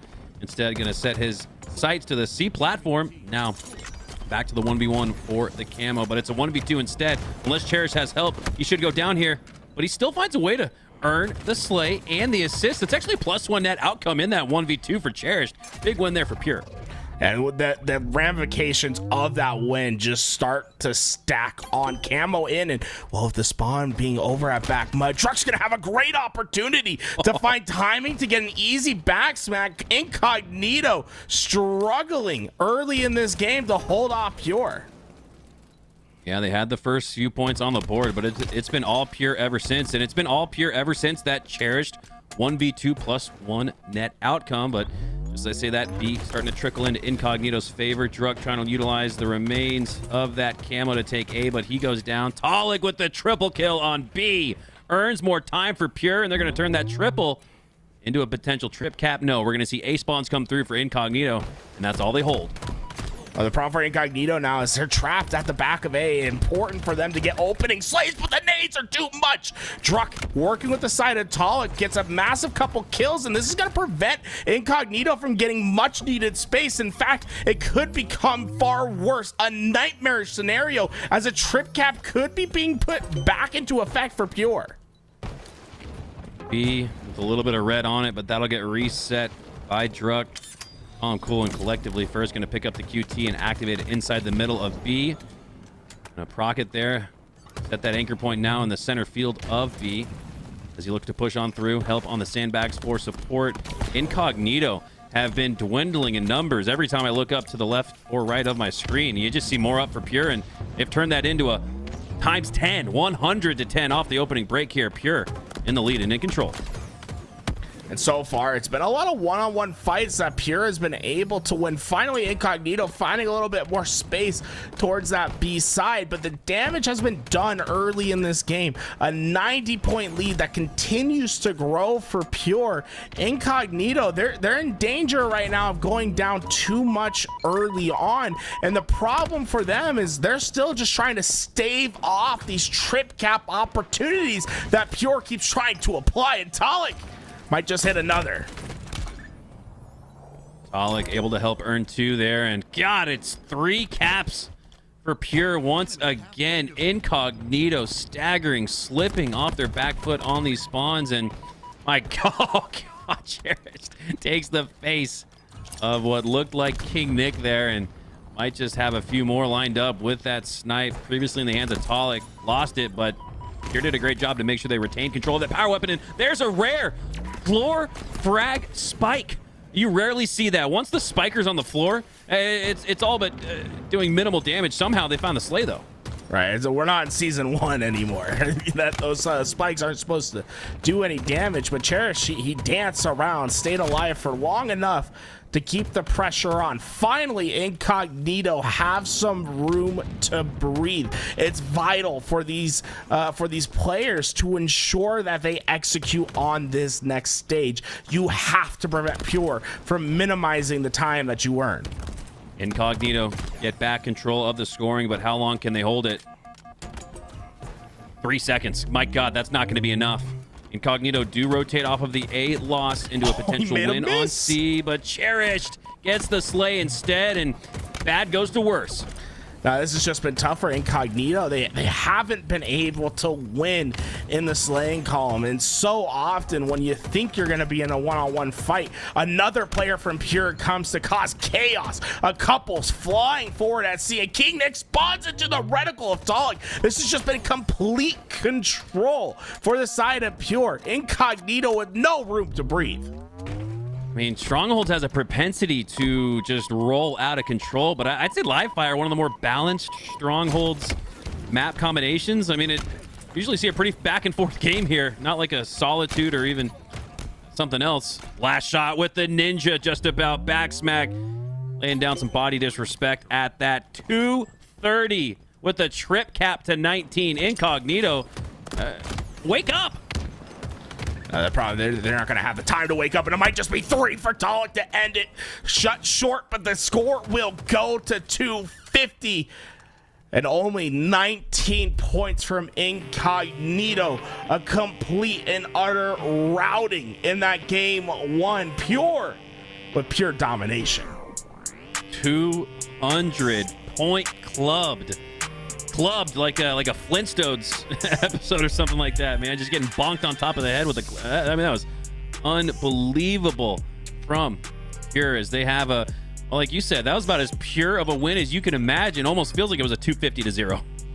No, that was it was incredible, and it was a lot of pressure that they were applying on the spawns. I want to highlight 2 players in particular, and it's surprising because you see the damage dealt by Cherish, but he was oftentimes on an island when he was making his plays, trying to stall just one player in order to continue on their domination. Oftentimes would win that gunfight. Another player, Talik, was almost doing the exact opposite. He was always following up through the damage of the map, leading to lots of multi-kills and tons of damage for his team.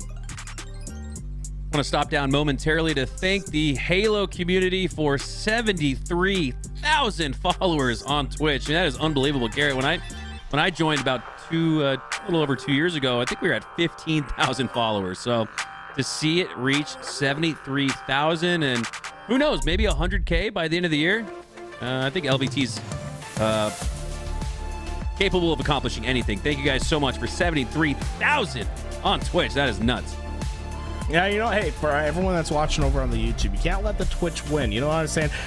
We've hit 9,400 subs on the YouTube. We've had a huge increase recently. So if you're watching on YouTube right now, hey, you know, maybe subscribe to the channel. We love all y'all that watch over there, but would love to get to 10K soon on the YouTube as well. But here we go. Game 2, Incognito going up against Pure. And well, Incognito, they need to do exact opposite of what happened in game 1. It was disastrous for them. Well, fortunately for them, I guess, it was so bad that you don't even need to have a discussion about it. Just GG, go next. And it looks like they've written off that poor performance in game 1 and started off hot here in game number 2 with the lead at the start, but it's very narrow. Talik helps bring it back to within a 1 slay game, and now last shot. We're going to push up on the B rail towards the B stairs. A couple of players weak for Incognito on the backside of C, and Talik takes the back of his opponent, Descendant. But it's Incognito still up by 1. Well, both these teams a bit timid on their ability to push this camouflage. They really are playing, ensuring that they're going to be able to get away with this camouflage instead. And finally, a player moves out. Camo is going to reach the ground. Incognito winning out these slays, meaning that they'll be the ones that win the Shroud of Invisibility. Talked about Collect going up against his former team. You got a little bit of that too in Manny, right? Going up against his former teammates in Druck and Talik. A lot of history. The deeper and deeper we get into this major qualifier, it feels like a lot of intimacy and familiarity between the two teams. Descendant now pushing up on the tire sign, has some shots into Druck. Most importantly, has that camo to work with. What can he do with it? He runs out at just the wrong time. Druck, though, doesn't pay it any mind. Oh, no, Descendant! Not with the cleanup in. Descendant's been trying to cause as much mayhem at this back PD, but unfortunately for him, it's only going to be a one and done as Pure. They've done such a fantastic job of maximizing the value of each life.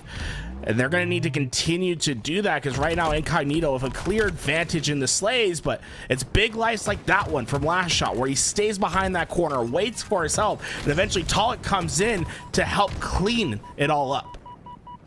Descendant's really been stepping up for this Incognito roster. He had the most slays for them in game number 1 and carrying that through into game number 2. He's got the most slays in the lobby, in fact. Goes down there, but 6-3. It's a good start for Incognito and Descendant. So I say that, though, 3 go down. Last shot goes down, so King Nick does a good job to potentially bring back some of those numbers. That slay actually separates the tie game. 15-14. Incognito still clinging on to that 1-kill lead.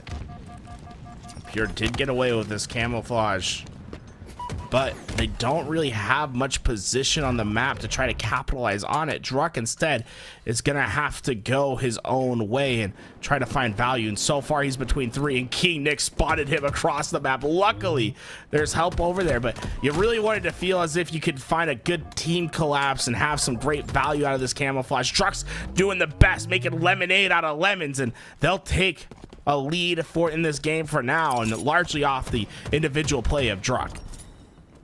Patient plays there from Druck. He was the last Spartan standing, waited for his teammates to spawn, deal out some damage on the Incognito roster, and then he cleaned up for 2, and now it's a 2-kill lead for Pure. Druck continuing on his way through the cafe, finds another 2, this time with the kill assist combination, and Pure putting together a good stretch of gameplay here, and got the lead because of it. Druck's doing fantastic work at the moment. Look how he cuts through the middle of the map. That's something you can only do when you have the confidence of where everyone's at, and it's gonna be 3. And notice how all 3 of those kills assisted from his team, and he might just make it 4. It's a one-on-one. Descendant finally shuts him down, but Pure have started to really get that teamwork to click. Notice how Druck is just a machine at cleaning up the damage his teammates lay down. Druck on a heater, man. 12 slays already. Sheesh, about half of the slays are all in favor of Druck. This is an unbelievable individual performance that we're seeing from him. Now it's Tolic with the Stalker in his hands, capable to do plenty with it. Camo's up as well, so that's going to put a focus through the middle of the map. For now, Incognito playing the outsides, and they're on the outside looking in. All 4 go back to the respawn screen. What was once just a 1-2 kill game is now spread out to 2 full team-wide possessions. 33-28. Pure continuing to grow. Tolic's position and damage has been vital to his team. He allows Druck to clean up too, and well, the biggest part is he stays alive in so many of these engagements. You think you have him dead to rights, well, he's gonna hit the big shot. Oh, just taken down, but the big part, right, is the assist that comes in on the backside. He's got 8 of them for his team, and we're seeing Pure just completely out teamwork Incognito in the second half of this game.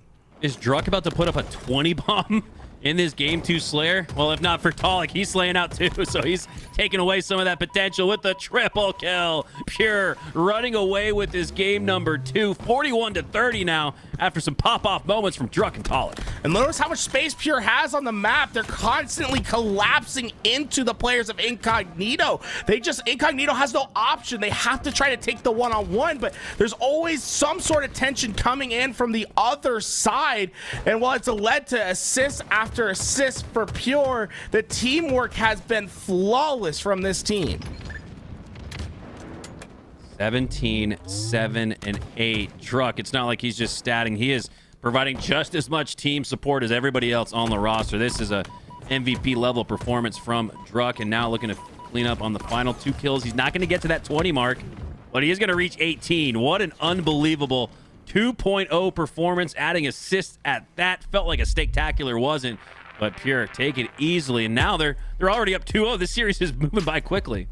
The big thing I want to highlight for this Pure roster, right? 18 kills from Druck is mighty impressive, but it's the work that was done in the assists and death column from everyone. Everyone was contributing in that fight. And, right, we talk about the multi-kills of Druck and Tolic, but the newest player on the scene, Cherished, with 4,000 damage for his team. An immense amount of damage. You can clearly see that they were capitalizing off the damage that their teammates were providing to put up such stat lines.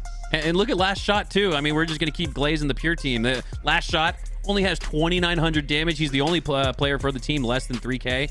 I'm kind of like, oh man, Last Shot didn't have his usual game. Yeah, he did. 2,500 damage taken, had a plus 400 discrepancy in the damage counter, and that's just a tale as old as the test of time. Last Shot and a positive differential in the damage stat sheet. I mean, this is a Pure team that is just starting to run it up and look deadly.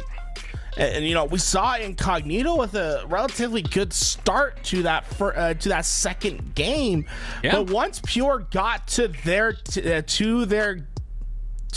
game, where they're able to play the assists, where they're able to clean up each other's kills, where they're comfortable, we saw them never look back. Incognito, the reference point for them this game is how uncomfortable you are able to make the other team, right? You have to go back and think to times where how do you make this team uncomfortable? I think the big part of it is going to be being able to isolate some of the newest players on the team, isolate Cherish, isolate its Last Shot, and finish those kills. If you leave them alive, that's when chaos will ensue. All right, here we go. Kicking off a game number 3. Recharge King of the Hill. Trade goes out on the tower. Tolic on the bat ledge, just looking to gather some intel before gathering potentially that shock rifle, but instead it's Descendant who steals it and steals the life of Tolic at that. Here we go. Incognito with a much better looking start, which is hard to say because they look just as good at the start of game 2 and almost got staked. So we'll see how this goes. Descendant has a very boom or bust style of gameplay. Oftentimes you're going to see him leading the slaying column for his team, but the way that he plays is hyper aggressive, and if a team can catch him off guard or potentially ruin his timings, you can see the negative effects of that stack. It's going to be important for him to get into his flow state. Incognito off the start have earned a scrappy 25 or so percent to Pure's 10, but it's Tolic now in the hill, securing more and more of that time.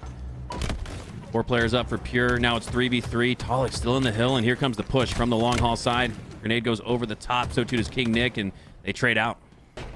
You see Incognito, they put that player into White Tower. It's going to be important for Collect to lay down their hurt and try to push Pure out of this. But last shot getting value. Oh my, one shot takes the rip to the right and gets the kill. Fantastic work from him. Now, what's last shot sensitivity? Because that looked like a quick flick. No drag on the sticks there. Is last shot able to help prevent that Incognito team from swarming the hill, taking it back over. But now is where they really got to worry about the swarm. Tolic, last player alive, 1v2. He'll go down, and Incognito will regain control of the hill, and I imagine the lead. And that's where we're seeing Incognito have the most success, is when they're able to find the players that don't have help immediately to their left or right. We see players that are stuck in pipes by themselves are the ones that are going down, and well, 3 down once again. I think Pure are a little bit off with their timings there, not quite pushing at the same time, allowing Incognito to just pick them off one at a time. Collect still has a little bit of camo left to work with. Cherish just putting some feeler shots out there as the two will trade out. Pure wins the opening break on hill number 2 after Incognito take hill number 1, and a lead, what feels like their first lead in this series yet. They got steamrolled in the strongholds, but now in this alternate king of the hill game type variety, if you will, they're looking pretty good. Man, he's breaking the first rule of Halo. Any veteran will tell you, do not chase. He gets caught out on his way into that pit, and that opens up Pure to break into this hill. That player that took the initial damage just wraps all the way to the back of hill. Eventually, the teammates of Pure come in and deal with the rest of Incognito, and the setup is broken. Got to be very aware of what you can and cannot do in these important moments of the game. Pure looking to tie things up. You don't want to go down 0-2 in King of the Hill. You really got to chase at that point. Incognito go 4 down, and Pure, how do they play this? Do they play for a continuous score, or do they stop it at the 99th percentile and get out? No, they're going to take the points, take the score. We're tied at 1. Right, and that might be the game state causing them to get that hill right away. I would like to maybe see a rotation, but you're a lot more comfortable with getting out of that hill and playing for the time when you already have a hill. Instead, they're trying to tie this thing up. They're going to trust that they're going to be able to break in as a team. And oh my, Descendant can spam those bullets, but Druck able to get away with his life. Druck stays alive. Waiting for him to pick up that plasma pistol. There we go. He's got it now in his back pocket. Oh, the shock rifle was there. Fully re-racked and reloaded. That's going to go, the victor goes to spoils on the backside of Gold. Who's ever able to win that should win the shock rifle. For now, it looks like Incognito are set up for it, but Tolic is there as well. Tolic goes down, though, so Incognito should have this next shock rifle. Pure get the score, but Incognito score the sandbox. I don't know if Manny intentionally meant to shoot that camo player, but either way, that's going to be a big pick for Incognito, being able to neutralize the invisibility early on. And, well, you can see the benefits from there. Incognito finally collapsed in on the rest of Pure. They have space on the map, and Collect is going to be the player that's able to watch all these long crosses for his team. It's a big takedown there for Pure as Collect. Nasty with the shock rifle. Seen him do some crazy things with it here on recharge. He'll head back to the respawn screen for now. It's last shot pushing up towards the elevator. He's got 2 players there for Incognito and finds a way to trade. That's a great job from last shot. Just find the trade in a 1v1. Tolic now. Oh, watch your 6. Collect takes that shock rifle back, earns a potential double. No, Druck finds it instead, and this game's been back and forth. Look how close these two teams are on this hill number 3. Druck taking a lot of space over here towards glass.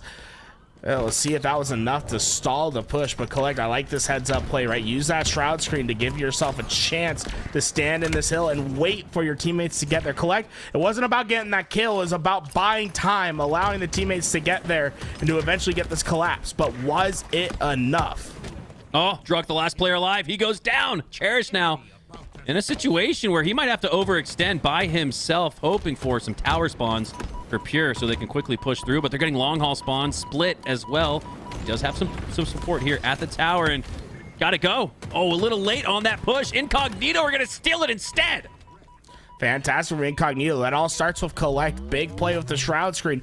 Was able to do just enough to allow his team to get back in and win that hill. Pure, yeah, they might have great moments where they look like they're going to be the team that secures the hill, but Incognito has been battling time and time again. The camouflage was a big reason as to why they won the second hill.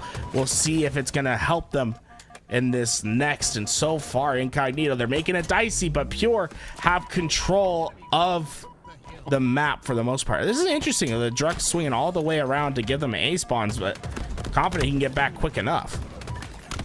Druck's one of the fastest players in the HES, especially fast when he's got that grapple combination, but gonna be a fast trip, a quick trip to the respawn screen for 3 of Pure, as Cherished, again, the last player alive for Pure. And you're right, despite previously scoring off of the reset on these last 2 hills, it's Incognito who end up taking the lead. And if they take this next hill, it becomes an uphill battle to climb for Pure with 2.5 left on the clock. Well, priority is getting this player out of glass. Once they're able to do that, they can get this spawn over at the long haul, and they'll have better access to fight the players at back C. Cherish, so not expecting that player at back silo, and that could be a huge blow to the momentum of Pure. They were in the right spot, but they just weren't looking at the right thing. Players from Incognito able to eventually find those kills, and they still control the spawns at back C. This is a big anchor play right here for Manny and Descendant. They are holding down the C side of the map until their remaining 2 teammates can get through and get to that side. But oh, Druck has the flank. Druck clambers up, gets 4 shots into 1. Now looking to clean up on Descendant. Sticky goes right. He'll set his reticle to the left. That's one of my favorite fundamental plays in FPS shooters. Send a grenade left or right, and you look the opposite way. Perfectly played there from Druck. Right, the problem for Druck was that the jiggle peek meta might have been too much. You still saw Descendant get him down to 1 shot. That slows him down quite a bit. And while we see the 3rd hill captured for Incognito, only 1 player alive. King Nick will control the A spawns, but with Camo being on the side of Pure, they're going to have a lot of ability to allow themselves to get more space and to be able to battle Incognito on their way out of the spawn. Pure down 2 with less than 2 to go, and this bottom mid hill plays more like a mosh pit at a metal concert. That's going to make it very difficult for Pure to secure this hill without dwindling some of that time off the regulation clock. And curious to see how Incognito play this. They're playing for time. I thought maybe they'd play for Team Slayer, but with 4 down, why not take it?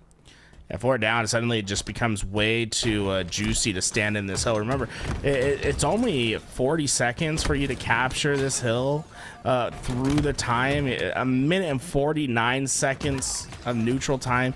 I'd still personally probably play the neutral time, but if you're able to get teams 3-4 down consistently, you can end the game much earlier and don't give Pure a chance to get back into this thing.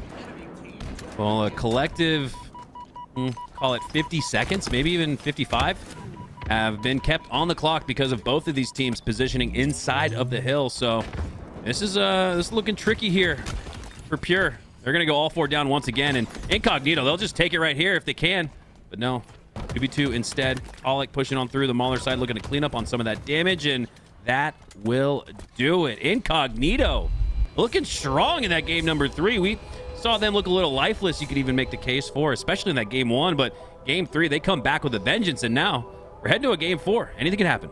It was great to see them battle back using their slays, right? For the most part, it was the inverse of what we saw in game 1 and game 2, where Pure was controlling the slays and capitalizing off their damage. That time, the slaying column very heavy in the favor of Incognito. They were able to stay alive just a bit longer. And what's so surprising was seeing the inverse of the damage to kill ratio for the side of Incognito. They lose the slaying battle, but when you look at the damage, like they're right on par with the side of Incognito. So Incognito just finding more value to each bullet that they laid down. They were cleaning up the kills at a more efficient rate. Yeah, the rare deficit differential and damage done for last shot there. I think a big reason why we saw fairly landslided victory there for Incognito. I mean, it did go all the way to the end where Pure had a chance, but that just looked like a different Incognito team. And we talked about Descendant. He's had a great games 1 and 2. Kind of fell off in terms of what he was putting forth in games 1 and 2 as it relates to slays. And who picked up the slack? Collect.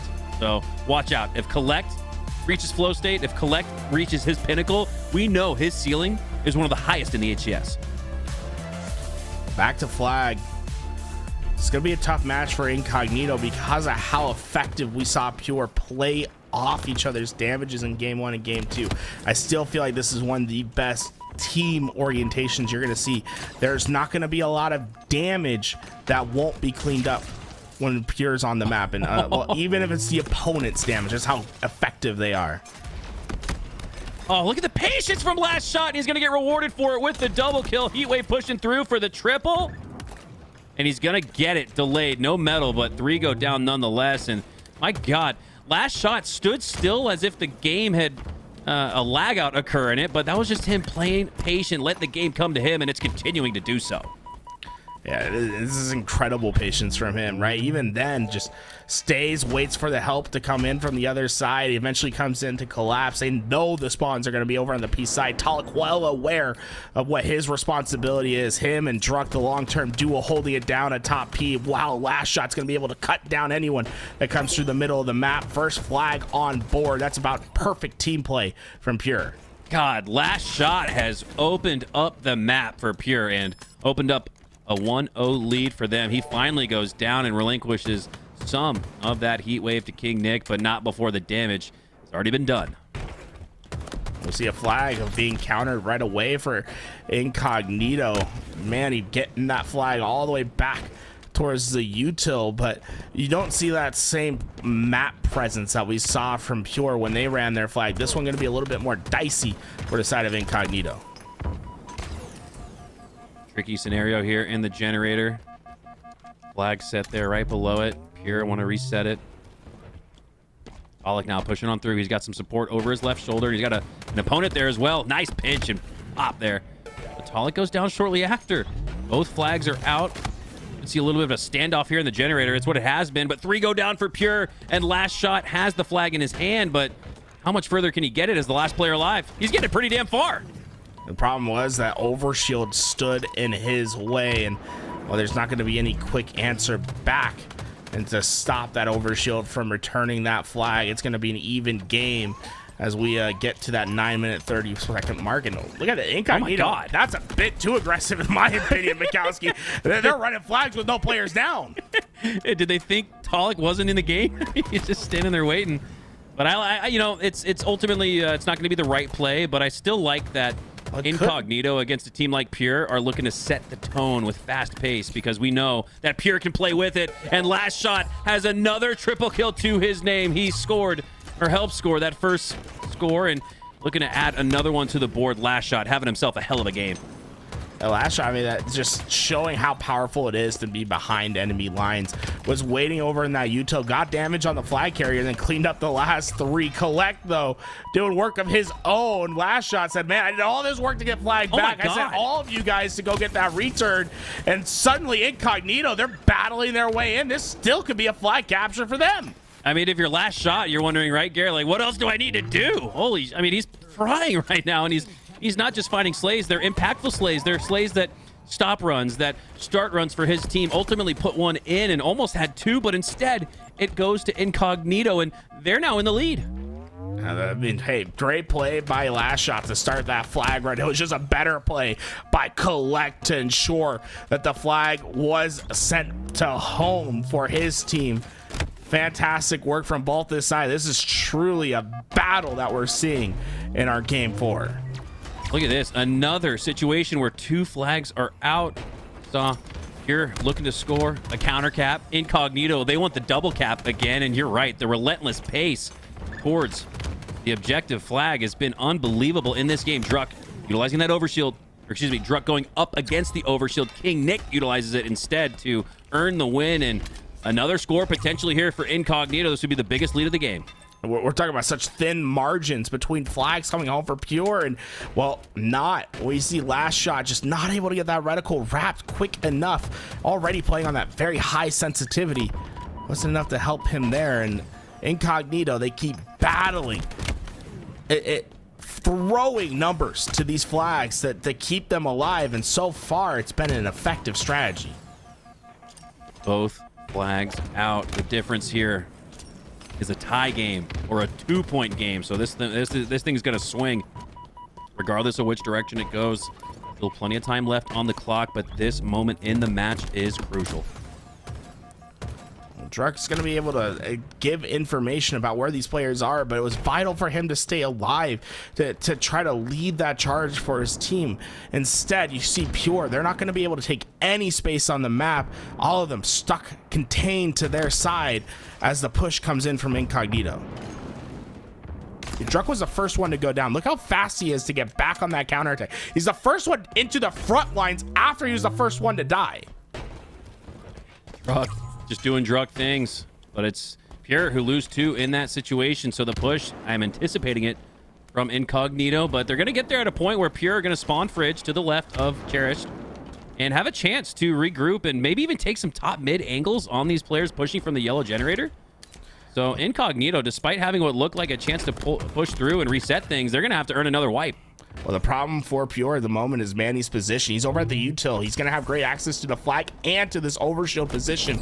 No one from Pure able to stop this OS from going to Collect's hands, and suddenly this could be a 2-flag lead if Collect can break his way into this base.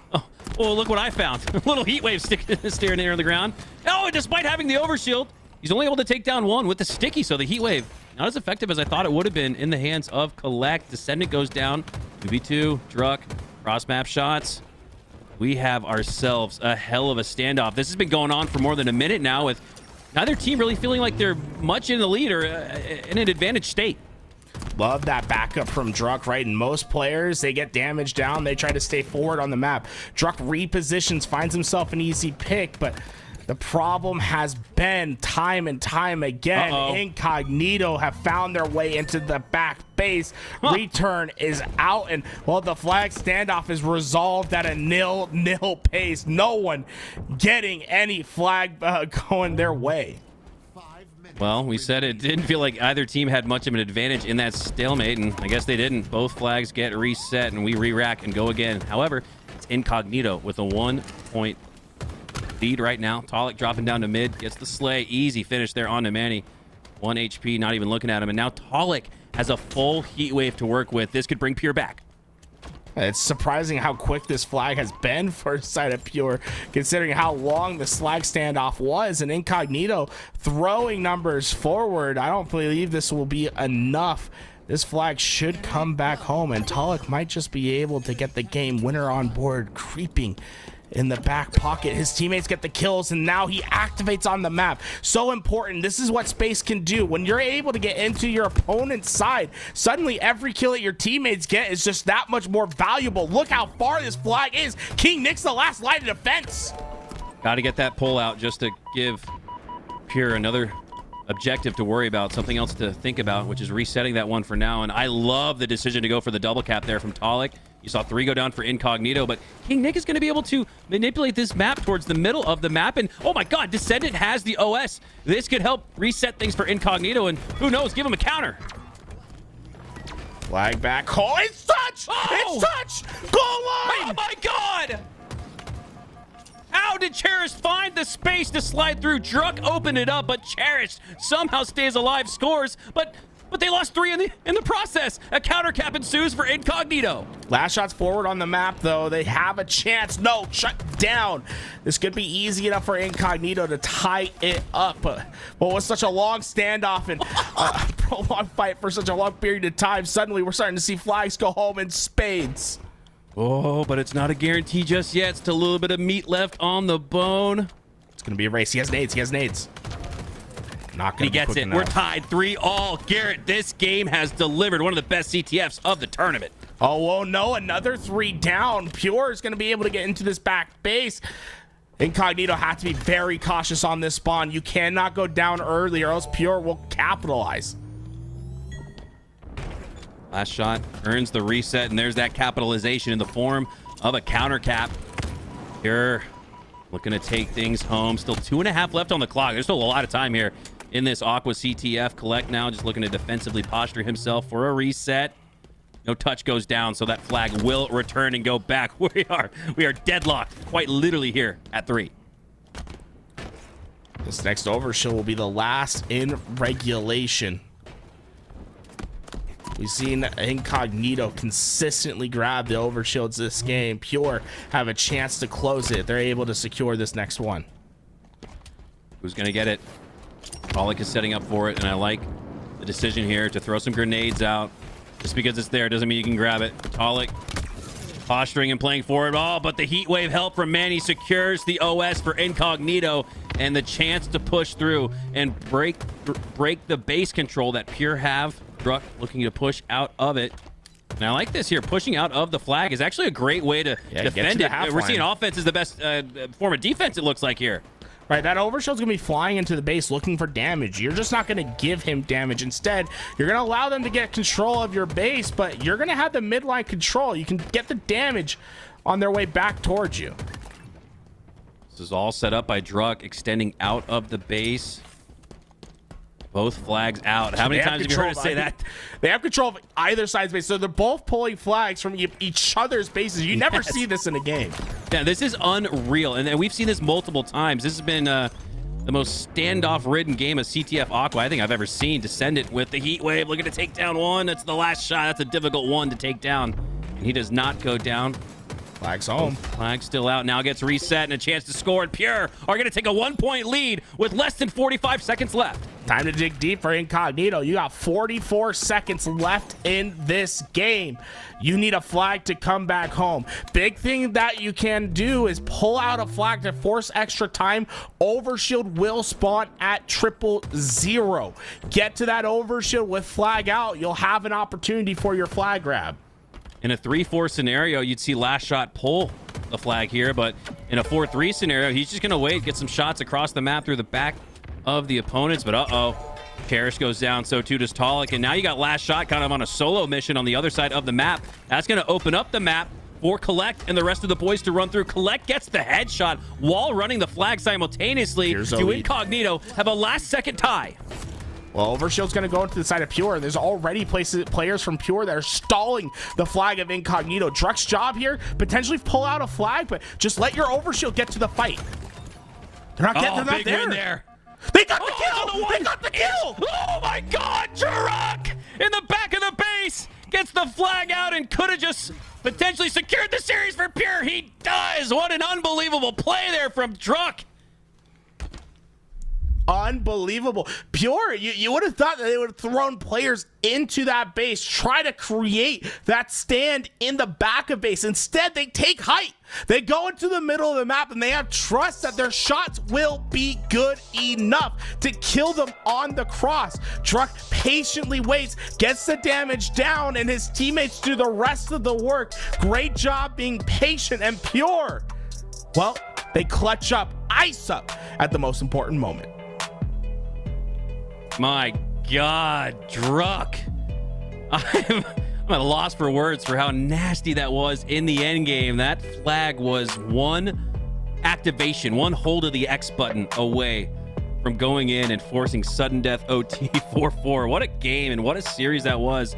Incognito looked like they were getting ran in the first 2 games, but I got to give them credit, tips of the cap, for putting up a hell of a fight in games 3 and 4. That one looked like it was even destined for a game 5. We're not going to get it, though. Instead, Pure will go on to the next round where they go up against Cloud9. And these were, I believe, these were your first 2 seeds in the tournament. So Complexity stealing the hearts and souls of the competition here across NA by stealing a spot in pool play. They were, by HCS's wordings, a viable contender for travel coverage. No, they're going all the way. They're going to get that travel coverage and then some. They've secured their spot in pools.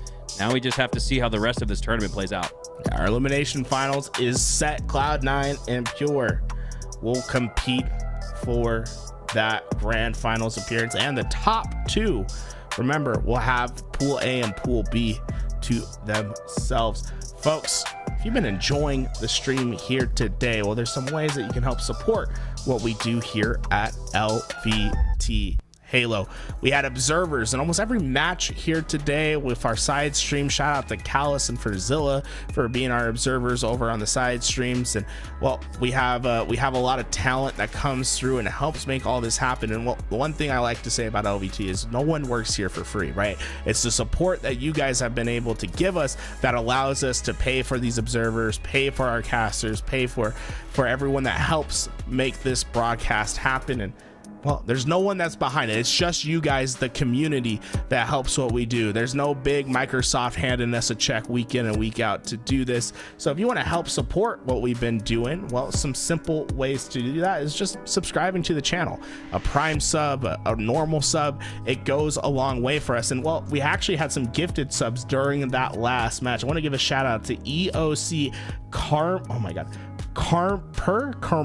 Dude, I'm gonna say this so wrong. I'm so sad. I thought it was Cramper, but EO Cramper. I'm sorry, man. It's a hard name for me to say. He's never gifting again. But Welchie 80 is pretty easy for me to say. But he gave 10 during the game. I just wanted to give him a shout out and say that we appreciate it. For everyone that's been watching, I mean, this has been a fantastic tournament, and because you guys watch is the reason why we're able to do what we do here today. We'll see everyone over in Atlanta as well. Come check it out. You know, we might have some big changes at Atlanta. You might be able to see Alyssa a little bit more personally next time. So often, someone said it, Eco Karma PR. Hey, thank you, dude. That guy is the go, dude. It's all lowercase smushed together. No, it's not Eco, it's EOC. Either way, I'll take it up with him in the DMs. We're gonna be back. Elimination finals up next. Thank you for watching, and thank you for the support.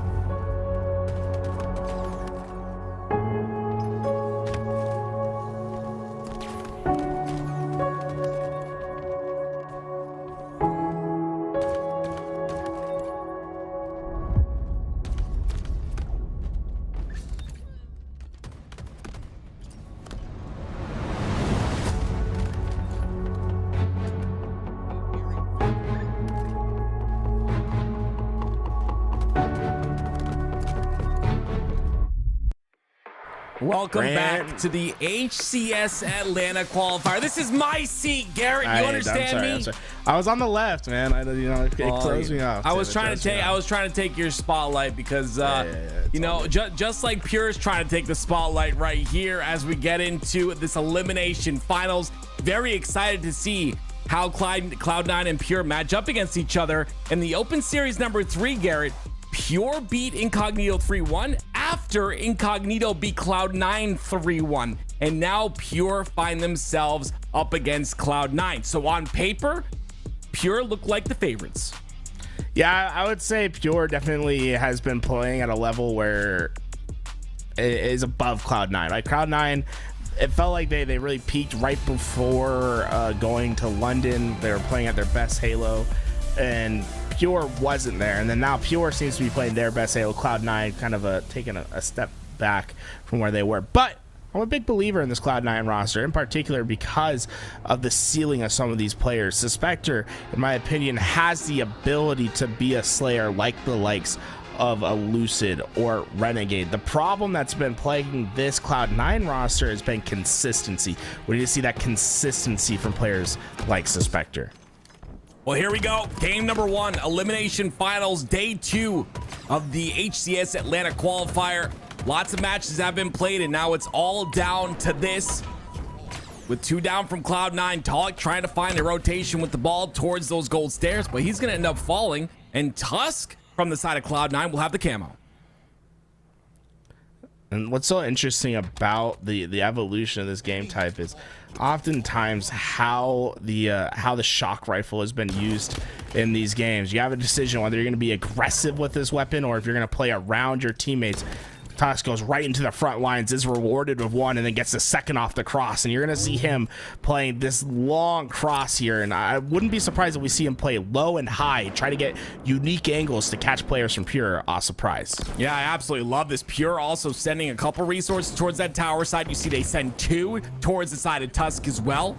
Very important to take this shock rifle player out immediately. And you see, once they get him off that cross, it's going to be Pure trying to cross in towards the elevator side, which also forces that rotate. It is a defensive hold from Cloud9 that puts Pure 4 down. Fantastic efforts from Cloud9. Look how aggressive Tusk is being onto these spawns. In fact, a player spawned behind him, I believe, over at Glass. They're already in, but Sav with the big win will prevent Pure from getting any advantage from there, and Tusk has been single-handedly controlling this side of the map. As Tony did in season 1 of the HCS, it's time to toss the papers out because, I mean, this is a different Cloud9 right here. Tusk looks very solid to start this series off, and a very important series as we continue to talk about. Top 2 will get that travel coverage. Tusk finally does fall. His first death of the game. Well, you gotten halfway to where you need to be. 50 points off 1 hold.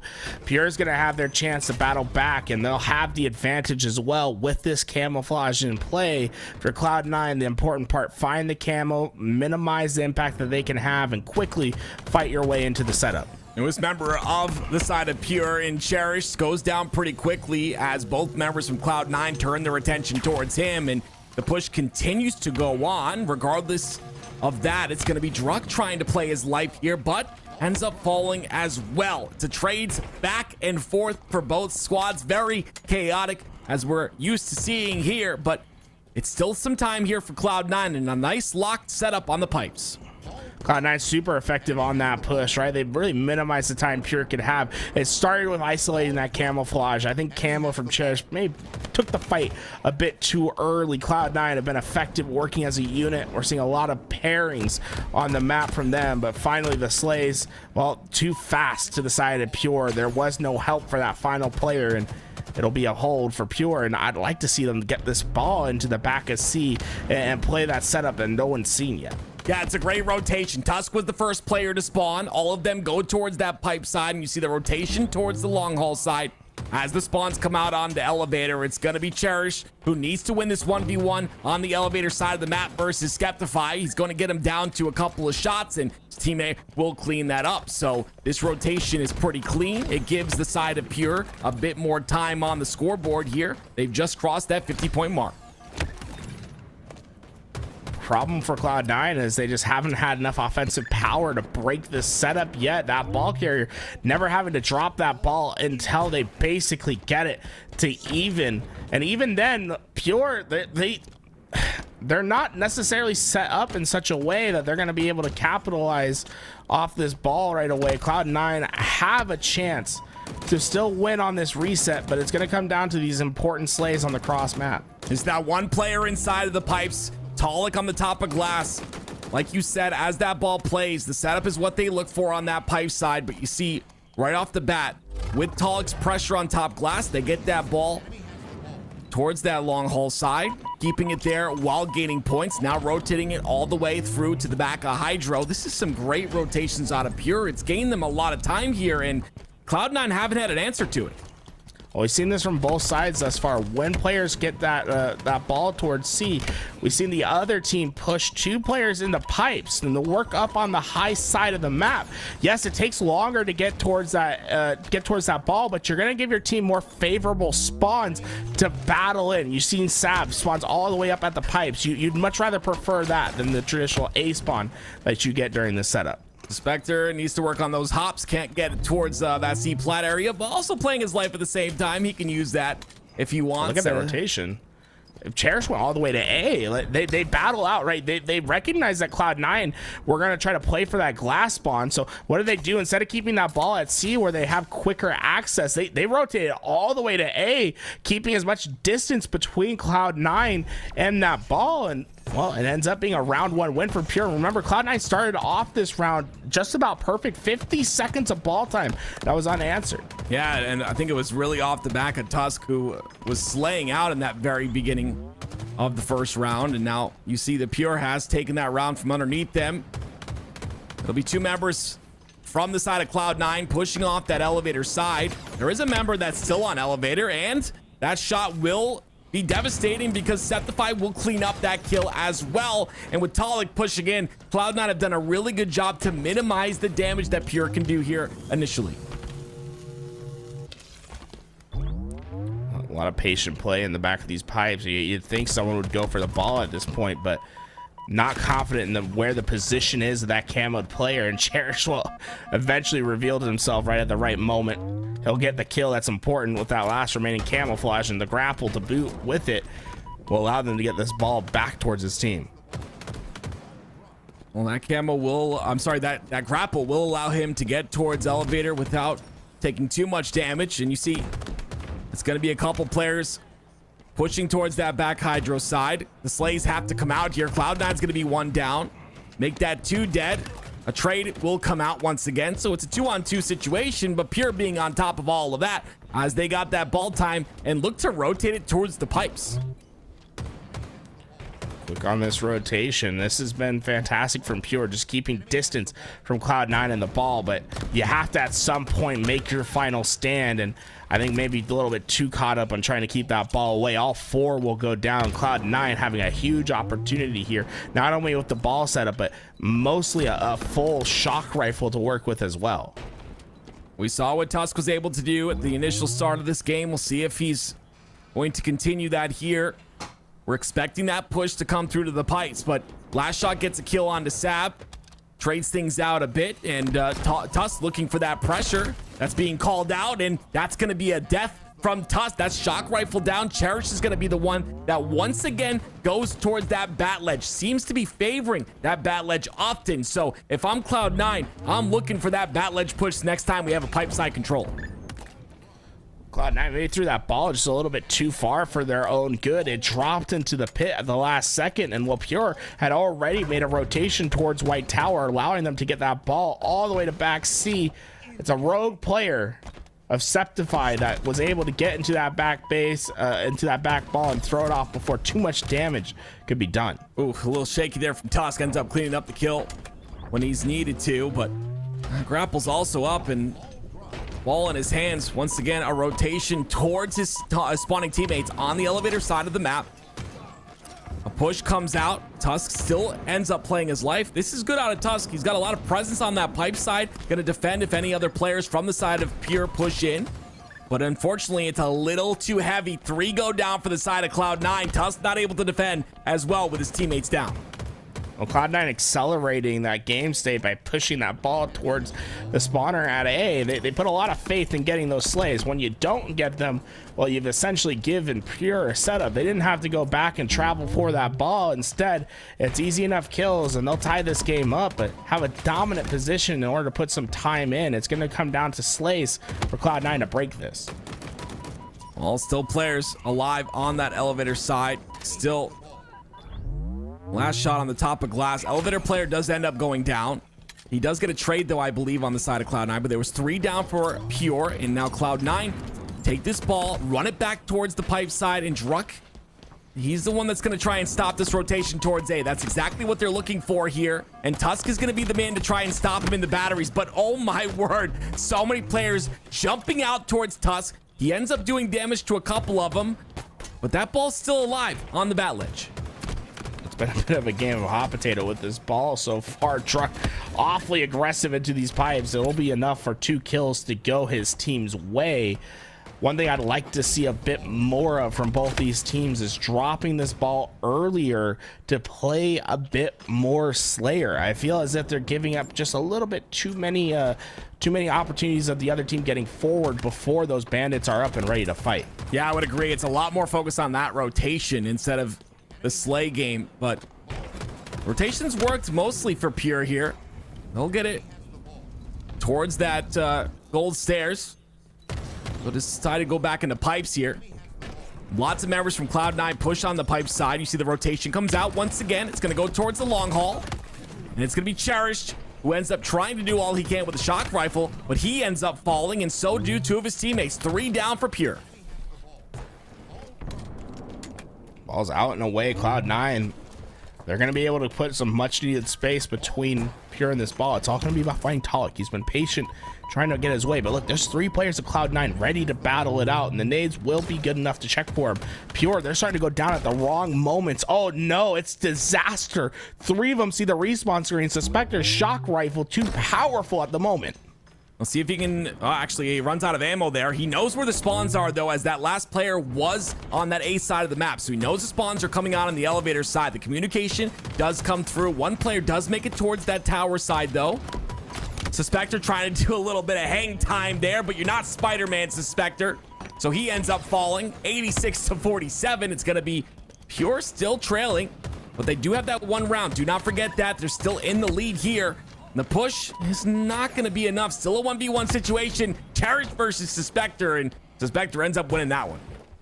Well, right now, Cloud9's 1 pure wipe away from winning this game, from winning this round, I should say. With that camouflage going their way. Oh, last shot is spotting this man from across the map.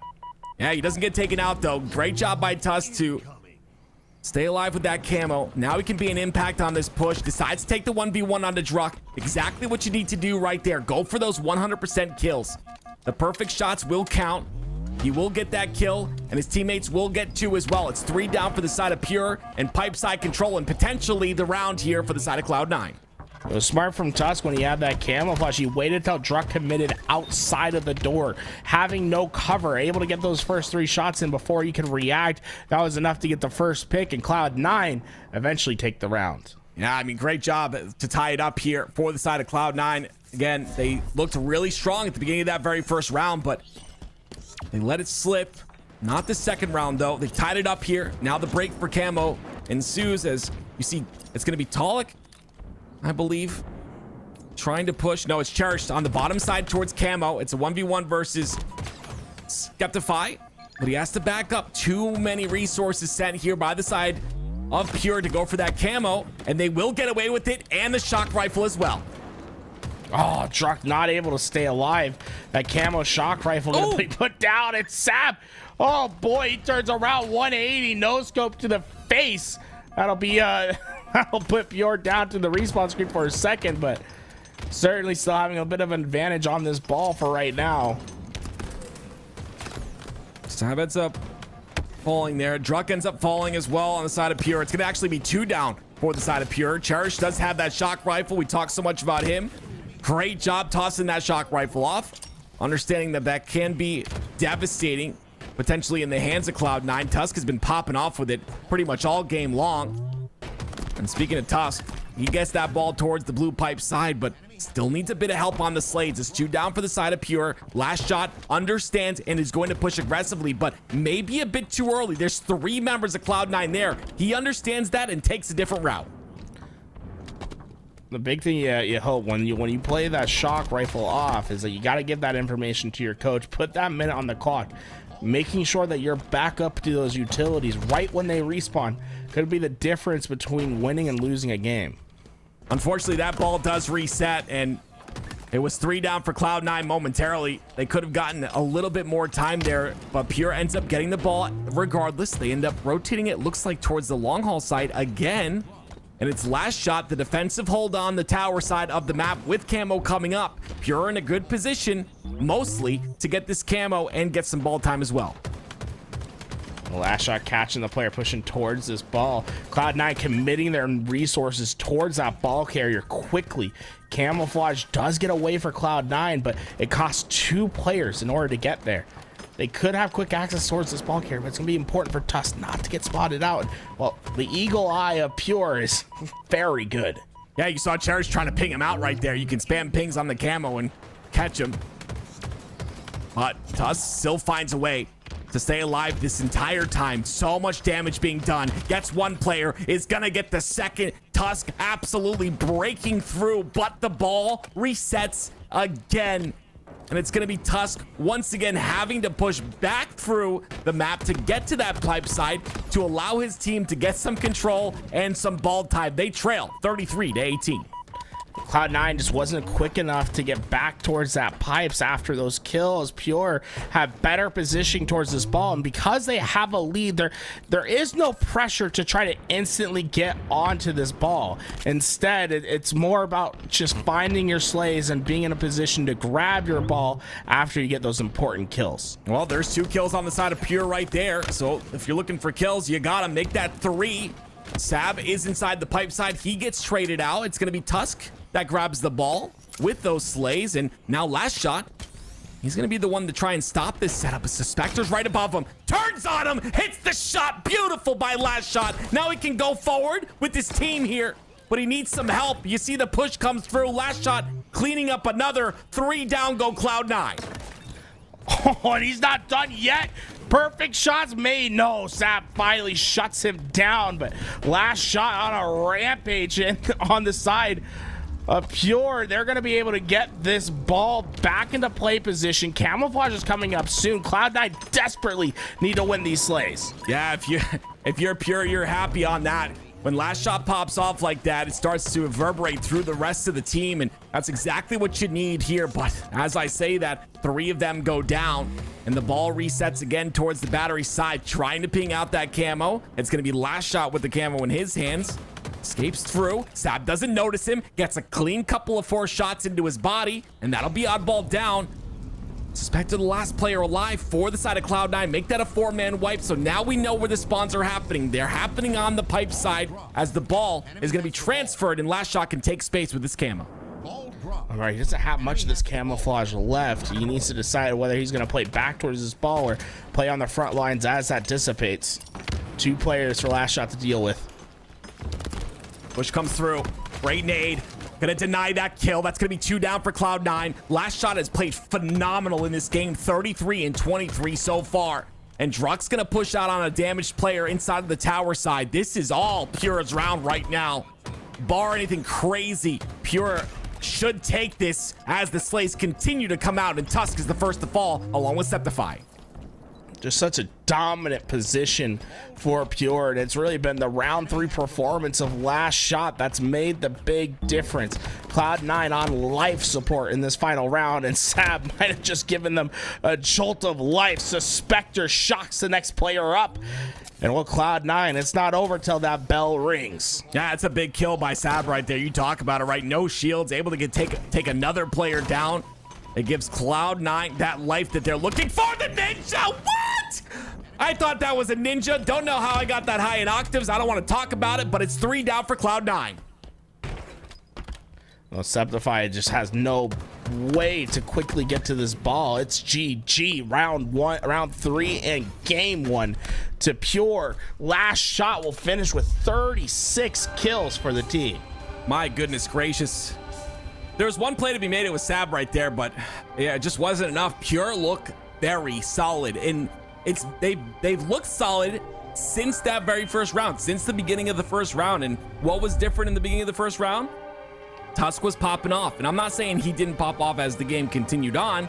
I'm saying that Last Shot had his moment, that Druck had 10k damage. This is what you like to see out of Pure, playing phenomenal Halo, and like I said, cherish the glue of the roster. Very selfless player, a player who's gonna do what needs to get done. Love to see this Pure roster perform like that. I don't think I've seen Last Shot take more damage than he's dealt all tournament long. This guy has just been so rock solid, consistent for this team. It's a foundation of damage that they're able to build upon.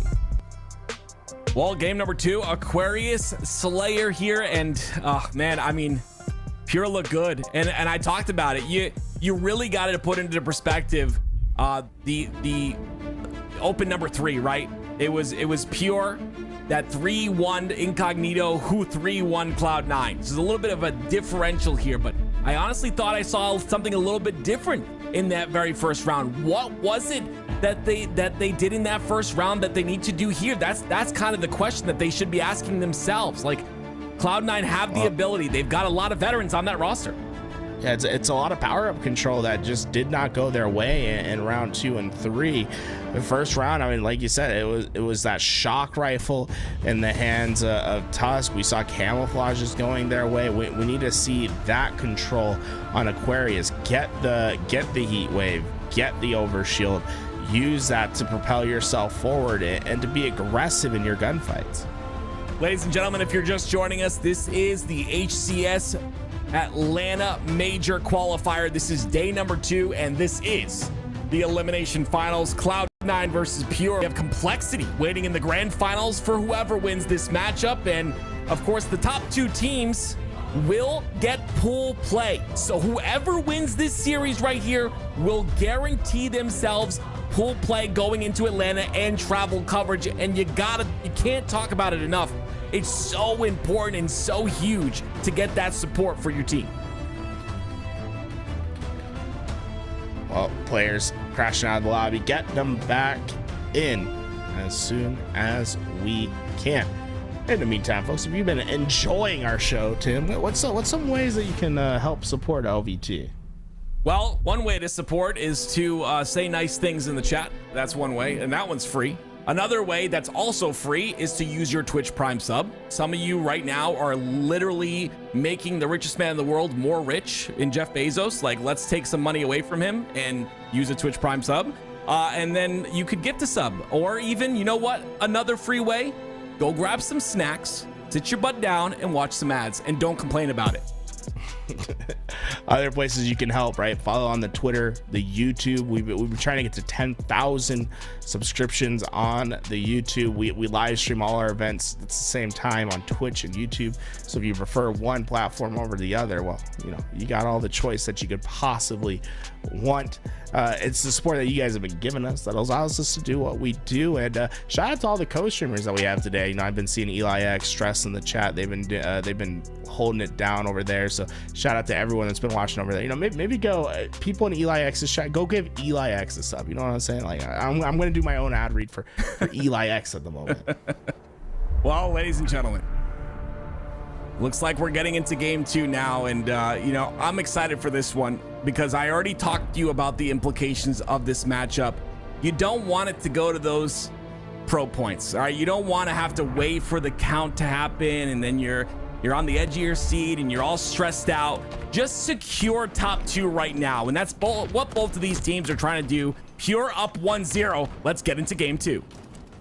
It's an all-out fight for Overshield. Last shot, able to get it relatively unscathed as pushes into this. Yeah, he knew that you were there. There was no ninja to be seen. Sab, well, at least get rid of most of that Overshield. Cloud9 has to be fairly happy about that, really minimizing the harm that Overshield could have done. Yeah, that beatdown's so strong, and as you can see, they're gonna continue to climb off of that. 4-4 here so far. Talik, nice little kill there as well. 2 down for the side of Cloud9.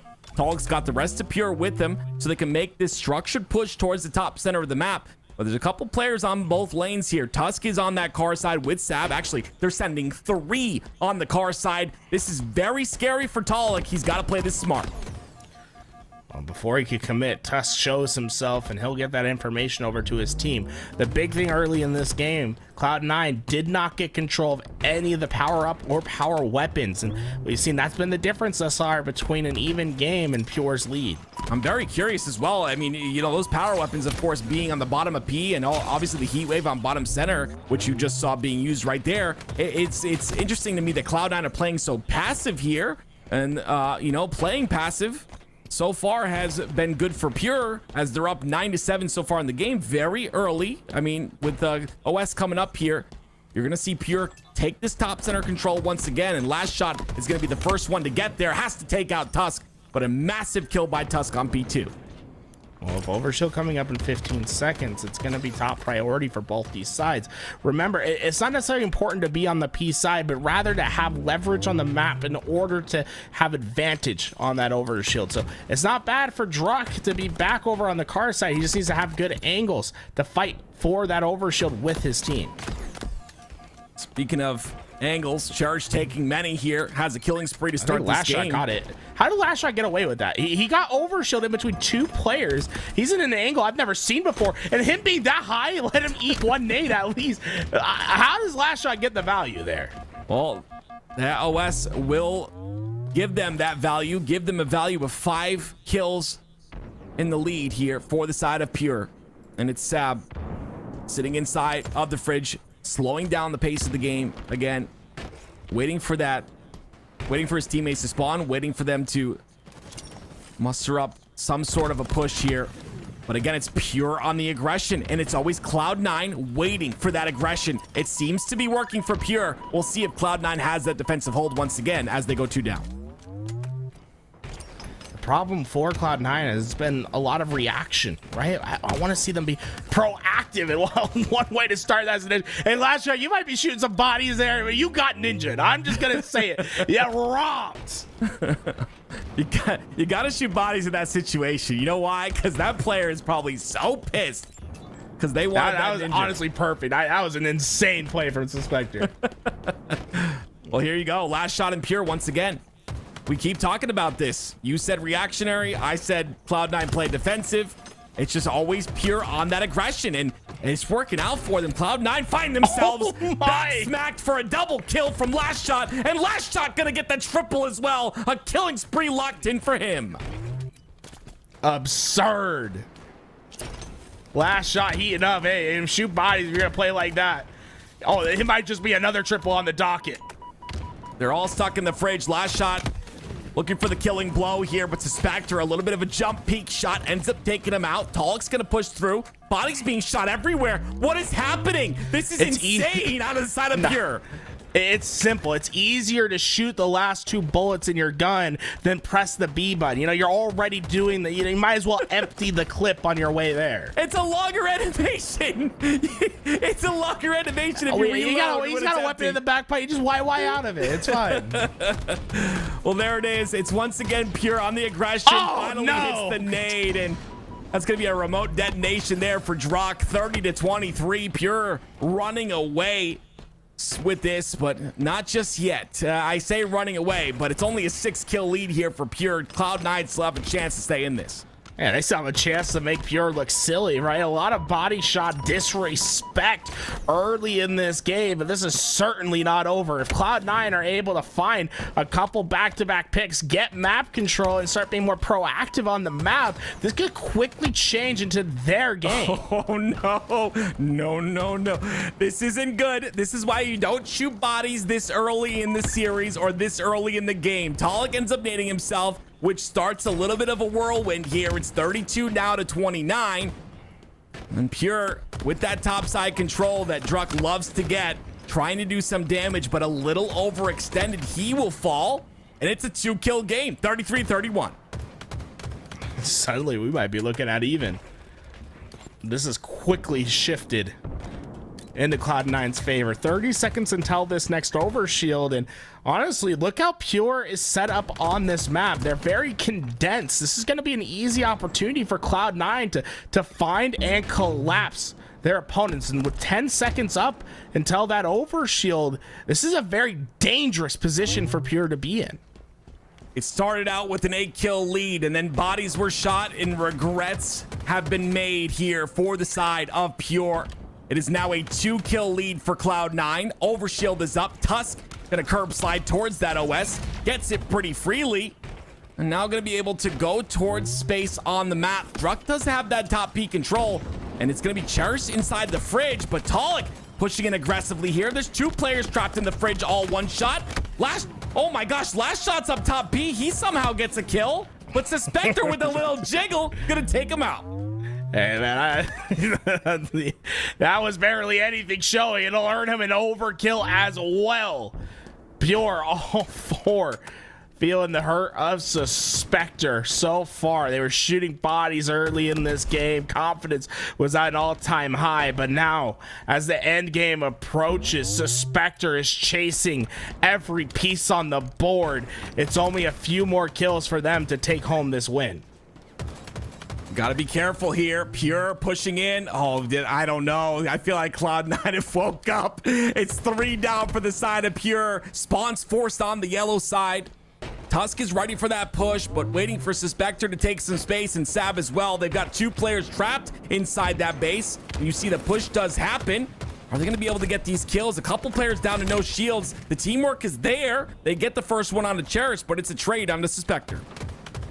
What we've seen in the second half of this game has been a clear offensive effort from Cloud9. I'd like to see them continue that until the end of this game. Pure certainly not out of it yet, but one wipe will make the difference. Overshield up in 20 seconds. Last time we saw Cloud9 use their position to collapse on Pure and get that overshield. This time, Pure controlling more of that car side will get the opening kills. Just a 1-kill game. Pure with position over on the P side. Cloud9 stuck in this back base. It's even. Overshield up. Yeah, we didn't talk about it either. Talik picked up that heat wave, and it was impactful inside that utility. Cherish is also going to get that overshield. 47-47, ladies and gentlemen.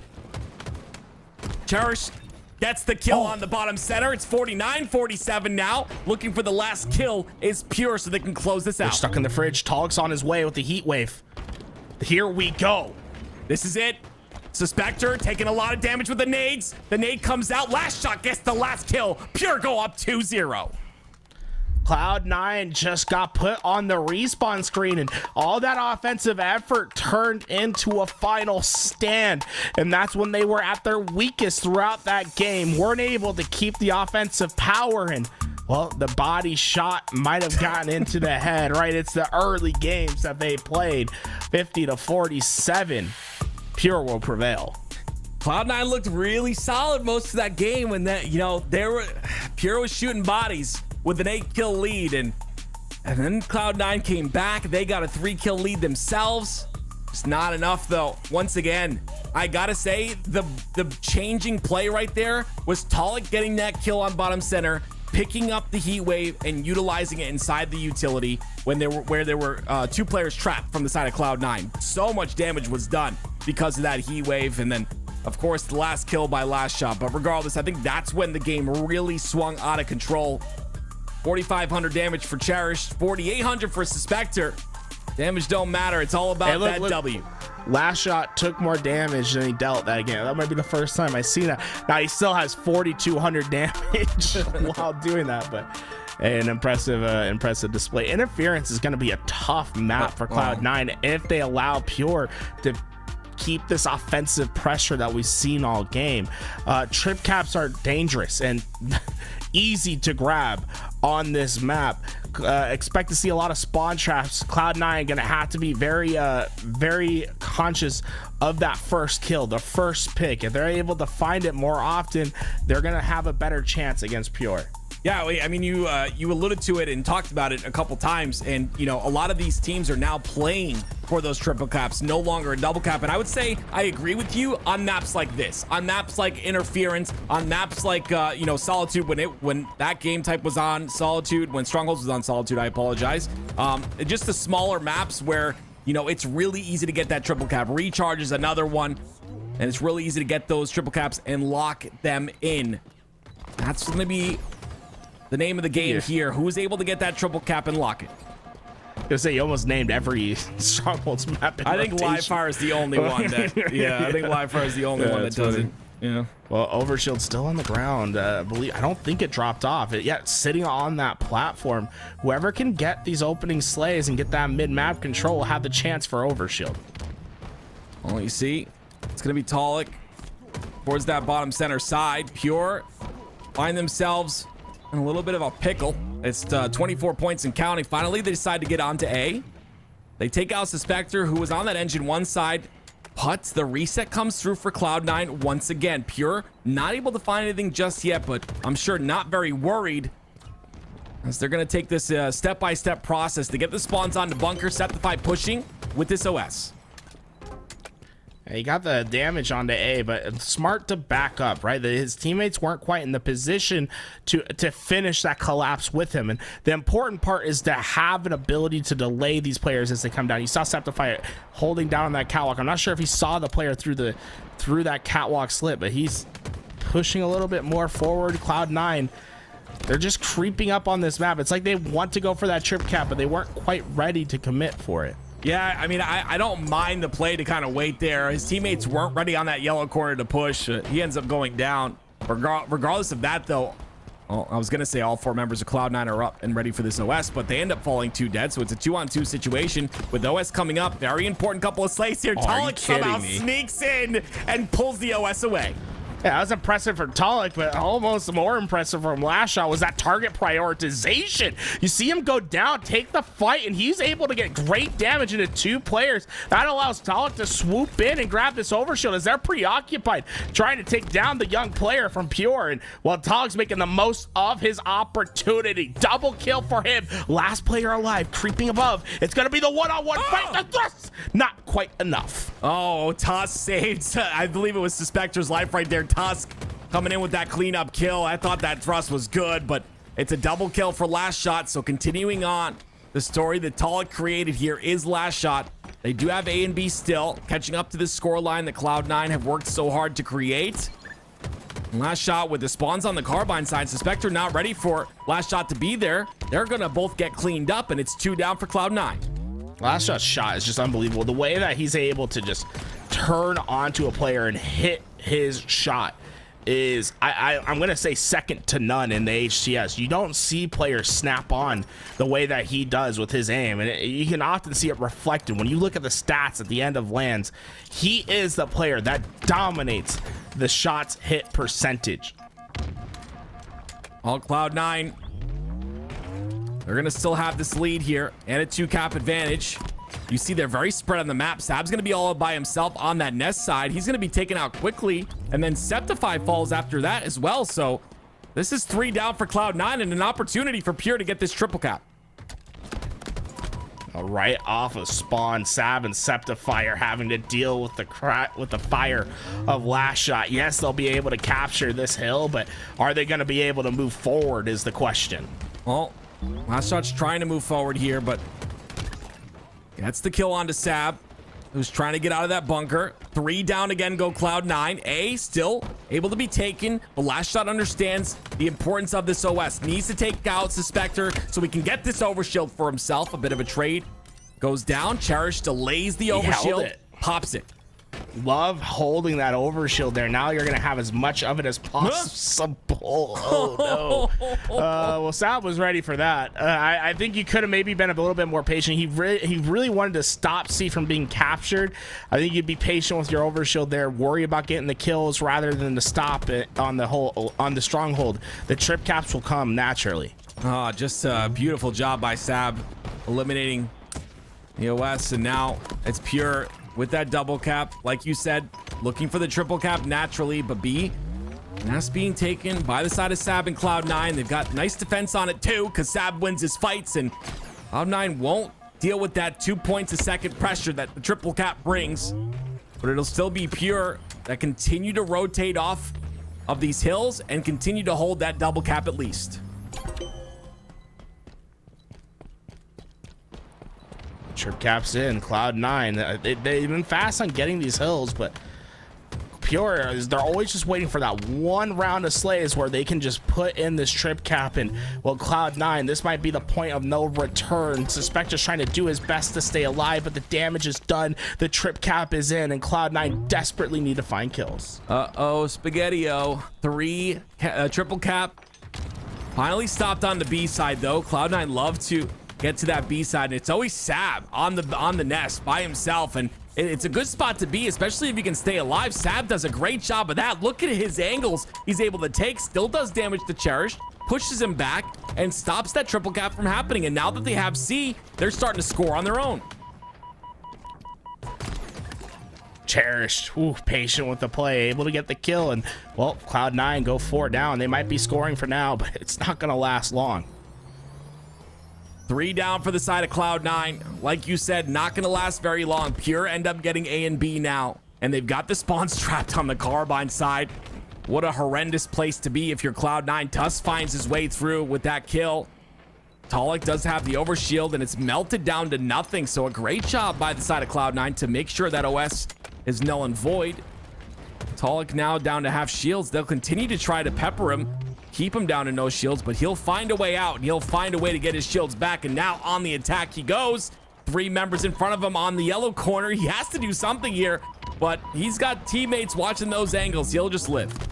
Yeah, I mean, this has been fantastic from Talik, right? It's not necessarily about getting the kills. It's about getting information and holding the team back. Cloud9 weren't able to move forward until they dealt with him, and by the time they do, well, the damage has been done. Double kill in for Last Shot. The 2 cap is still in effect, and well, Cloud9 is just struggling at getting space that's needed for them to get out of this scoring situation that Pure has been putting on. Pure are very aggressive and confident. You already see Last Shot with the heat wave getting this tower side control, understands that they are all stuck inside the basement, waiting for maybe a little bit of an opportunity in the timing here. This was really well played. Unfortunately, he's not going to connect on the shots, which means that player from Cloud9 will get away. Last Shot now has to back up, and now Cloud9 has a triple cap locked in until C is taken just now. Well, the big part for Cloud9 is you got to try to maintain this trip cap. Pure putting a lot of resources into getting C, but Cloud9, 3 go down, and well, with Overshield coming up, that's the most inopportune time for that to happen. This Overshield going to be more than enough to help secure a scoring position. Yeah, great job by Druck right there, taking the preferred angle. He's going to end up getting a double, gets the triple as well. Beautiful job. Tusk is going to back off, not going to give him that overkill chance, but they will allow him to get B. And 216 and counting here for Pure in the lead. I think Druck might have thought he had a little bit more extra shields than he actually did. Look at this angle from Last Shot. Standing on the button gives him just enough height to help over at Engine 2. Fantastic use of the map, and it was easy enough to help him get the kill. The escape route, not quite as easy. Bill jumps up, and he's still... Okay. Try it again. Doing damage. This is great. I love this. It's staying alive the entire time. Finally makes it up towards that thruster, and all the while it's Pure counting up their score here. Only 10 points remain, and they will win game number 3, and not only that, they will win the series and make their way to the grand finals and secure that pool play spot as well. So it's not a bad spot for Last Shot to be. You can see anyone on the cross. And, well, although they'll give up B, he has quick access to C. Now it's going to be a battle of rotations. And what's Last Shot? He's already prepared for the first. Yeah, it's got to be nerve-wracking here. Beautiful job by Last Shot, doing his best to stay alive here. Gonna be able to get inside of B. 3 points remain for Pure. My goodness gracious, they get the 2 caps. And they win the game and the series. Pure, an absolute beauty of a series here by them. Showcase their talent here and secure not only their way to the grand finals versus Complexity, but also top 2 in this tournament, which secures them that pool play spot and travel coverage. They just laid way too much for Cloud9 to deal with in that game. Not one player going negative, everyone positive in that game. The damage was well spread across the board, and what we often saw Cloud9 was the team that was just on the back foot trying their best to stabilize, and they were never quite able to get into that scoring position that they wanted. Now, in terms of points, Cloud9 was the number 1 seed here, so I would assume that that they would secure a spot as well, if I'm not mistaken, Garrett, right? Yeah, they're locked. They're actually going to know their pool at this point in time because they have the most pro points, and it's not going to matter because the team that's in second is Pure, who just confirmed top 2. So right. Now it's just a matter of where the pool play spot will be between Complexity and Pure. Winning in this tournament gives you a big advantage when it comes to pool play, putting yourself in the best possible position to potentially make it out of your pools in the winner's bracket. Yeah, we always talk about that death pool, and it happens every event where you have a pool where it's like 3 teams are capable of getting first in that pool. You definitely want to win this event to give yourself a bit of an edge here. Wow, what a great showcase, though. I'm excited to see more matches, honestly. And when we come back, we will have the grand finals for you, ladies and gentlemen. It'll be Pure versus Complexity. Don't go anywhere.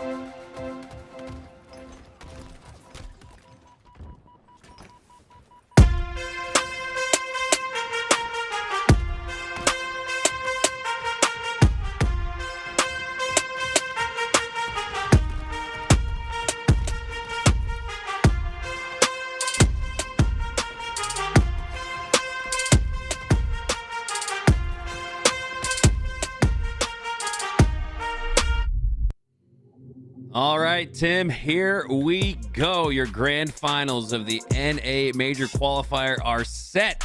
Both of these two teams have already stamped their tickets to Atlanta. Now we're just looking to see who secures the bragging rights. Pure, the defending champs of the Major Qualifier. Complexity making that Pure-like run from the depths of the seedings to the top two in this tournament, securing their spot. Complexity versus Pure. This is going to be a good one. Yeah, I love the complexities up here, right?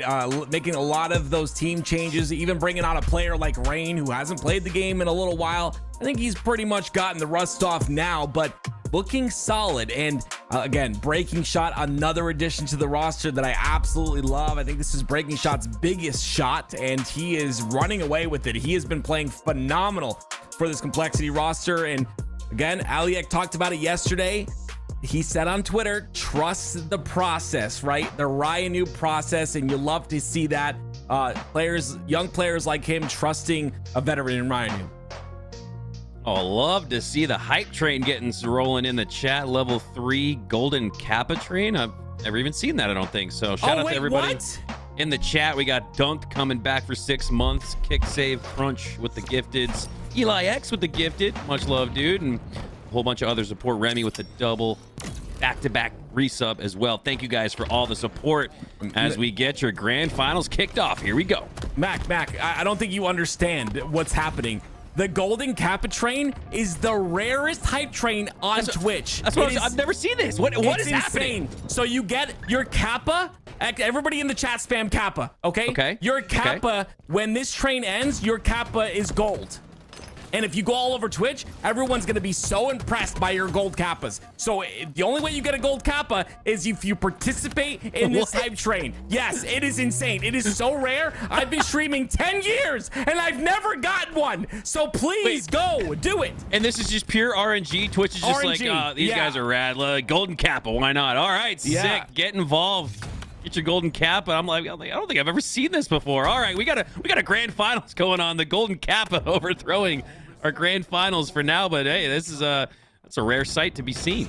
Yeah, let's get back to that. Sorry, I got really excited. Like I said, it's been 10 years. I've never gotten one or seen one be created, but here we go. It's the grand finals, of course. Very important. Whoever wins this decides what pool they enter in, whether they enter into pool A or pool B, I believe. But it's going to be Breaking Shot on the side of Complexity, trying to find a route with this ball. There's only one player to slay on that back B area, and he will slay him, and guess what? He will stay alive as well. 2 players to keep an eye out on here in this grand finals are the Shot brothers. Last Shot for the side of Pure and Breaking Shot for the side of Complexity. He goes down in that moment. Not going to blame that on the caster curse, because these guys are both going to bounce right back. Last Shot and Breaking Shot having actually a polar opposite of each other. So in that duel between the Shot brothers, right now Breaking Shot has the edge, and a narrow edge in this oddball 4-3, but now it's Pure with it and the lead. A great job by Talik to take that top tower side control. Ends up falling at the end of the day. It's going to be 3 down for the side of Complexity, so Pure will get some oddball time. Just a really quick statement as well. The only way you get a golden Kappa, the only way your Kappa turns golden is if you participate in the hype train. That means you have to support LVT. Oh. But as we go, it is, of course, Pure taking that lead. Druck taking the ball. 4-2 for Druck with 30 points of ball time. You love to see it. Oh, what do you know? I've got a 26-month resub I'm going to celebrate there. I'm getting involved. I'm casting and resub, and love to see it. Last Shot pushing up along the A side of the map, looking to go one-on-one with Breaking Shot, and Breaking Shot wins it. Talik, though, on the other side has the Camo. 3 go down for Complexity, and now looking like Pure are going to roll a little bit. They already did start to roll. We were glazing over the Golden Kappa, and Pure put up 39 seconds. Yeah, Pure playing really well. Talik having a great game. Again, these are all players we talk about. We say the X Factor word a lot, and it's just a player that when he starts to play well, the team will just succeed. And Talik is one of those players for me. Of course, I freaking jinxed it again. All 4 down for the side of Pure. It's going to be Complexity now with the ball in their hand as Pure spawn in the back of B. This is wild, man. The energy is just brimming from this this community. I can feel it. Ryan feeling himself with a little bit of snipe action going on at the top. Not sure if the blood spewed from his opponent or the dead body of his teammate there. 3 go down for Pure, and Just looking for a reset here. Last shot, just looking to toss that oddball out for now, but he goes down. Complexity have done a good job to cut this lead just about in half.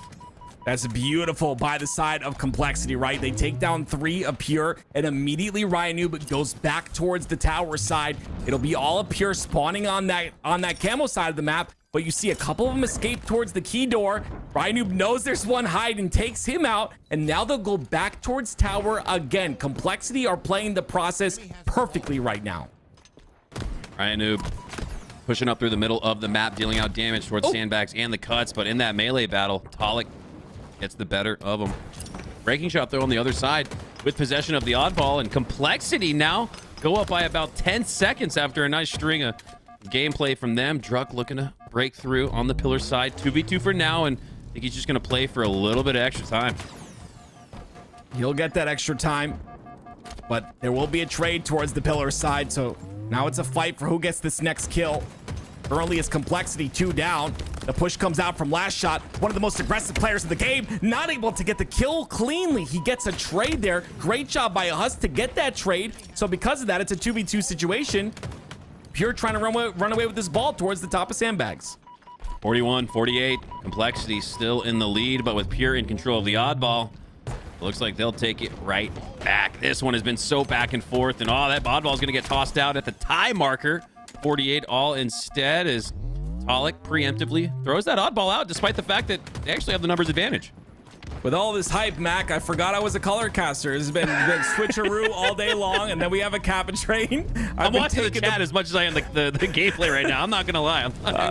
I've been taking your play-by-play spotlight. I apologize, but it is Pure doing a great job of kind of collecting this ball towards that camo side. And Cherish, he's going to be the first one to go towards the tower to make sure that rotation is open, but he will get taken out. And it's now Complexity, all 4 alive. They take out 2 from Pure, and they've got control of that ball. If they decide to rotate it towards tower, it's just they've got to wait for that to be open. Nice play there from Ryan Noob to earn the trade. What can Complexity turn it into? For now, Huss having a tough time just staying alive, but that's a hard fought kill that earns them some more ball time. 3 go down for Pure, and what do you know? Pure go up by about 10-15 seconds, feel like they're cleared in the lead, and then Complexity are going to come right back. This feels like a slayer in the sense of how back and forth these two teams are, and Ryan Noob slaying out with the no-scope. I love when Ryan Noob starts to slay. It makes me believe that because even though I'm old, I can still play this well. It'll never happen, but Ryan Noob's still been around the game for such a long period of time and still slays out like the best of them. Beautiful job by Complexity to bring this back. They're up by 10 now, but Pure get the ball once again, and now Ryan Noob fighting for that top center control. You get 10 seconds. You get 10 seconds. You get 10 seconds. Oprah Winfrey adding everybody in this grand finals 10 seconds at a time, and that's going to tie things up once again, but not enough pressure for Complexity to force that reset for Pure, which is what they're setting up for. They're going to roll into the 80s with the lead. It's going to be up to Ryan Noob here. Hit some shots. He does hit one cleanly. You see, he only takes 1 bullet of damage, takes that player out towards that back green side, and now the flank is open for him. Look at the amount of damage Ryan Noob's able to do. Cleans up another as well. It opens up Rain to grab this ball, but this is a very close game here. Pure still had the lead. Cherished, holding on to his life.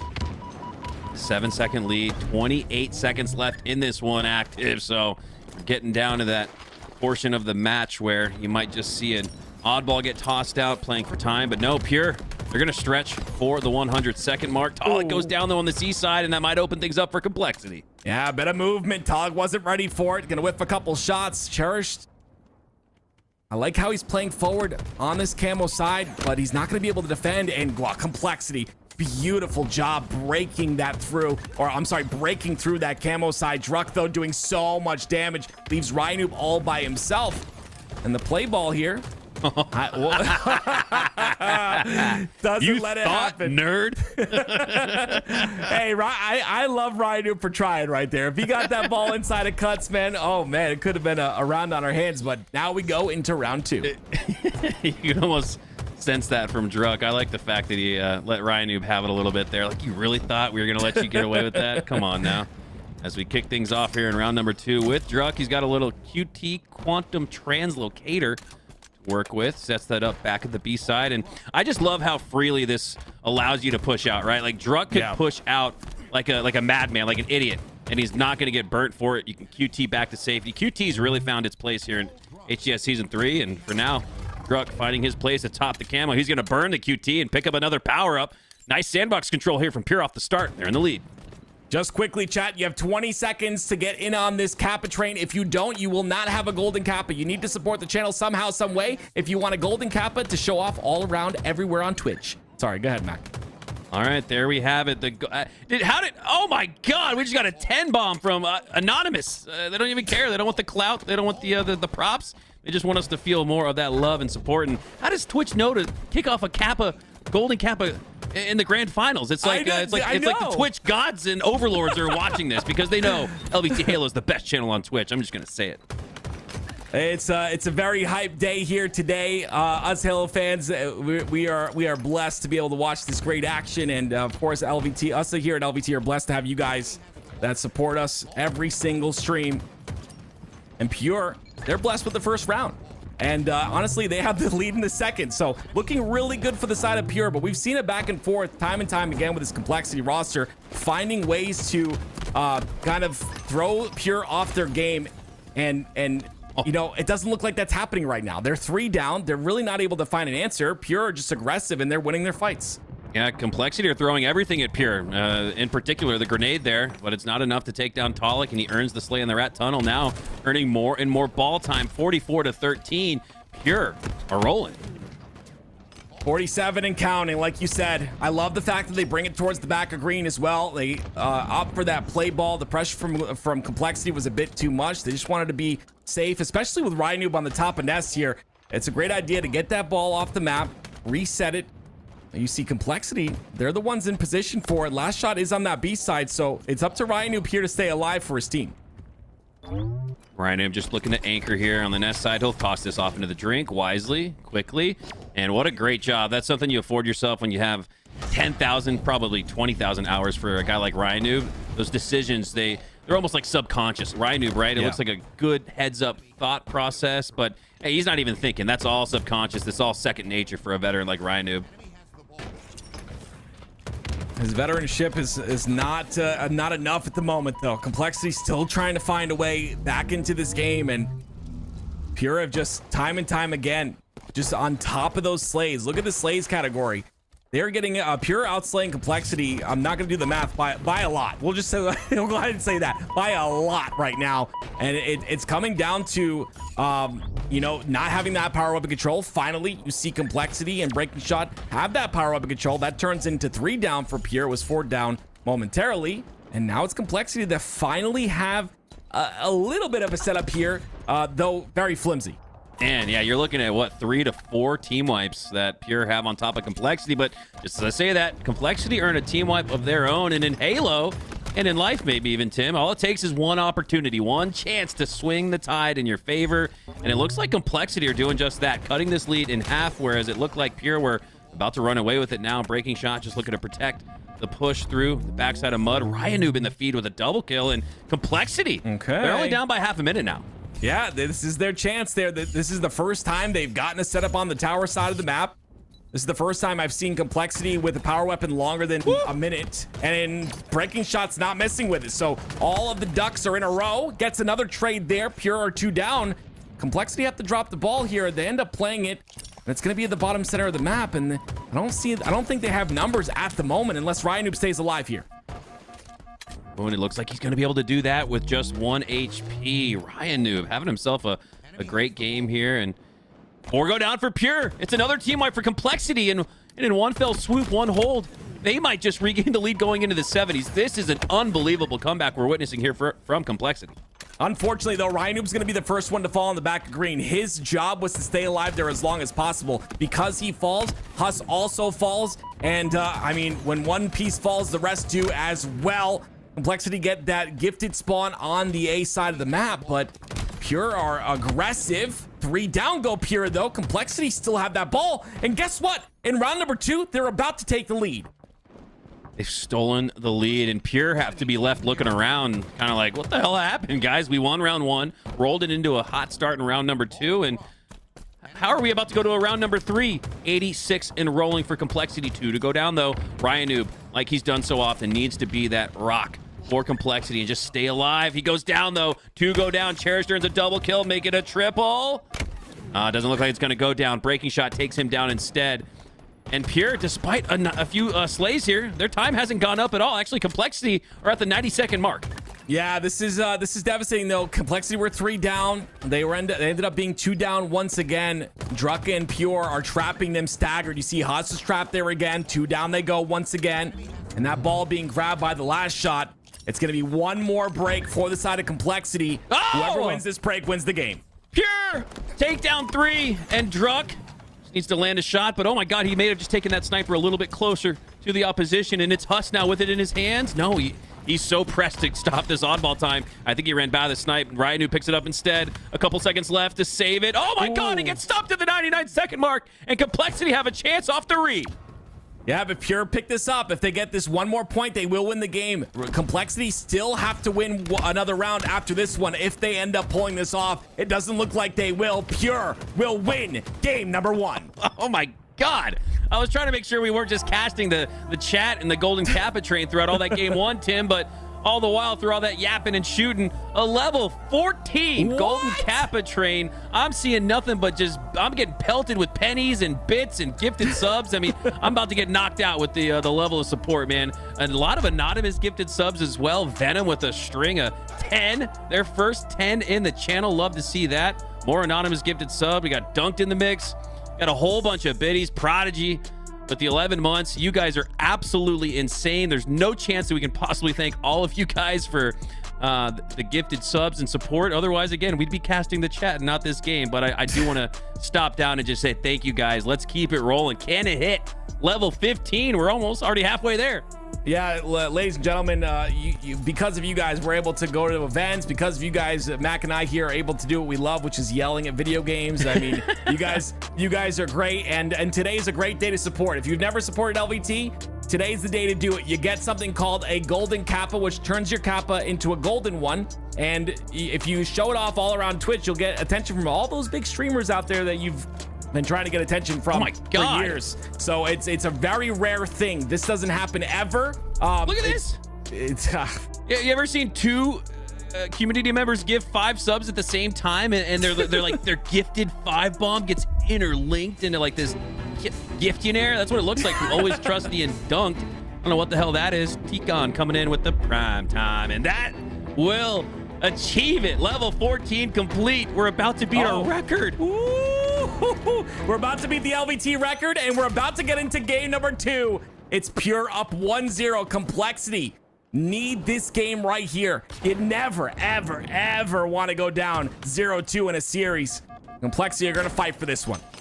Chat's frying, slaying out. Now we move to a game 2 Slayer on recharge. Tied off the start, but after a 2 quick slays from Ryan Noob, the double kill earns them a little bit of a lead, but it's still Mixie here off the start. Oh my god. More gifted. This is, oh my god, what is, oh my god, I keep scrolling up the chat. It doesn't stop. 50 gifted from Loyal Wolf. Oh my god, I never have chat open when I'm casting, but let me tell you, this is great. The amount of energy and positivity and support coming through, big smile on my face. I absolutely love the Halo community. You guys are fantastic from wherever you're watching. I hope your day's been great. And yeah, let me tell you, this Halo tournament has been great as well. It is 8-7 thus far. Complexity fighting. Cherished has that shock rifle, though. He needs to be the target here if Complexity want to stop him from getting anything done. Ryan, who previously had that shock rifle, but Cherished has stolen it. Not able to get much value out of it. Look at that. Ryan Noob gets it back in blood. I almost saw a little bit of extra oomph in that punch from Ryan Noob. He wanted that shock rifle back in his hands, and he's got it. But it's Pure who have the lead in their possession. Nice bait and switch there. Breaky Shot and Rain, the 2 new members for Complexity, forming some nice chemistry there. Yes, absolutely. You love to see it too. And again, I keep talking about Rain, you know, coming back to the game. And you talked about it before. I talked about it before. You get that little bit of a fire under your butt, right? It's like, you know, you take a little break, reset the mental, come back stronger than ever. Sometimes it's good to do that. And it seems as if Rain is taking advantage of that break, coming through here, playing some great Halo.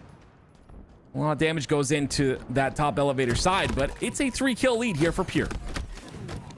3-kill lead for Pure Sticks, and let's remind everybody at home, this is a Complexity team that took that token into the grand finals, winning the winter final. So Complexity could lose this series and Pure would reset things. And wouldn't that be fitting, Tim? I feel like Halo and resets. Name a better duo. I'll wait. Yeah, I mean, honestly, Pure is just playing really well. So if a reset did happen, I would not be surprised. Breaking shot.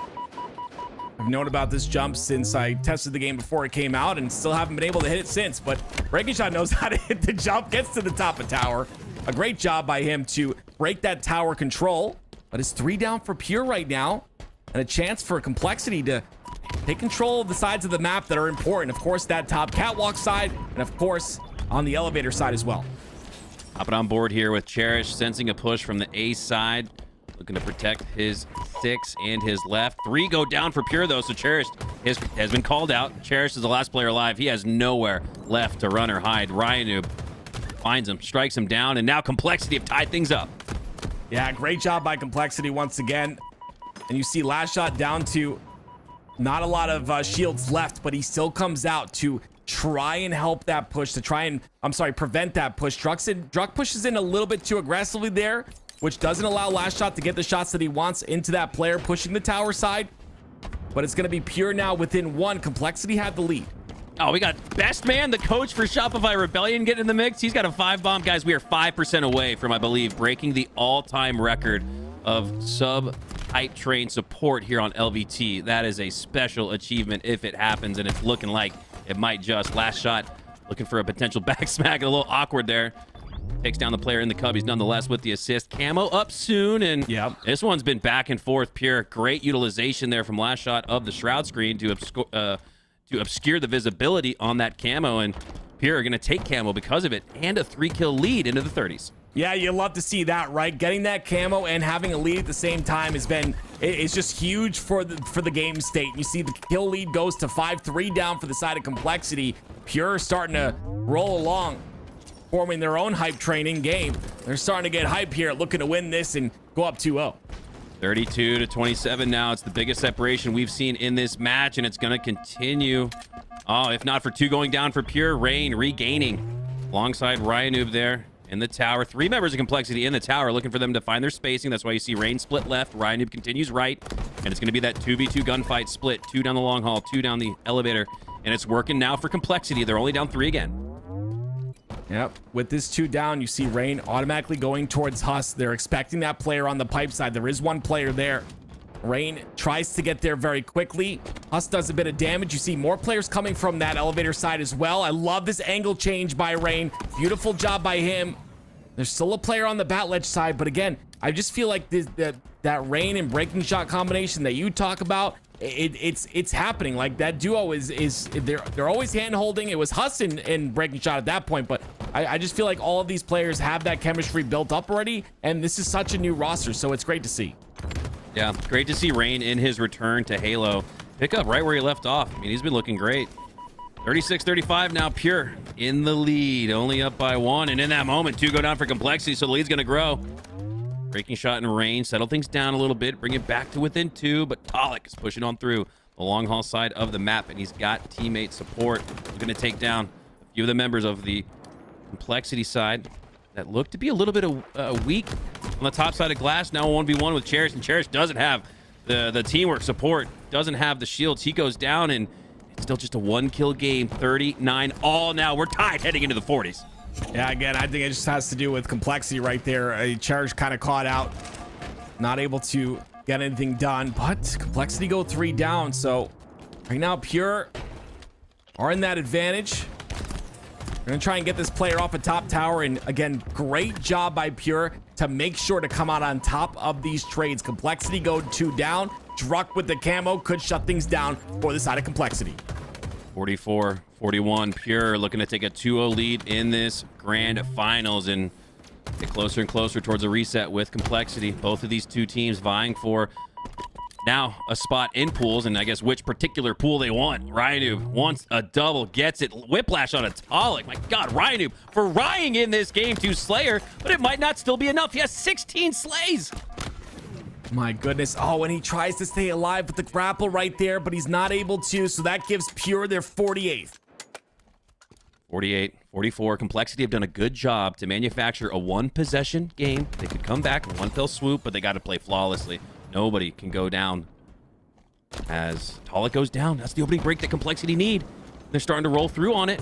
Last shot, down to half shields, and it's not going to be enough. Pure are going to take it 50-45 and take a 2-0 lead in this series. Yeah, like I said, Pure are just playing really well in this tournament. I would be very surprised. I was going to be very surprised even in game one if we didn't go to a reset. I just feel like they're thriving today, and it's great to see. On the other end of things, Complexity sitting in that grand finals. We got to talk about it. You sit there, you have to wait for that lower bracket to run through. You get a bit iced out. I would use that excuse there for game one, but this game two was in Pure's favor the entire time as well. I think Pure are just playing phenomenal Halo today. All right, guys, we are 25% away from what I believe is our record. I feel like Twitch is kind of like edging us out. Like, it's like, oh, you're about to beat the record. We get through the level 16. And it's like, oh, you're about to beat the record. I'm like, well, okay, well, what's the record? I think it's level 17, and I think we're about to hit it. 35 seconds left. You guys have been insane regardless. Thank you for all the support. I see Mama LVT coming in. Love to see that family support from the woman herself, Mama LVT. Without Mama LVT, we wouldn't be here. Oh my gosh, it's insane, the support here. Absolutely nuts. Oh my God! Wow, we hit another one. You guys are incredible. All right, everyone. Twitch, don't tell me again, oh, you guys are about to beat the record. No, we had to have just broken the record. This is ridiculous. It's nearing a level 20 hype train, level 17 complete. Quit playing with us, Twitch. Come on. Hey, it's smart. There it is. There's the little finish line. That's what we're looking for, Mac. The little finish line. That's crazy. We gotta cross the finish line. Okay, don't give up, wild. man. There it is. It gets absolutely demolished. Wow. After Stab gives 10. SB. I'm sounding like Tools. S-Bane 50 with the 5 bomb. And that will officially break the record. Let's fucking go. Level 18, Golden Kappa hype train. How many gifted subs did we just get, Tim? I think we single-handedly just paid for our trip to HCS Atlanta in the last 10 minutes. Let me tell you guys something. You guys don't know what goes on in the back scenes. I might even get in trouble for telling you, but there's been some internet outages with our primary producer. He's been stressing out because the internet companies give it, there's something wrong with the line. They're not figuring it out. He's been stressing out like crazy. He would never tell you this, but I'm going to tell you. This support, I guarantee you, is putting a smile on his face. A shout out to our stand-in producer, Isaac, of course, that is helping us out in all these tournaments until that internet comes back up. But you guys just made everyone at LVT's day. We love you. We appreciate you, Halo community. Thank you for all you do. And let's hop in to game 3. Oh, all right, here we go. The hype train keeps rolling, and so too do the games. Pure with a 2-0 lead. Hopping on board here with Huss, though, on the side of Complexity. And they've been playing well, but just not well enough to get the win. Is part of that from sitting on your hands, like you mentioned for a little bit, Tim, waiting for this lower bracket to conclude? And Pure, they've been riding all of that momentum. Yeah, I use my belly, but that's not going to be forever. If you have a belly, you can put your hands under there. They get nice and warm. It's a great thing. But regardless, yeah, I mean, it's really tough, right? You're coming out of that grand finals. You do have a little bit of a struggle here, trying to get back into the mode of that tournament type situation. It's a different mentality to have, different than shooting bots and training and all of that. So we'll see if Complexity can recover. Right now, they need to do it. Obviously, if they lose this will go to a grand finals reset, and they'll have another best of 5 to make it happen. But you definitely want to start strong right now. Man, that would look like a Bugs Bunny cartoon, the way Huss died right there. Get exploded to the ceiling like he got strapped to a TNT rocket from Wile E. Coyote or something. Tolic now with that shock in his hand, but he's only got 1 left. But with how good Tolic is, he could still find some effective use of it. See what he's able to do, if he's able to get more with this shock rifle. Rain's going to be the first one to fall, and look how much shields Rain took off of Tolic. Tolic waits the angle here, isolates that player that he knows is pushing. Beautiful by Tolic. This entire play, this entire sequence by him has been flawless, and it will be enough for Pure to finally put their foot inside the hill as the spawns come out of sight. And Talik hasn't died yet. He's playing fairly patient and cautious, but he's not necessarily taking himself out of the fight. Now engaging in a long-range gunfight. And, ooh, through the screen. Ooh. He's actually able to spot all three of Complexity, so he knows that this is not his gunfight to take. He's going to instead reshield and reposition. Again, it's him getting shields back, coming in at the perfect time, gets the cleanup as well right there. And all the while, it's been Pure getting all of this hill time and essentially just tying Complexity in this very first hill. Not only that, now he's got the camo to work with. Talik is really putting on a masterclass on how to start King of the Hill on Solitude. Ryan Noob has no idea that he's nearby. Talik takes his head, make it 2. And Breaking Shot's been in the back of the hotel. You might as well just leave him here, because if Breaking Shot can't get out of the hotel, if he can't check out, this is gonna go to Pure. Breaking Shot has just been stuck at the backside of the hotel. He's been a non-factor all the while because of it. Rain versus Cherish potentially for the hill, as Cherish is just gonna back up, and I believe that's because they have the slight lead. Playing it smart here is Cherish. Yeah, I kind of agree with you there. You know, leaving those snipe spawns and pushing hotel, you allow the snipe spawns to happen because you don't win that fight when they could have just spawned blue and been further away from the hill. Regardless, though, Pure does get the hill, and they're going to get a couple of kills as well. Huss and Ryu both hit that black screen, and now it'll be Pure once again in control of this new hill. Oh, always a nice sign when you're able to score and get the reset, especially on a reset rotation like this, Tim, right? Like from bottom mid all the way to A. I mean, you got to travel through the entirety of the map really to get to this space, and Pure were able to take that space. Not for free. Complexity put up a fight, but they go 3, make it 4 down, and Pure are going to continue scoring. Oh, but last shot, by clearing out that side of A where we just saw Complexity push through, I actually think he gave Complexity some fortunate spawns, but my God, Pure don't let him take any advantage of it. Yeah, they're staggering the spawns right now constantly, right? They had them spawn at blue. Now all of them are spawning on that blue side, and you see they're going to split resources. Huss is going to push, looks like, towards the hill. And it'll be a player maybe going for new, possibly. But they still have a chance to push through. They might just toss this hill, though. It looks like they will. It's going to be 2-0 in favor of Pure. Oh, man, Pure is really starting to roll. And again, this isn't a Complexity team. It's like, oh, what happened to Complexity? They get the miraculous qualification by making it to the grand finals. You know, what's going on? No, this is just Pure just being a better team. And it's not to say that Complexity aren't playing well in this grand finals, but Pure are just on it. And Cherished is a big reason why. He's that glue guy, the flex player, keeping everything together. And he's the main slayer for now, and that's part of being the flex, right? Anything your team needs at a moment's notice, if your team in that moment needs you to be the main slayer, be that. And that's what Cherish has been. Yeah, I love adaptive players like that. You see them, you know, holding that OBJ and oddball. You see them, you know, getting that hill control. You see them also slaying whatever is needed.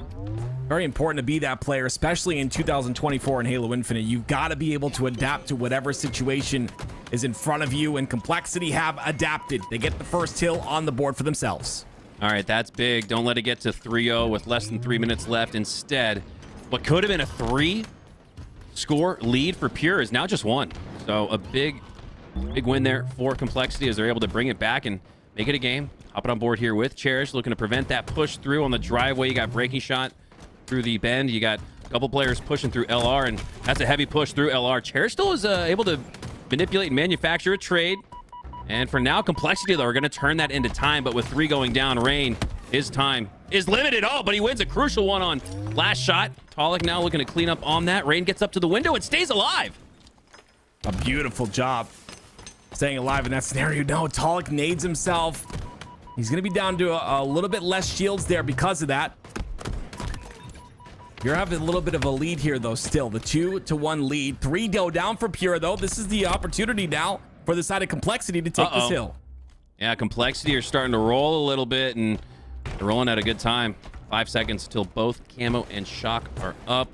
Curious to see how Druk plays for it. Needs to clear out this cafe side. You got a kind of like a staggered out player there in Rain as he goes down. Camo and Shock were picked up. The question is, by who? It's going to be important to find out. We always talk about this Camo Shock rifle combination. Right now, Last Shot has that Shock rifle.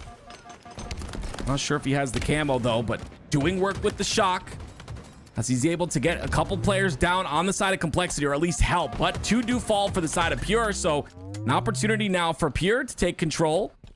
Will they just play time here? It's really early, in my opinion, to play time with 2 minutes left. It's way too early for that. That'd be a little audacious, but nonetheless, you go down for Pure. Complexity still with the numbers advantage, but Talik set up for the Slay, going for the Slay on the Rhino, but Rhino wins it instead, and that'd be kind of wild. Are they really playing for time all the way through? Yeah, they jumped over it, and Complexity have gotten in the hill, and now all 4 dead for the side of Pure. You would expect maybe they don't play for time in that scenario, but it's now going to be tied up at 2-2. Minute and 45 left, but already ready for the new hill is Complexity and Breaking Shot. Breaking Shot now with possession of the hill, and Complexity have tied things up, and they're rolling, if not for going 4 down after that, though. Last shot makes sure to stop what felt like a momentous run from Complexity, now putting some shots on the Rain off spawn. Just looking to protect his turf and secure some more time. Last shot in great position here. The only thing is he's going to get pushed by 3 members of Complexity, and the spawns come out onto blue. So it's up to Pure to get to him very quickly. They do just that, but look how much damage has been done to this Pure roster. They've given Complexity a little bit of time while they get their shields back. That's the play, but Complexity's tripled in the hill. And 2-3 might go down. They do. Last shot cleaning up. And it looks like with about a minute and a half left, Pure will take a firm control of the lead on hill number 5, and could be the final score of the match. Rhino looking to get up to the top A ledge to gather some high ground, but he's going to need to call for some help. Gets it. Druck goes down, and all the battles going on the other side of the map. Complexity aren't focused on that hill. They're playing for the rotation instead, setting up for next. Pure have that 3-2 lead as Complexity go down 2. So Pure, now's where maybe you play for time. What do you think they do here, Tim? I mean, at this point, yeah. Cherish is kind of like being the info man, that UAV on the map here for the side of Pure, and that's something that Pure has gotten a lot of. They've gotten, obviously, that they've gotten multiple shock rifles, they've gotten multiple camos on their side, and with a minute left, you just slay out. That's exactly what they're doing. The triple push comes in from Complexity. They love to do that triple push, that 3-1 push. You see Huss all by himself on the hotel side. They send 3 on this glass side of the map, and all 3 of those members, it took a bit of time, but they all did fall, and now they're spawning back on the snipe side. Cherished maintaining Overwatch positioning here, looking to prevent Rhino from going off with that snipe. He's going to reposition here and get a better sightline towards the hill. Rhino repositioning with that shock rifle, trying to line up a headshot. Spots Druck, but can't take him down. Druck, you know he's going to play aggressive. Look how fast and aggressive he plays, but it looked like Rhino was ready for it. Yeah, when you have aggressive players like this on the side of Pure, you tend to adapt to them, right? And yes, all of them extremely aggressive. That's why I like to call Cherish the glue, because I don't think he's as aggressive as these 3, but he has to be that back player. It's the same thing with a team like FaZe, I feel like, where they have those 3 very aggressive players, and then Snakebite's kind of that glue player who kind of sits back and runs the show, but it works out most of the time. Complexity, though, 3 down now for their side as they're trying to get this time, and only 9 seconds left. Clock dwindling away, less than 5 seconds left. Complexity's still not in the hill, and they're not going to get there. Now they are, but with less shields, it's going to be an easy cleanup for Pure. And yeah, there they all go. 4 go down, and we're headed to a grand finals reset. What do you know? What do you know? It was going to happen. I mean, Pure is just such a good roster. Obviously, they've had bad games. We got it? Oh, it's finally there. Why is everyone doubting the Golden Kappa, guys? Come on, man. I was freaking out. I could hardly think straight towards the final minute because we broke a record. We had the Golden Kappa, and then it's like, Twitch goes like, congratulations, an all-time record. And then chat starts spamming the Kappas, and it's just in black and white. Everybody thought they got fucking scammed. Guys, there's millions and millions of streamers on Twitch. I mean, you gotta give them a little time, but there it is. The Golden Kappa is there. If you supported LVT, you now have a Golden Kappa to go annoy your favorite streamers after the tournament's over. By the way, do not freaking leave right now. But after the tournament's over, you have a chance to go annoy all of your favorite streamers now and show off. And you let them know. You let them know where you got that Golden Kappa from, okay? Typical LVT troll. I got my drops, got my Golden Kappa. I'm out of here. What time does Optic play? Oh man, it's kind of cool looking. I'm not gonna lie, man. I'm not joking. 10 years of streaming full time, and I've never gotten a Golden Kappa trade. I've never even. It's been a thing that whole time. I've never even seen this. Probably like 5 years. It's been a thing for like 5-6 years maybe. But yeah, it's kind of cool. I still just find it absolutely wild that it coincided with the start of the grand finals. It's like, is this random or is this all scripted? Like, it feels like Halo is now because the matches are just so good. Here we go. Complexity took that winner bracket token into the grand finals, but now it's been disintegrated, burnt. As we reset things, tied 0-0. We have a brand new best of 5.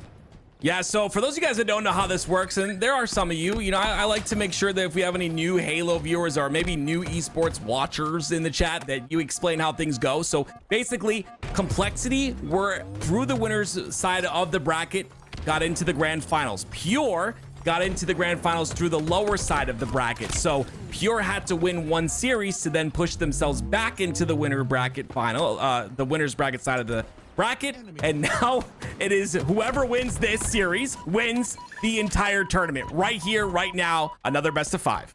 Yeah, this is it. Do or die, no more tokens, just something to play for, which is again Pool A, Pool B, I believe, on the line here. Pool C, D via points. I mean, this is very intriguing as to how this is all going to shake out. Ryanoob with another perfect... Dude, Ryanoob has been frying in the grand finals. I'm just going to say it. I think Ryanoob's playing some of the best Halo I've seen individually from him, actually. Yeah, this is part of being that veteran, right? You end up in this scenario, and I know, Mac, don't be Eli, all right? Don't give me crap, but you end up in that flow state very quickly because it's just do or die at this point, right? You want to try and get your team the best seed possible, so you got to play your absolute best, and this is second nature for Ryanoob. This is him performing when he's needed. 5 kills, 4 assists, and 0 deaths. As Tony would say, a part of 9 kills in this game already. Wow. Unbelievable. I mean, Ryanoob, this is quintessential Ryanoob. We're watching peak Ryanoob here.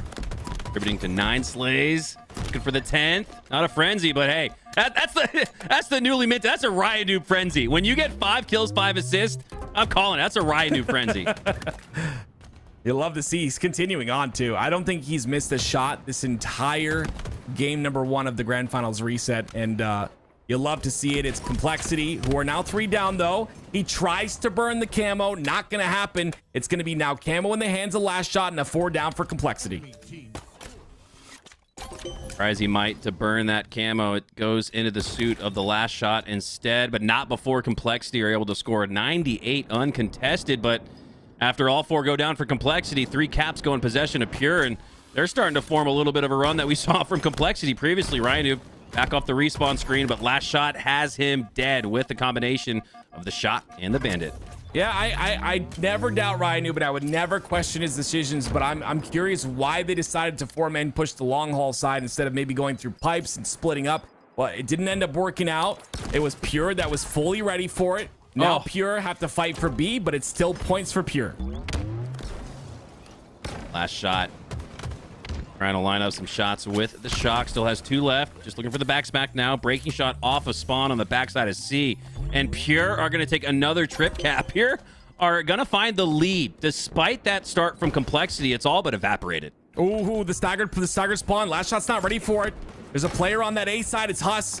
He somehow stays alive here and is able to live with this shock rifle. Huss is going to get hit with the shock. He ends up getting A, though. That is good. They will lose A once again, but just a heads-up play by Last Shot to turn quickly, flick onto that player, and at least do enough damage to back him off. Yeah, A's quickly becoming another one of those you gotta check your corners positioning, almost like how PD is kind of turned into on streets, where spawns feel a little wacky sometimes. I feel like A is a parallel similarity to that, as Pure are able to regain the lead, and they're continuing on with control of A and B. Complexity haven't been able to stop this run as Last Shot sets up on the A side. 2 members of Complexity in the hill, and oh my god, they're both going to go down. Last Shot maintains his life, maintains scoring on A, and maintains scoring in the feed. 135 and rolling. Yeah, Pure are playing this really well, and they're content with this double cap. They know the spawns are coming out onto C. Last Shot a bit aggressive here. I didn't like that at all, but regardless, maybe he thought he had a timing. There was a little bit of pressure coming in, and ends up going down. So now that will be Complexity taking A here. Bar anything crazy, I believe they'll take A, but looks like it will be Rain that will take it over as they take space on that C side. This is important development and growth that we're witnessing here from Pure, right? Like anybody, you know, when the going's getting good and it's continuing and you're continuing to win, right? Like it's almost like there's no adversity, right? It's not difficult. But Pure were hit with a haymaker to start off this game, and they've handled that adversity so well. And you're going to face a lot of that on land. So this is adding up to be great practice and preparation for both of these two teams as we get ready for HCS Atlanta in a month. Ryan dropping down with the grapple and the shock rifle. Bottom mangler pit almost becomes like a power position with the kit going down at that location.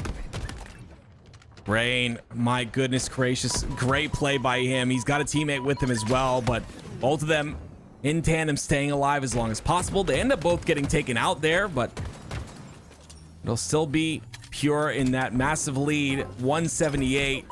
And now they'll get B as well, so that lead will continue to count up. Last shot, down to his last glimmer of shields and health, but he gets those back. Looking to put some shots into Huss. He got Ryan trying to make the cross and to secure A. As Huss goes down, Ryan's the last player alive, and he'll go down. My God! Pure are going to end up scoring 200 points in a row. I guess Complexity were able to get 5, but that was gone in the blink of an eye. Pure have been absolutely dominating, and they're going for another trip cap. Yeah, this is the thing, right? This is where Recharge gets deadly. You force the spawns on the long haul side.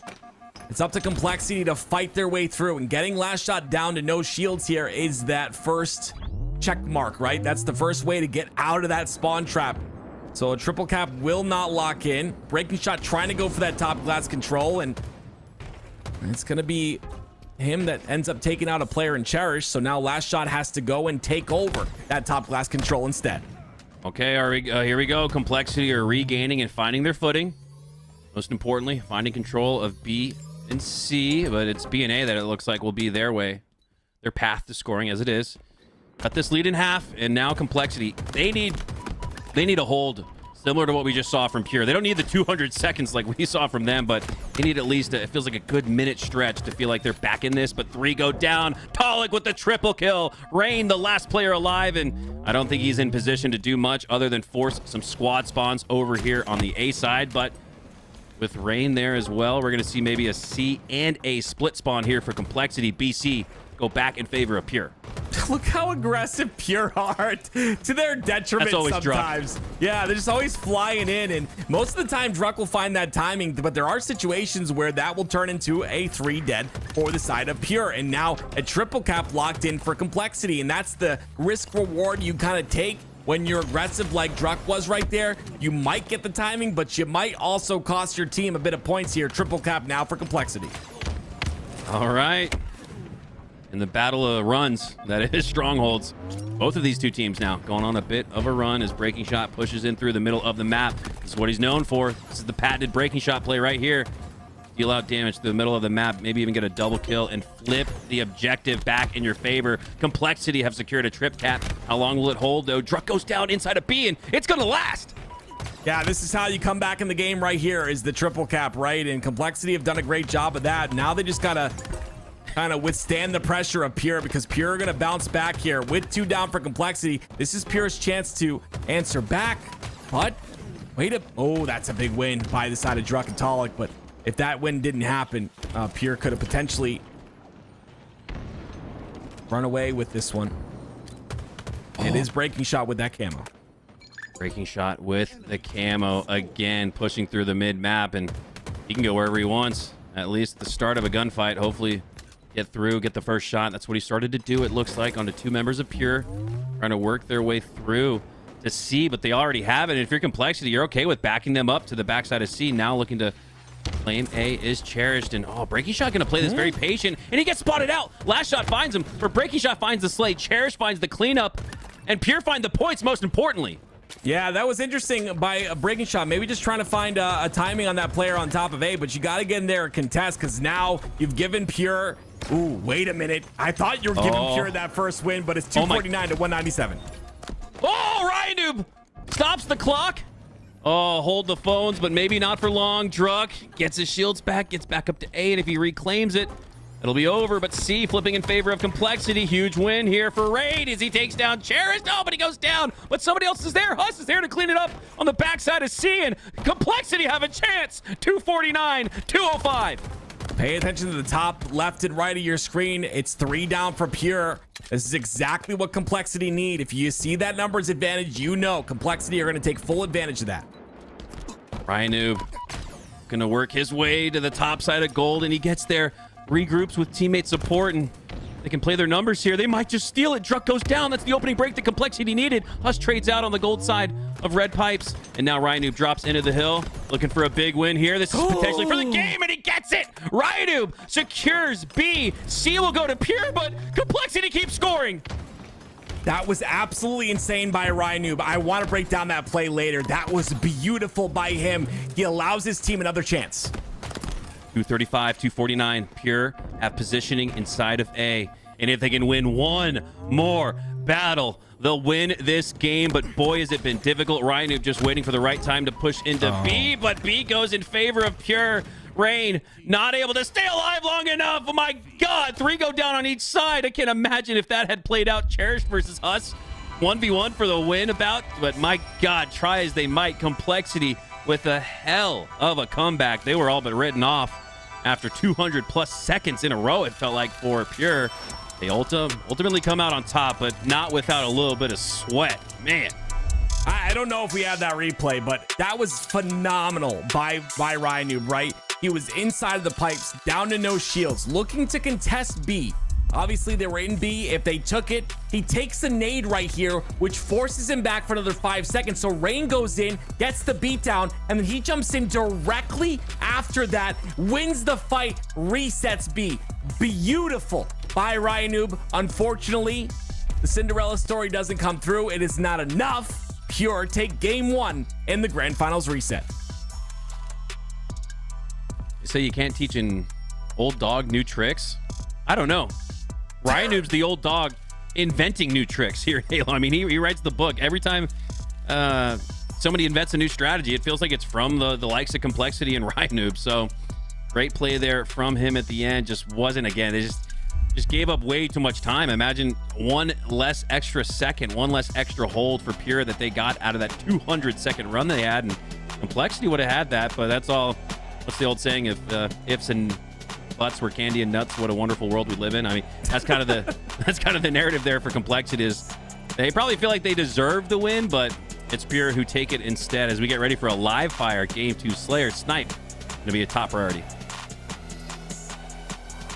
Well, Slayer's going to be a big one, and both teams, no more excuses, no more talking about grand finals, you know, sitting in grand finals, being cold. I gave that excuse to Complexity. Now it's time for business, and that game number 1 was beautiful out of them. They almost brought that back, a couple play difference, and we would have seen a game 1 go in Complexity's hands, but now we go into game 2, Slayer. All right. Here we go, loading in and dropping in our Pure and Complexity here. We'll take a look at our series layout. We got a Forbidden CTF up next in game 3. So the Sniper going to be available to both teams over these next 2 games.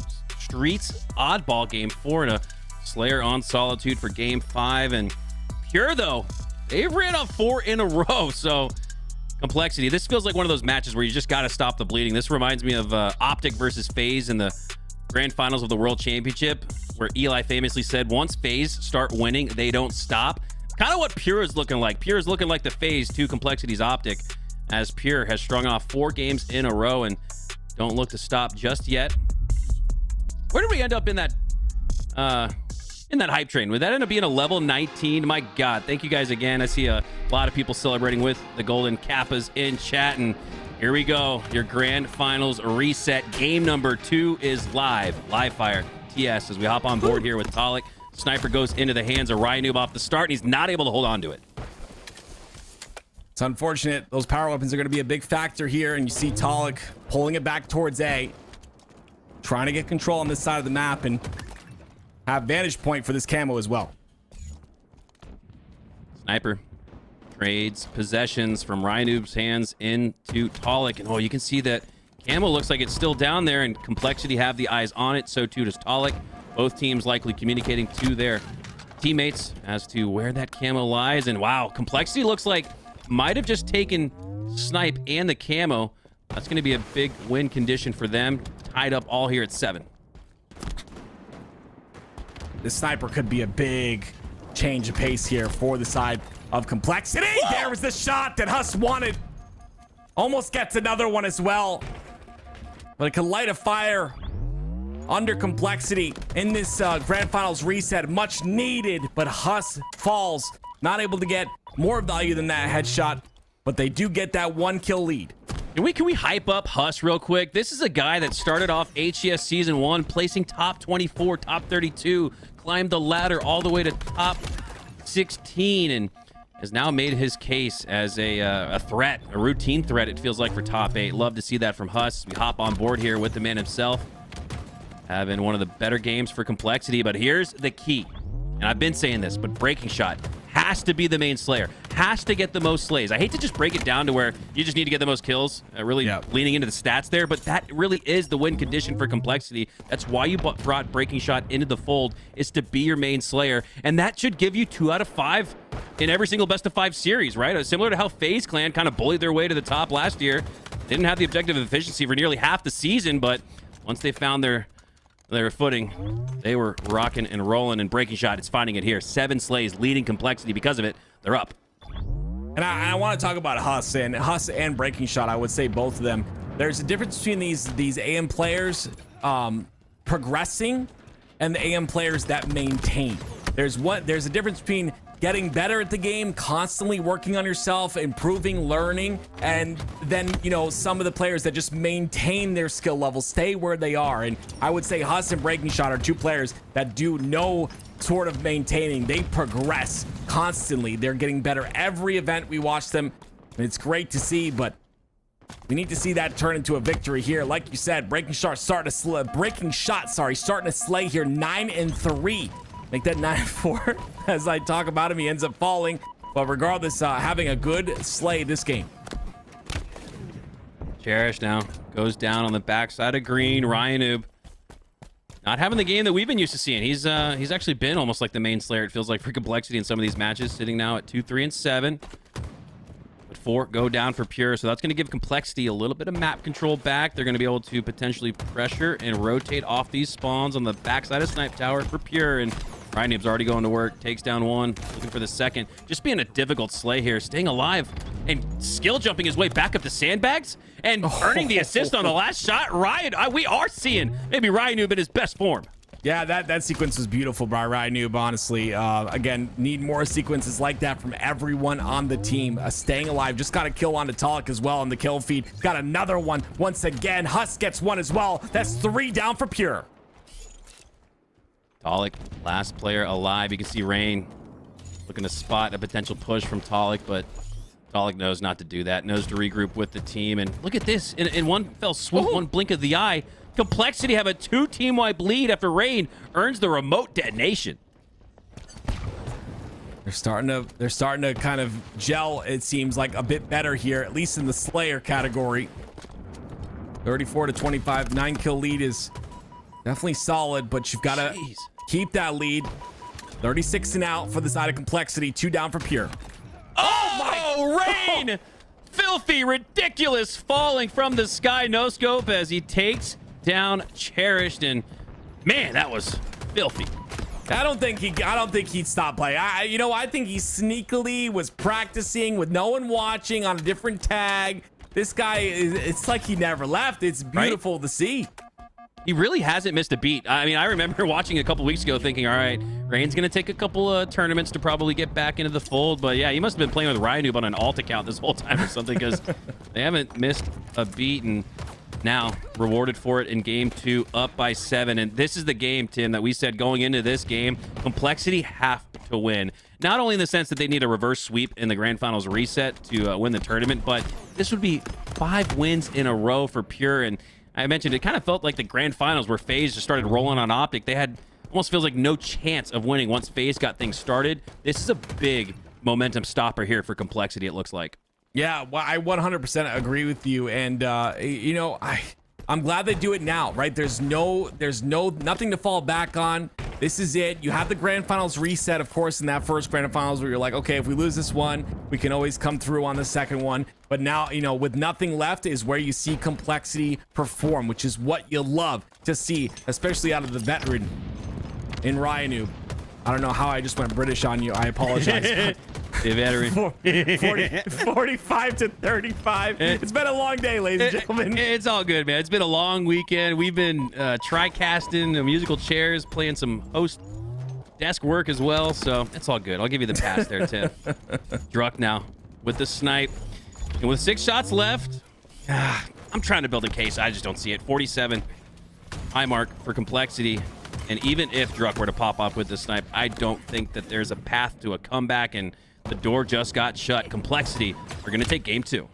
Yeah, great job. I mean, great job by Complexity. This is what you talked about, the momentum breaker, right? It's Pure, who we know are individually slayers in their own right, and we'd expect them to win those slayers, but Complexity coming through, winning that one. Now we can start to see them wake up a bit. Someone set the alarm because all of them felt awake that game. Many plays being made. They were able to get the power up in control. Most of the time they were able to get, I think they got a couple of camos. I still think the camo game has been in the favor of Pure thus far. But regardless, I think that as the series goes on, Complexity have gotten better and better. We'll see what happens here and what Tony likes to call the swing game 3. Great VOD review to earmark if you're coach Nick Ashes for Complexity, and find a way to make it routine to where you can almost manufacture those 15 slay games for Breaking Shot. That's exactly what he got. And I've said throughout this weekend that the win condition for Complexity on the Slayers is to have Breaking Shot reach that 15 kill count. He gets to 30 more often than not in an objective, sometimes even with just 10 deaths. But here in the Slayers, Breaking Shot starting to find his form, find his rhythm with the rest of the Complexity roster. And those 15 kills, a big reason why Complexity took game number 2. And now we're tied 1-1 in your grand finals reset. No more tokens in the back pocket. This is it. Yeah, and this is going to be a rough one here. It's Forbidden CTF. I mean, goodness me. This map can get out of control, I guess you could say. And I don't know. I'm excited to see maybe Ryanoob's got something up his sleeve for this game. I'm excited to see what Complexity do. They're going to need this one, I think, as the rest of the series layout goes in favor of Pure. Oh, I thought Talik might have been going for the snipe. He's just baiting me. He drops, but heads back up top and pulls out the bandit. I love that. Good recognition of Rynoob being 1 HP. Pulls out the bandit to clean him up, and Complexity get cleaned up as a unit. All 4 go down, but they are able to trade out with 2 for Pure, so it's not going to be just a run-em-up chaos for Pure. Free control of the map. Complexity still have a little bit of control of their base, but Pure absolutely have the leverage. Talik loves this position. He gets snipe, and he does not stay on his snipe side. He directly goes towards top center. The minute 1 kill happens, he's already towards the top center Complexity's base. You see it right here.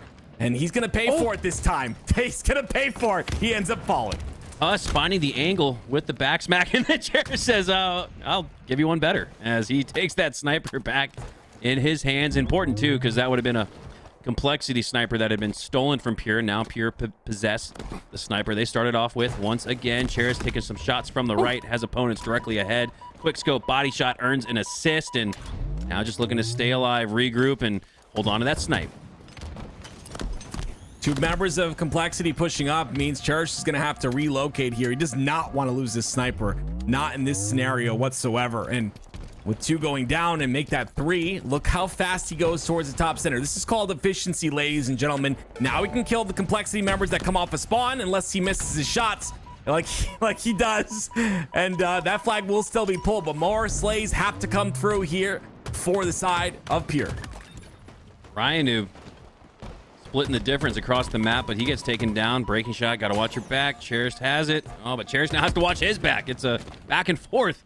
Huss takes him down. Flag continuing to run in. Druck has it right there, but Druck gets taken down. Oh, if not for a sneaky, cheeky cleanup there from last shot. Oh, even sneakier is Talik. Achilles spine stops any hope of a counter cap with that OS. Complexity go 3 down, and Pure might just double cap it. That's so tilting, man. You have OS, they just got a cap. You're like, okay, let's go for this counter cap now. Let's get a couple slaves with this overshield. Absolutely not. Pure pulling another flag once again as Complexity run their butts to the other side to try and pull this flag. I mean, that was premeditated murder. Talik, you could tell with his reticle placement up a little bit, waiting for that push over the top with OS. I mean, I don't know if he had communication from his coach, Trey Try, or just had the game sense to know that OS was coming after it got taken off the mid mark. That was an unbelievable play and stopped some of that momentum that Complexity had earned off of what looked like a potential counter. Now, breaking into the base is Breaking Shot. Talik, defensive positioning. Yeah, Breaking Shot there with Ryanoob, and Talik just looking to stay alive, but he goes down. Complexity are putting together a good push. Yeah, great job by Complexity. That flag does return, and now they were potentially looking for something here in the base of Pure, but last shots made it really difficult. They still pushed through the past 50% portion of the map. Rain does have that sniper, so this is all they need right now. Rain just has to hit some shots, lining it up on the last shot. My goodness. Calm, cool, and collected. You could see how steady his aim was with the right joystick. Nice control of it, and Rain with those no scopes, a couple of nice snipes. Looks to have Complexity tied up at 1 and waiting for that score to go through, and it does. This series has been so back and forth despite the 3-0 in the previous reset. This reset, or Grand Finals 2 we'll call it, has been phenomenal. Well, it's going to be another flag here pulled by Talik. Complexity are kind of ready for this one though, but they're not ready for the flank from Last Shot again. Last Shot always finding his way behind the enemy team at the worst possible times for them. And Huss needs to do the Lord's work with this overshield, but it will dissipate. No longer an OS to work with. The timing a little off there. Cherished, just better positioning, better timing. Able to take down Huss. Dynamo grenades go out. Those are useless. Last Shot. Yeah, he's much better off just taking some shots. We've seen how deadly he is with the accuracy routinely in this Grand Finals and in this tournament, dealing out more damage than he's taken in. Last Shot has been having a great performance, but Pure need a little bit more to break this stalemate. Yeah, Complexity, what I like to see out of them, what I've liked to see out of them that's kind of changed from that previous Grand Finals is how aggressive they're being. I feel like they're a lot more confident and forward on the map, whereas before, there was a lot of reactionary play out of this Complexity roster. As I say that, they do go 3 down, and Pure will pull their flag, so that aggression might have been not a good thing at that moment. Talik looking to run it underneath and back through his snipe side rather than going through the opposition snipe. And now it seems to have thrown off the timing and positioning a little bit of his own teammates. I'm not sure if that was the right route to take, and Complexity answer back. They're going to potentially counter this to take the lead. Yeah, I love him just pulling that flag all the way through, not going for that return because of the timings on the spawns. He knows he's going to be contested very quickly there, so instead gets the flag towards his side. Oh, whoa, whoa. Wait a minute. I don't, maybe he didn't think it was returned, but it is returned. It's there. It's on the platform. I think he might have hit that G slide with a capital G, just overheated a little bit. Huss returns that flag all the way back to the base. Now Complexity do have the numbers, and there we go. Whew, despite a little bit of a nervousness there. I got nervous for Huss and the rest of Complexity. They're able to put it through. Oh no, Cherished! No. How many times have we seen that this weekend? That's So happened many. several times, actually. I mean, I've done it once before in matchmaking, too. I'm just going to hold my hand up high. So many times we've seen that. Cherished. Oh my goodness, but Breaking Shot. Oh, the OS is gone. Oh, that was a dead. headshot, too. That took away more shields. That was massive there from Breaking Shot, crippling the overshield with one 50 cal bullet. Now they're on the spawn. I'm looking to see what Breaking Shot's able to do with these last couple bullets. He's got 4 left, and he hits the shot onto 1. Breaking Shot starting to go on a little bit of a heater, and this could shut the door on a Game 3 win for Complexity. No scope, headshot, clean up with the Bandit. Now just looking to maintain that flow state. Huss, I think I saw a sniper in his back pocket too, and this is not boding well for Pure. They don't have the sandbox. They don't have the positioning. It looks like Complexity will take it, and they do. Complexity, after losing 4 games in a row, have won the last 2 to reach match point. No, tournament point in your major qualifiers for Atlanta. Complexity looking to do what Pure did in the previous one. How the turntables Now we go to Streets Oddball for game number 4. Take a look at the damage stats real fast. It's going to be Cherished with the 4K damage. And you see the damage a little bit lower on the side of Complexity, but at the end of the day, some great routes, great timing on the kills, allowed them to get those flag caps. And again, they had a breaking shot, so it's a bit unfair. Breaking shot popping off that game. Yeah. Any coincidence that the last 2 win for Complexity have come with Breaking Shot filling in that role as the main Slayer? I mean, there is no hiding from it, right? Like there's no questioning what the roles are on this team. You've got Ryanoob, the player coach, Rain coming in as almost like the duo to Ryanoob. I think Ryanoob wanted that familiarity in Rain. Huss is the flex. He's the glue guy. Huss actually told me and Eli at one point he gets more dopamine from assist than slay.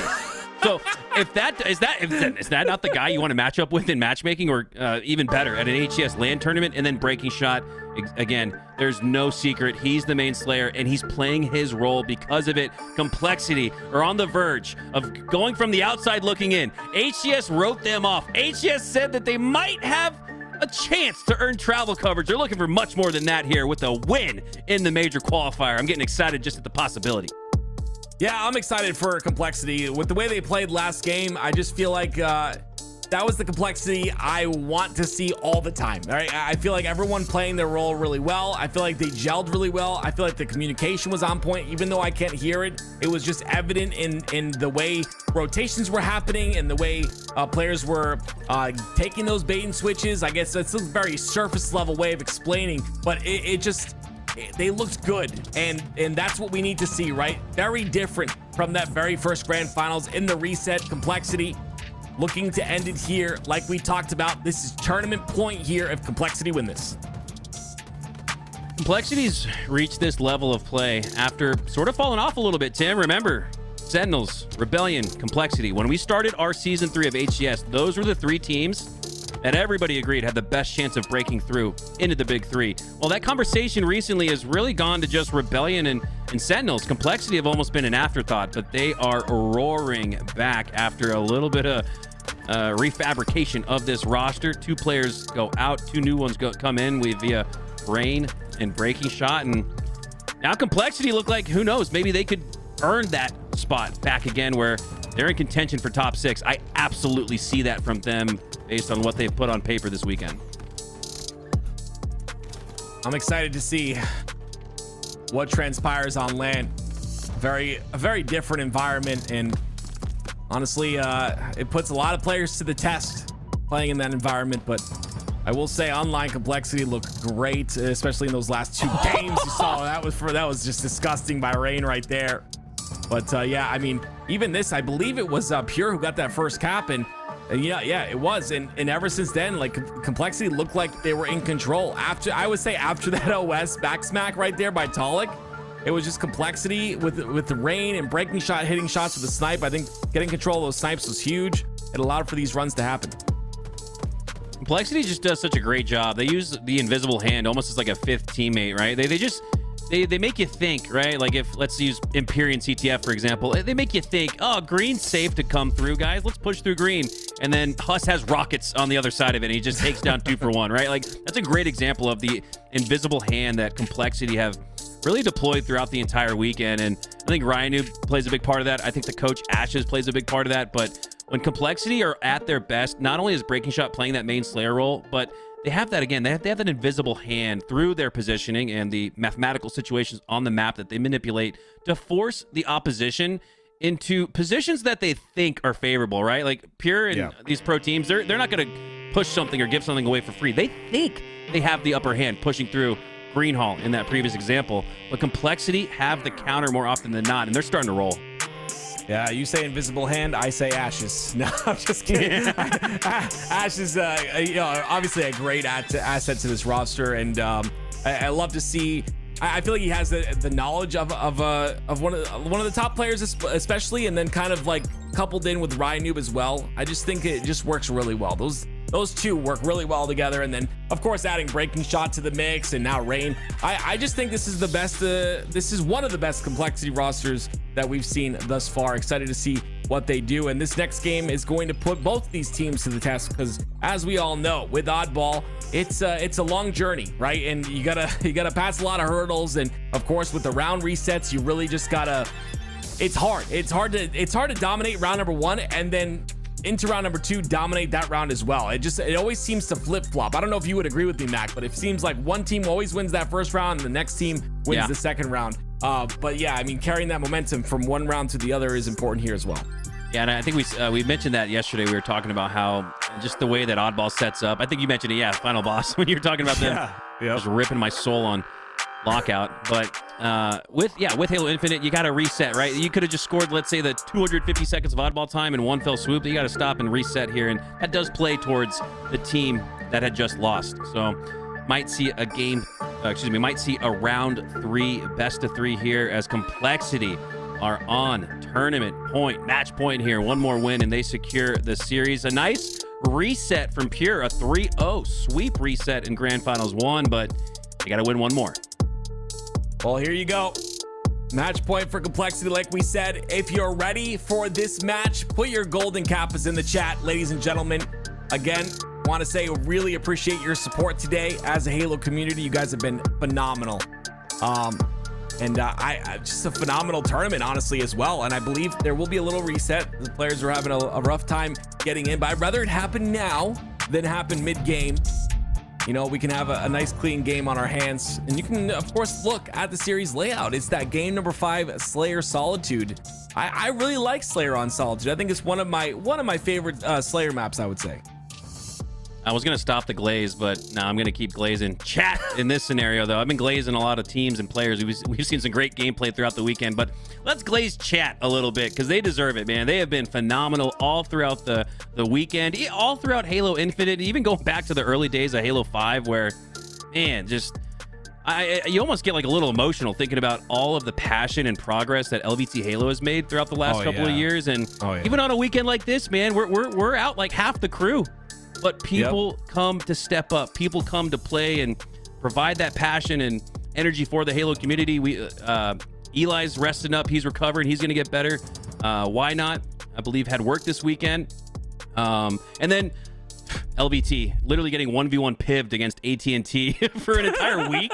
Like, I thought he was trolling. I was like, are you serious? Like a whole week of internet maintenance? But yeah, nonetheless, like you said, Isaac stepping in to produce the show. I mean, this has been a weekend where it really feels like we've put together a good product, and we've done it with our backs against the wall. We talk about a lot of teams sometimes with their backs against the wall. I feel like that's LVT this weekend, with the team being a little short-staffed, almost half the crew gone, and still putting out 2 times the passion. Love to see it.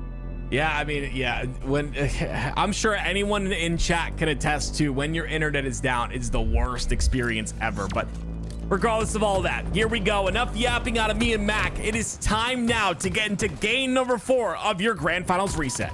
All right, here we go. Kicking things off with Breaking Shot, looking to land some shots across the map. He goes down to 1 HP, and that's going to send him tucked with his tail between his legs, looking to find the space. My God, he's utilizing every crevice and corner. That grenade from Last Shot actually didn't do any damage. So Breaking Shot, okay, it did. I was about to say, if Last Shot wasn't able to do damage there, Breaking Shot might have found a second lease on life. Instead, he goes down, and Pure were able to take control off the start.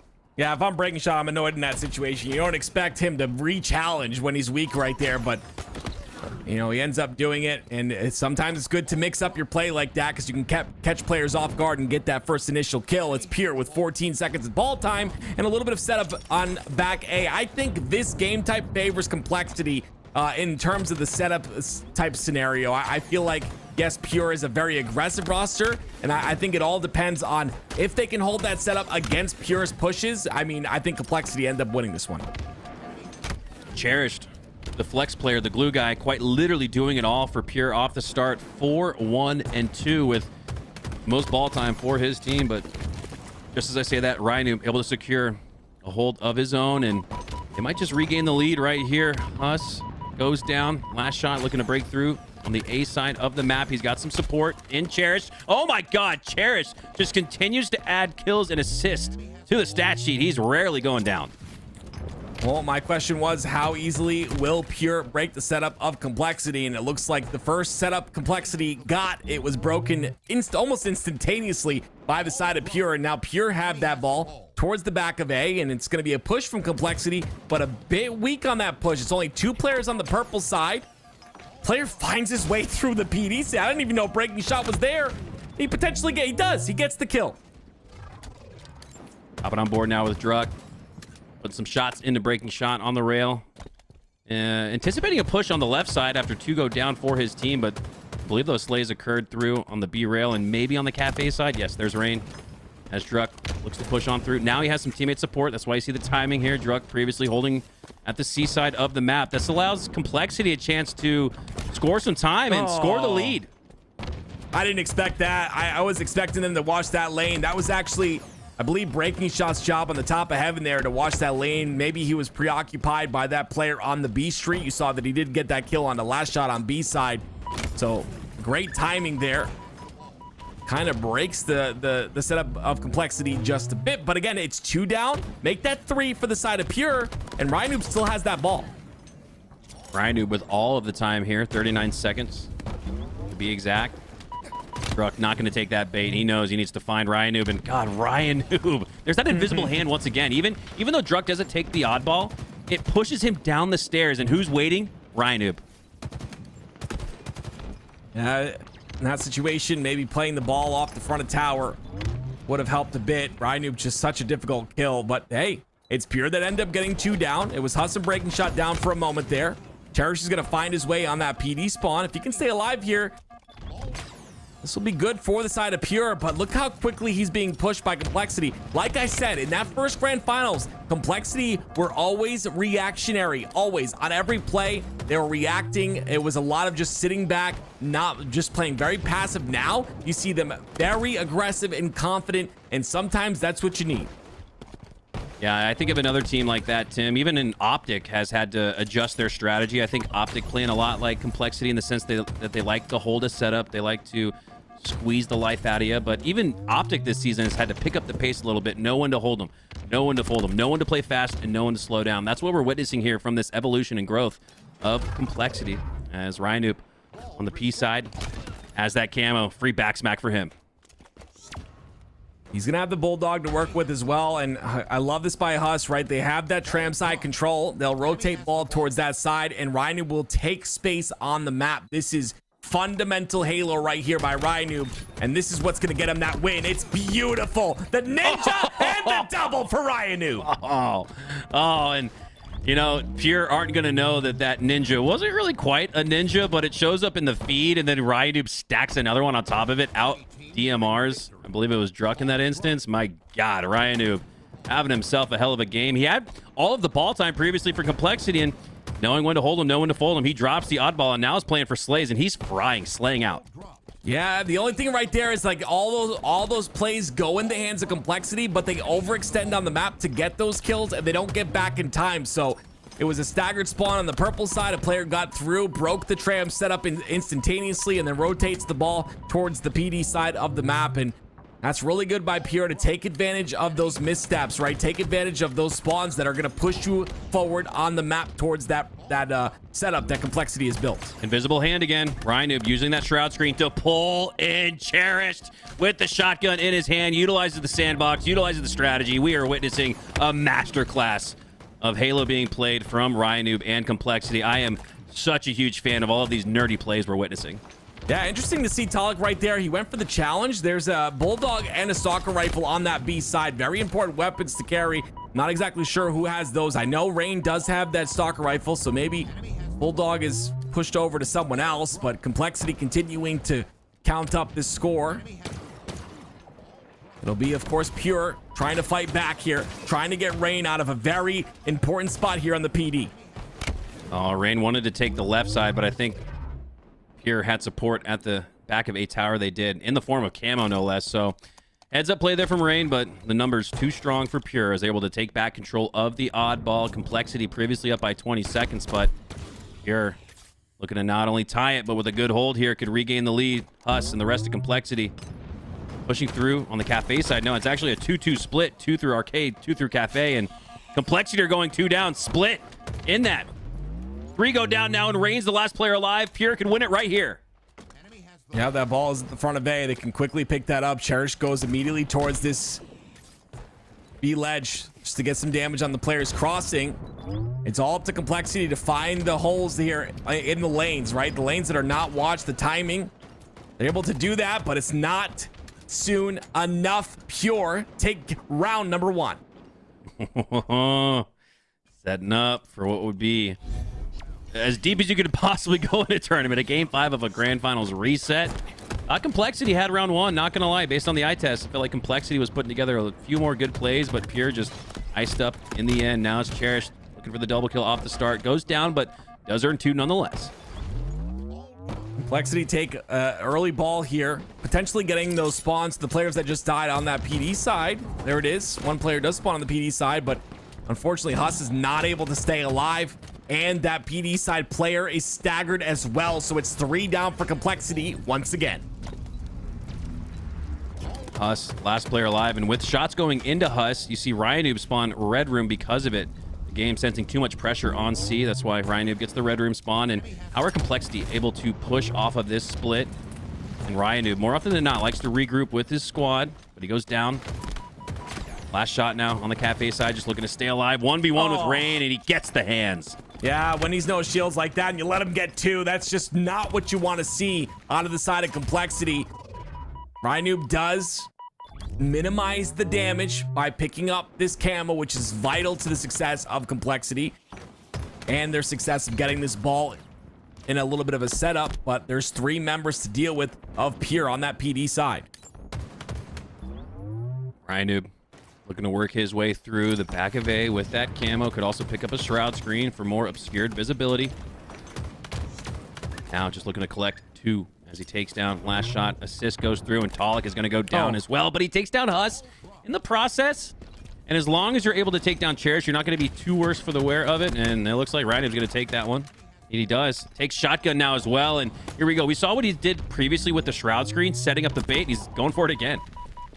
Yeah, they expected the back A push. Looks like it's coming now. Oh, that's unfortunate. But Complexity do get ball towards the back of C. Camo's coming up, though, and those 2 kills for Pure are should equal a camo here for the side of Pure. Now we breaking shot that has to play the ball off the top of Tram, and not a lot of time gained for Complexity here. I'm sure they would have wanted much more with the resources they had.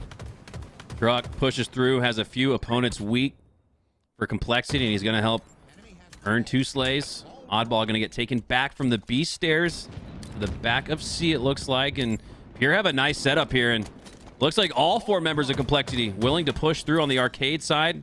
I see one splitting towards the Cafe, and they have the opening break. Druck, last bit of that camo. He gets spotted out. He's going to go down. I just don't understand how these players spot out camo that easily. It's actually insane. But that camo player will fall, and 3 will go down for Pure.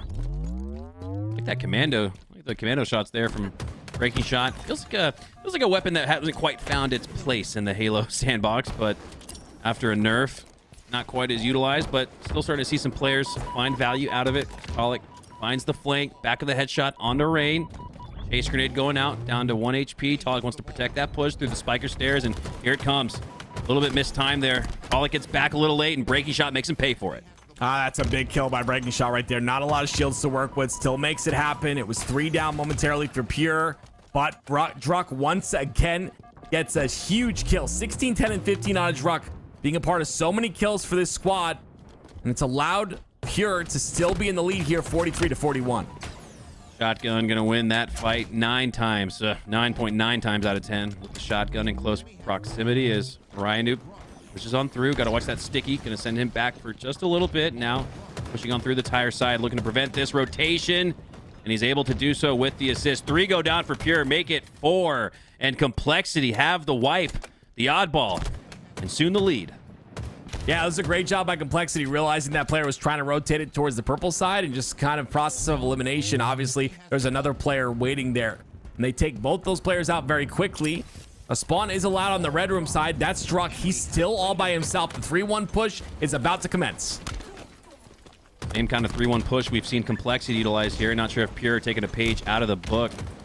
Ryan Noob and the rest of the crew. Last shot, last player alive, and you're gonna be able to milk some ball time here if you're Ryan Noob. Last shot's is gonna stay alive, and he's gonna earn some cafe spawns. Oh my god, the push is gonna come through quickly. More often than not, the spawns would occur on the C side of Tram. One player spawns there, but everybody else gets cafe spawns. It's not gonna matter though, as Breaking Shot cuts down 3. The final member here at the backside of A, and last shot with a crucial slay. Everybody goes down in that sequence except for last shot. And now Pure have a chance to rotate and regain the lead. Yeah, one more second and Breaking Shot would have got his shields back. You see the PD spawns do come out for complexity, though. That's exactly what they're looking for. Ryan Noob's going to get traded out, though. It'll be 2 down for each side now, but Rain gets away with that ball, and he's going to challenge anyway. This is insane. He stays alive for a little bit of time. Ball will be dropped, but it's complexity still in that lead. Ryan Noob now. One of 2 players left. It's Huss. Set up on the cafe side. Oh, you can see that blue bar at about the 80 percentile. So here in the next several seconds, shotgun will be up. And Ryan Noob he's been making plays for it. It almost feels like he's turned over his shoulder at the complexity facility. Hey, Nick, can you make sure to tell me every time shotgun's up? Because it feels like more often than not, Ryan Noob's had it in his hands, but now Pure have possession of the cafe side. It's going to be more and more difficult for them to grab the shotgun. I think last shot has stolen it. You got to be careful here if you're Ryan Noob. Yeah, I mean, you see that trust by Ryan Noob, though, staying at the top of C stairs, knowing he's not going to get pushed from the purple side, even though he just saw 2 players there. I mean, it's just the information, understanding the state of the game, understanding the pacing of these players on Pure, and just working with it. A great job here rotating the ball, too. Look at this. I mean, Ryan Noob just made some massive plays all game long. Again, drops the ball, kills Talik as well. God. And 3 go down for Pure. Ryan Noob and Breaking Shot, the only players alive. It's technically a last shot versus Breaking Shot 1v1. But everyone's going to get their chance to regroup, respawn, and here comes the push from the last shot. Grenades, a litany of grenades going out towards the cafe side. So last shot going to clear that location, allow the fragmentation damage to go into his teammate instead. As he continues to push on up, ball at the top of A, and complexity just 10 seconds away from winning round number 2. And with 3 going down, last shot, the last player alive, this could be it. One final slay is all they need. Last shot ends up going down. Like you said, he was the last slay on that side of the map. Now they just got to deal with one more in Cherished. And Cherished will push aggressively here, but it's not going to be in time. It will be complexity bringing us to round number 3. Just like we predicted. As complexity now on match point for the tournament. The major qualifier to come all the way. Let me just double check my notes real quick. The 6th seed in this tournament. 1, 2, 3, 4, 5, 6. Wait, 1, 2, 3, 4, 5. 6th seed in this tournament. Complexity. Almost like a Believe the Hype-esque run that they're making here. Not quite the national championship of 2009, but I think that's pretty freaking impressive to be 4 seed or beyond and take a tournament win. Be very impressive from Complexity if they're able to do so. I still don't think we've seen 100% of complexity, and I'm excited to see it. We've seen little shining spots of it, but I want to see what they're capable of fully here. And that's 3 down for Pure. Looking clean. There was a moment in this series where we did see, I would say we did see the best of complexity, but I haven't seen it consistently just yet. And knowing what they're capable of and knowing how well this roster is formed, I'm excited to see what they do as this season goes on. Of course, from here to Atlanta, a lot of practice to be had. 1 whole month of practice for any of these rosters that are going to be competing in Atlanta. I really do think that we're witnessing Ryanu play the best version of Halo we've seen throughout his, 15-year career at this point. 28, 14, and 18 with 91 seconds of ball time. The most in this lobby and just about the most slays, if not for Huss and Cherished at 29. I am so impressed with Ryanu, and it's fitting that we're hopping on board here with the man himself, looking to prevent that push and protect Breaking Shot, all the while securing ball time. And I wasn't trolling earlier. I really think he told Nick to let him know every time shotgun is up, every time we look at Ryanu, he's got it in his hands. But some great cross-map grenades take him down and should give possession back to Pure at a crucial time where Complexity we're starting to run away with it. Yeah, I mean, I really, definitely a really good individual process and performance here by Ryanu. 91 points of oddball time and 28 kills and only 19 deaths is nothing to scoff at whatsoever. It's Pure trying to pull on that flank there on that garbage side of the map, but don't make it very far. Cherish does get away, but again, they turn towards Cherish, take him out. And I think, if I'm not mistaken, that was a camo picked up as well. So 60 seconds of ball time here for Complexity. Match point as well. A Breaky Shot not only didn't die on the pillars after Cherish got taken down, he picks up the oddball and now has the most oddball time for Complexity. I mean, this is Complexity at their full form. I wouldn't even say final form. They still have some work to do in the sense that they haven't even really been a team that long. Rain just got off the couch, just got done retiring from competitive Halo, unretiring, I should say. So Complexity, their upside is very high. All Pure answering back just a bit here in this round. Pure have a chance to bring this to a game 5, of course. See if they're able to do it. On on the Pure end of things, it's Cherished, one of the newest members, 33 and 28 so far. In terms of the KD, of course, there's a lot of other implications that go through these W's for each squad. But just a great performance out of everybody here. Cherished. Oh man, I jinxed him again. Goodness me. Ends up falling. I mean, it's 3 players there. Not much you can do. But regardless, it will be potentially control here on the Tram side if they can get that ball towards Tram. Yeah, Cherish there, like when you present a dog with 3 different treats to take, they're kind of, iced. They stand still frozen, like, oh, I don't know, there's too many options. That's exactly what he saw there as Complexity. 3 players weak in the backside of C, but Cherish not able to clean it up. Does have the oddball in his hands now, so a great job regrouping and regaining his Cherish. He died on purpose so he could get a better spawn to grab the oddball. Duh. Now Pure only down by 4. Duh. Ryan Noob taught him that one. I get it. Exactly. Okay.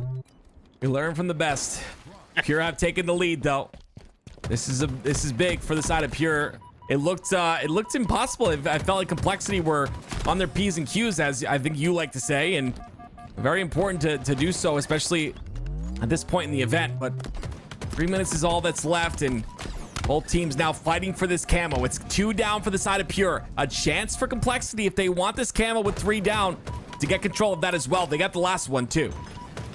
Ryan Noob staring at a sign that reads more and more, and Complexity getting more and more ball time. It's almost like that signage was like a 6th player or 2nd coach. And Complexity to take that oddball to the back of Tram, but it looks like with 3 going down for Pure, this could be the final moments. They're going to have some frenetic spawns and a push. This is it. One final effort. One last-ditch chance. Breaky Shot with the shotgun, almost like a sniper distance. Oh, a team kill is going to be enough for Complexity to take the game, to take your major qualifier from the 6th seed to number 1. I'm going to be honest with you. You talked about it. There you go right there. It's Complexity. A beautiful showcase from a team that is fairly new, I would say, and they're looking good. So much work to do, obviously, when you're a new team, you're newly formed. There's so much you can work on, but starting this high, starting with your ceiling this high is great for the side of Complexity. I got to talk about that man on your left. It's Ryan Noob, the play at the very end to get that ball scrappy towards the Tram side, stays alive and is able to milk his life the entire time while his teammate holds Bulldog. Ready for the push of Pure was phenomenal. It won them the game, it won them the round, and my goodness gracious. And Breaky Shot must be a future champion because, yeah, he looks just like Ghosty Yami. My God. Bunch of handsome dudes there in that headshot compilation for Complexity as they take the tournament. Here's a recap, a look at your grand finals number 1, where Pure ran through it, swept it. It was hard fought though, and then grand finals number 2 after the reset, Pure continued to roll off of a crazy strongholds game where it looked like Complexity were about to come back down 200, and that was the sign. That was the tell that you knew that they had figured it out. They had started putting things together. Didn't get the win in game 1, but had the pieces for it, and then put it together in games 2, 3, 4, and 5. A gentleman's sweep from a team of wonderful gentlemen as Complexity take your major qualifier. They'll have that 1 seed going into whichever pool that they end up in. I'd love to take a look at whatever graphic we got to see how this might play out. Complexity will take that 1 seed, and Pure will take the 2. Gotta give it to Pure as well. They played really well, of course, in that first grand finals, but even at the start of the grand finals number 2. And again, it just comes down to the fact that if Druck can get to Atlanta. I mean, that's a big deal, at least to me. I get so hyped to see Druck. I get so hyped to see the team that he's on attend these events. And even at London, he looks so good. But like then I get slapped in the face. I'm like, oh, he's not gonna be. You know, I really hope he finds a way. Maybe even having that. That travel coverage is enough, you know, to say, hey, you know, I got to go to this Atlanta thing. But regardless of that, wish the best for him. And again, on the other side with Complexity, great chemistry out of this roster. I really think this is one of their best rosters, and I'm excited to see how far they go. I got to give huge ups to the Complexity organization and then the coach Ashes as well. Like we said, this team got blown up for all, you know, intents and purposes after HCS London, where Complexity was removed from the tournament for, obviously you don't want to get into it. It's too negative in what should be a really highlight positive moment. But after that fiasco with Spartan at London, Complexity had to blow up the roster. Yeah. They didn't get any points. They went and got Rain, who had just unretired, picked up Breaking Shot, who nobody was really giving a chance to, it felt like. And even when he did get that chance on Cloud9, I think that lasted for like 3 days. Yeah. So I got to give props here to Ashes and the Complexity team and organization for turning a really sad day, a really disappointing moment in Halo history into like one of the coolest stories of the year by winning the major qualifier. Huge ups to Complexity. Well, we've talked about the huge up to both teams, but now we got to give a little bit of credit to you guys. Yes, the chat. This is the only time you'll hear me say thank you. No, I'm just kidding. It's been a great day. You guys have been absolutely incredible. We really appreciate all your support as well throughout the entirety of today. And of course, everyone who got a golden Kappa, enjoy it. It only lasts for 24 hours. And I'm sure some of you crazy people will stay up a lot of those 24 hours just spamming it in people's chats. But it's been a really fun day and just a great time being here, Mac. Absolutely. Mactive, we made quite the good duo this weekend, man. It's been fun. We had a chance to everybody cast with everybody this weekend, right? We had 3 casters for an entire weekend, and I'd say we made the most out of it. We made it work, made it fun, and that's what I was asking for. Thug Nasty, dude. Props to all you do in the community. I always see you putting together the spreadsheets and making sure everybody's got their P's and Q's, their I's dotted and T's crossed. So here it is. I'm going to take this as church because I trust Thug Nasty. Pool A is going to be FaZe, Complexity, and Botan. That's that EU roster that got second place today in their major qualifier. Pool B, going to be Optic, Into the Breach, and Pure, who we just saw get second place. Pool C, going to be Shopify, Rebellion, Sentinels, and Cloud9, who we saw had a good tournament this weekend. And then Pool D, SSG, Quadrant, and Incognito. So Incognito get that final spot. And I'm so curious, does Reversal Perfy get the #1 spot in Open, or does Native Gaming? When we went into this tournament, Reversal Perfy had 19,385 points, Native 20,880 points. So a differential of about 1,500. But Reversal Perfy placed higher than Native this weekend. They beat Native, actually. So yeah, very curious to see if that has the impact on LAN from online, where they flip seeds because of that matchup. Yeah, I'm excited to see LAN. We always talk about these events online, and I don't want to take anything away from online, but on LAN, I've said it a million times, and I will stand by this. It is a different beast, okay? You've got a lot more factors involved. You've got, of course, Halo Infinite on LAN, which is, my goodness, a beautiful game. And yeah, excited to see how Atlanta turns out. I am just, goodness me, I can't wait. All right, guys, thank you so much for an incredible weekend. Didn't have the whole crew here. Again, the internet outage seemingly raging against LVT for an entire week. We'll get him back in the mix. Huge props to Isaac, man. So many people stepped up this weekend. We had Callus observing. We had Ferzilla helping out as well. Tools, he's like the Swiss Army knife for LVT. He's casting, he's hosting, he's observing, he's adminning. I've even seen him do it. The LVT Halo tournament, unbelievable. Ali was an incredible host. I just want to make sure, again, that we give all the props and credit to everybody on LVT for putting together a great weekend despite being a little short-staffed and active, man. It was so much fun getting to cast with you, but it was a great time. That will do it.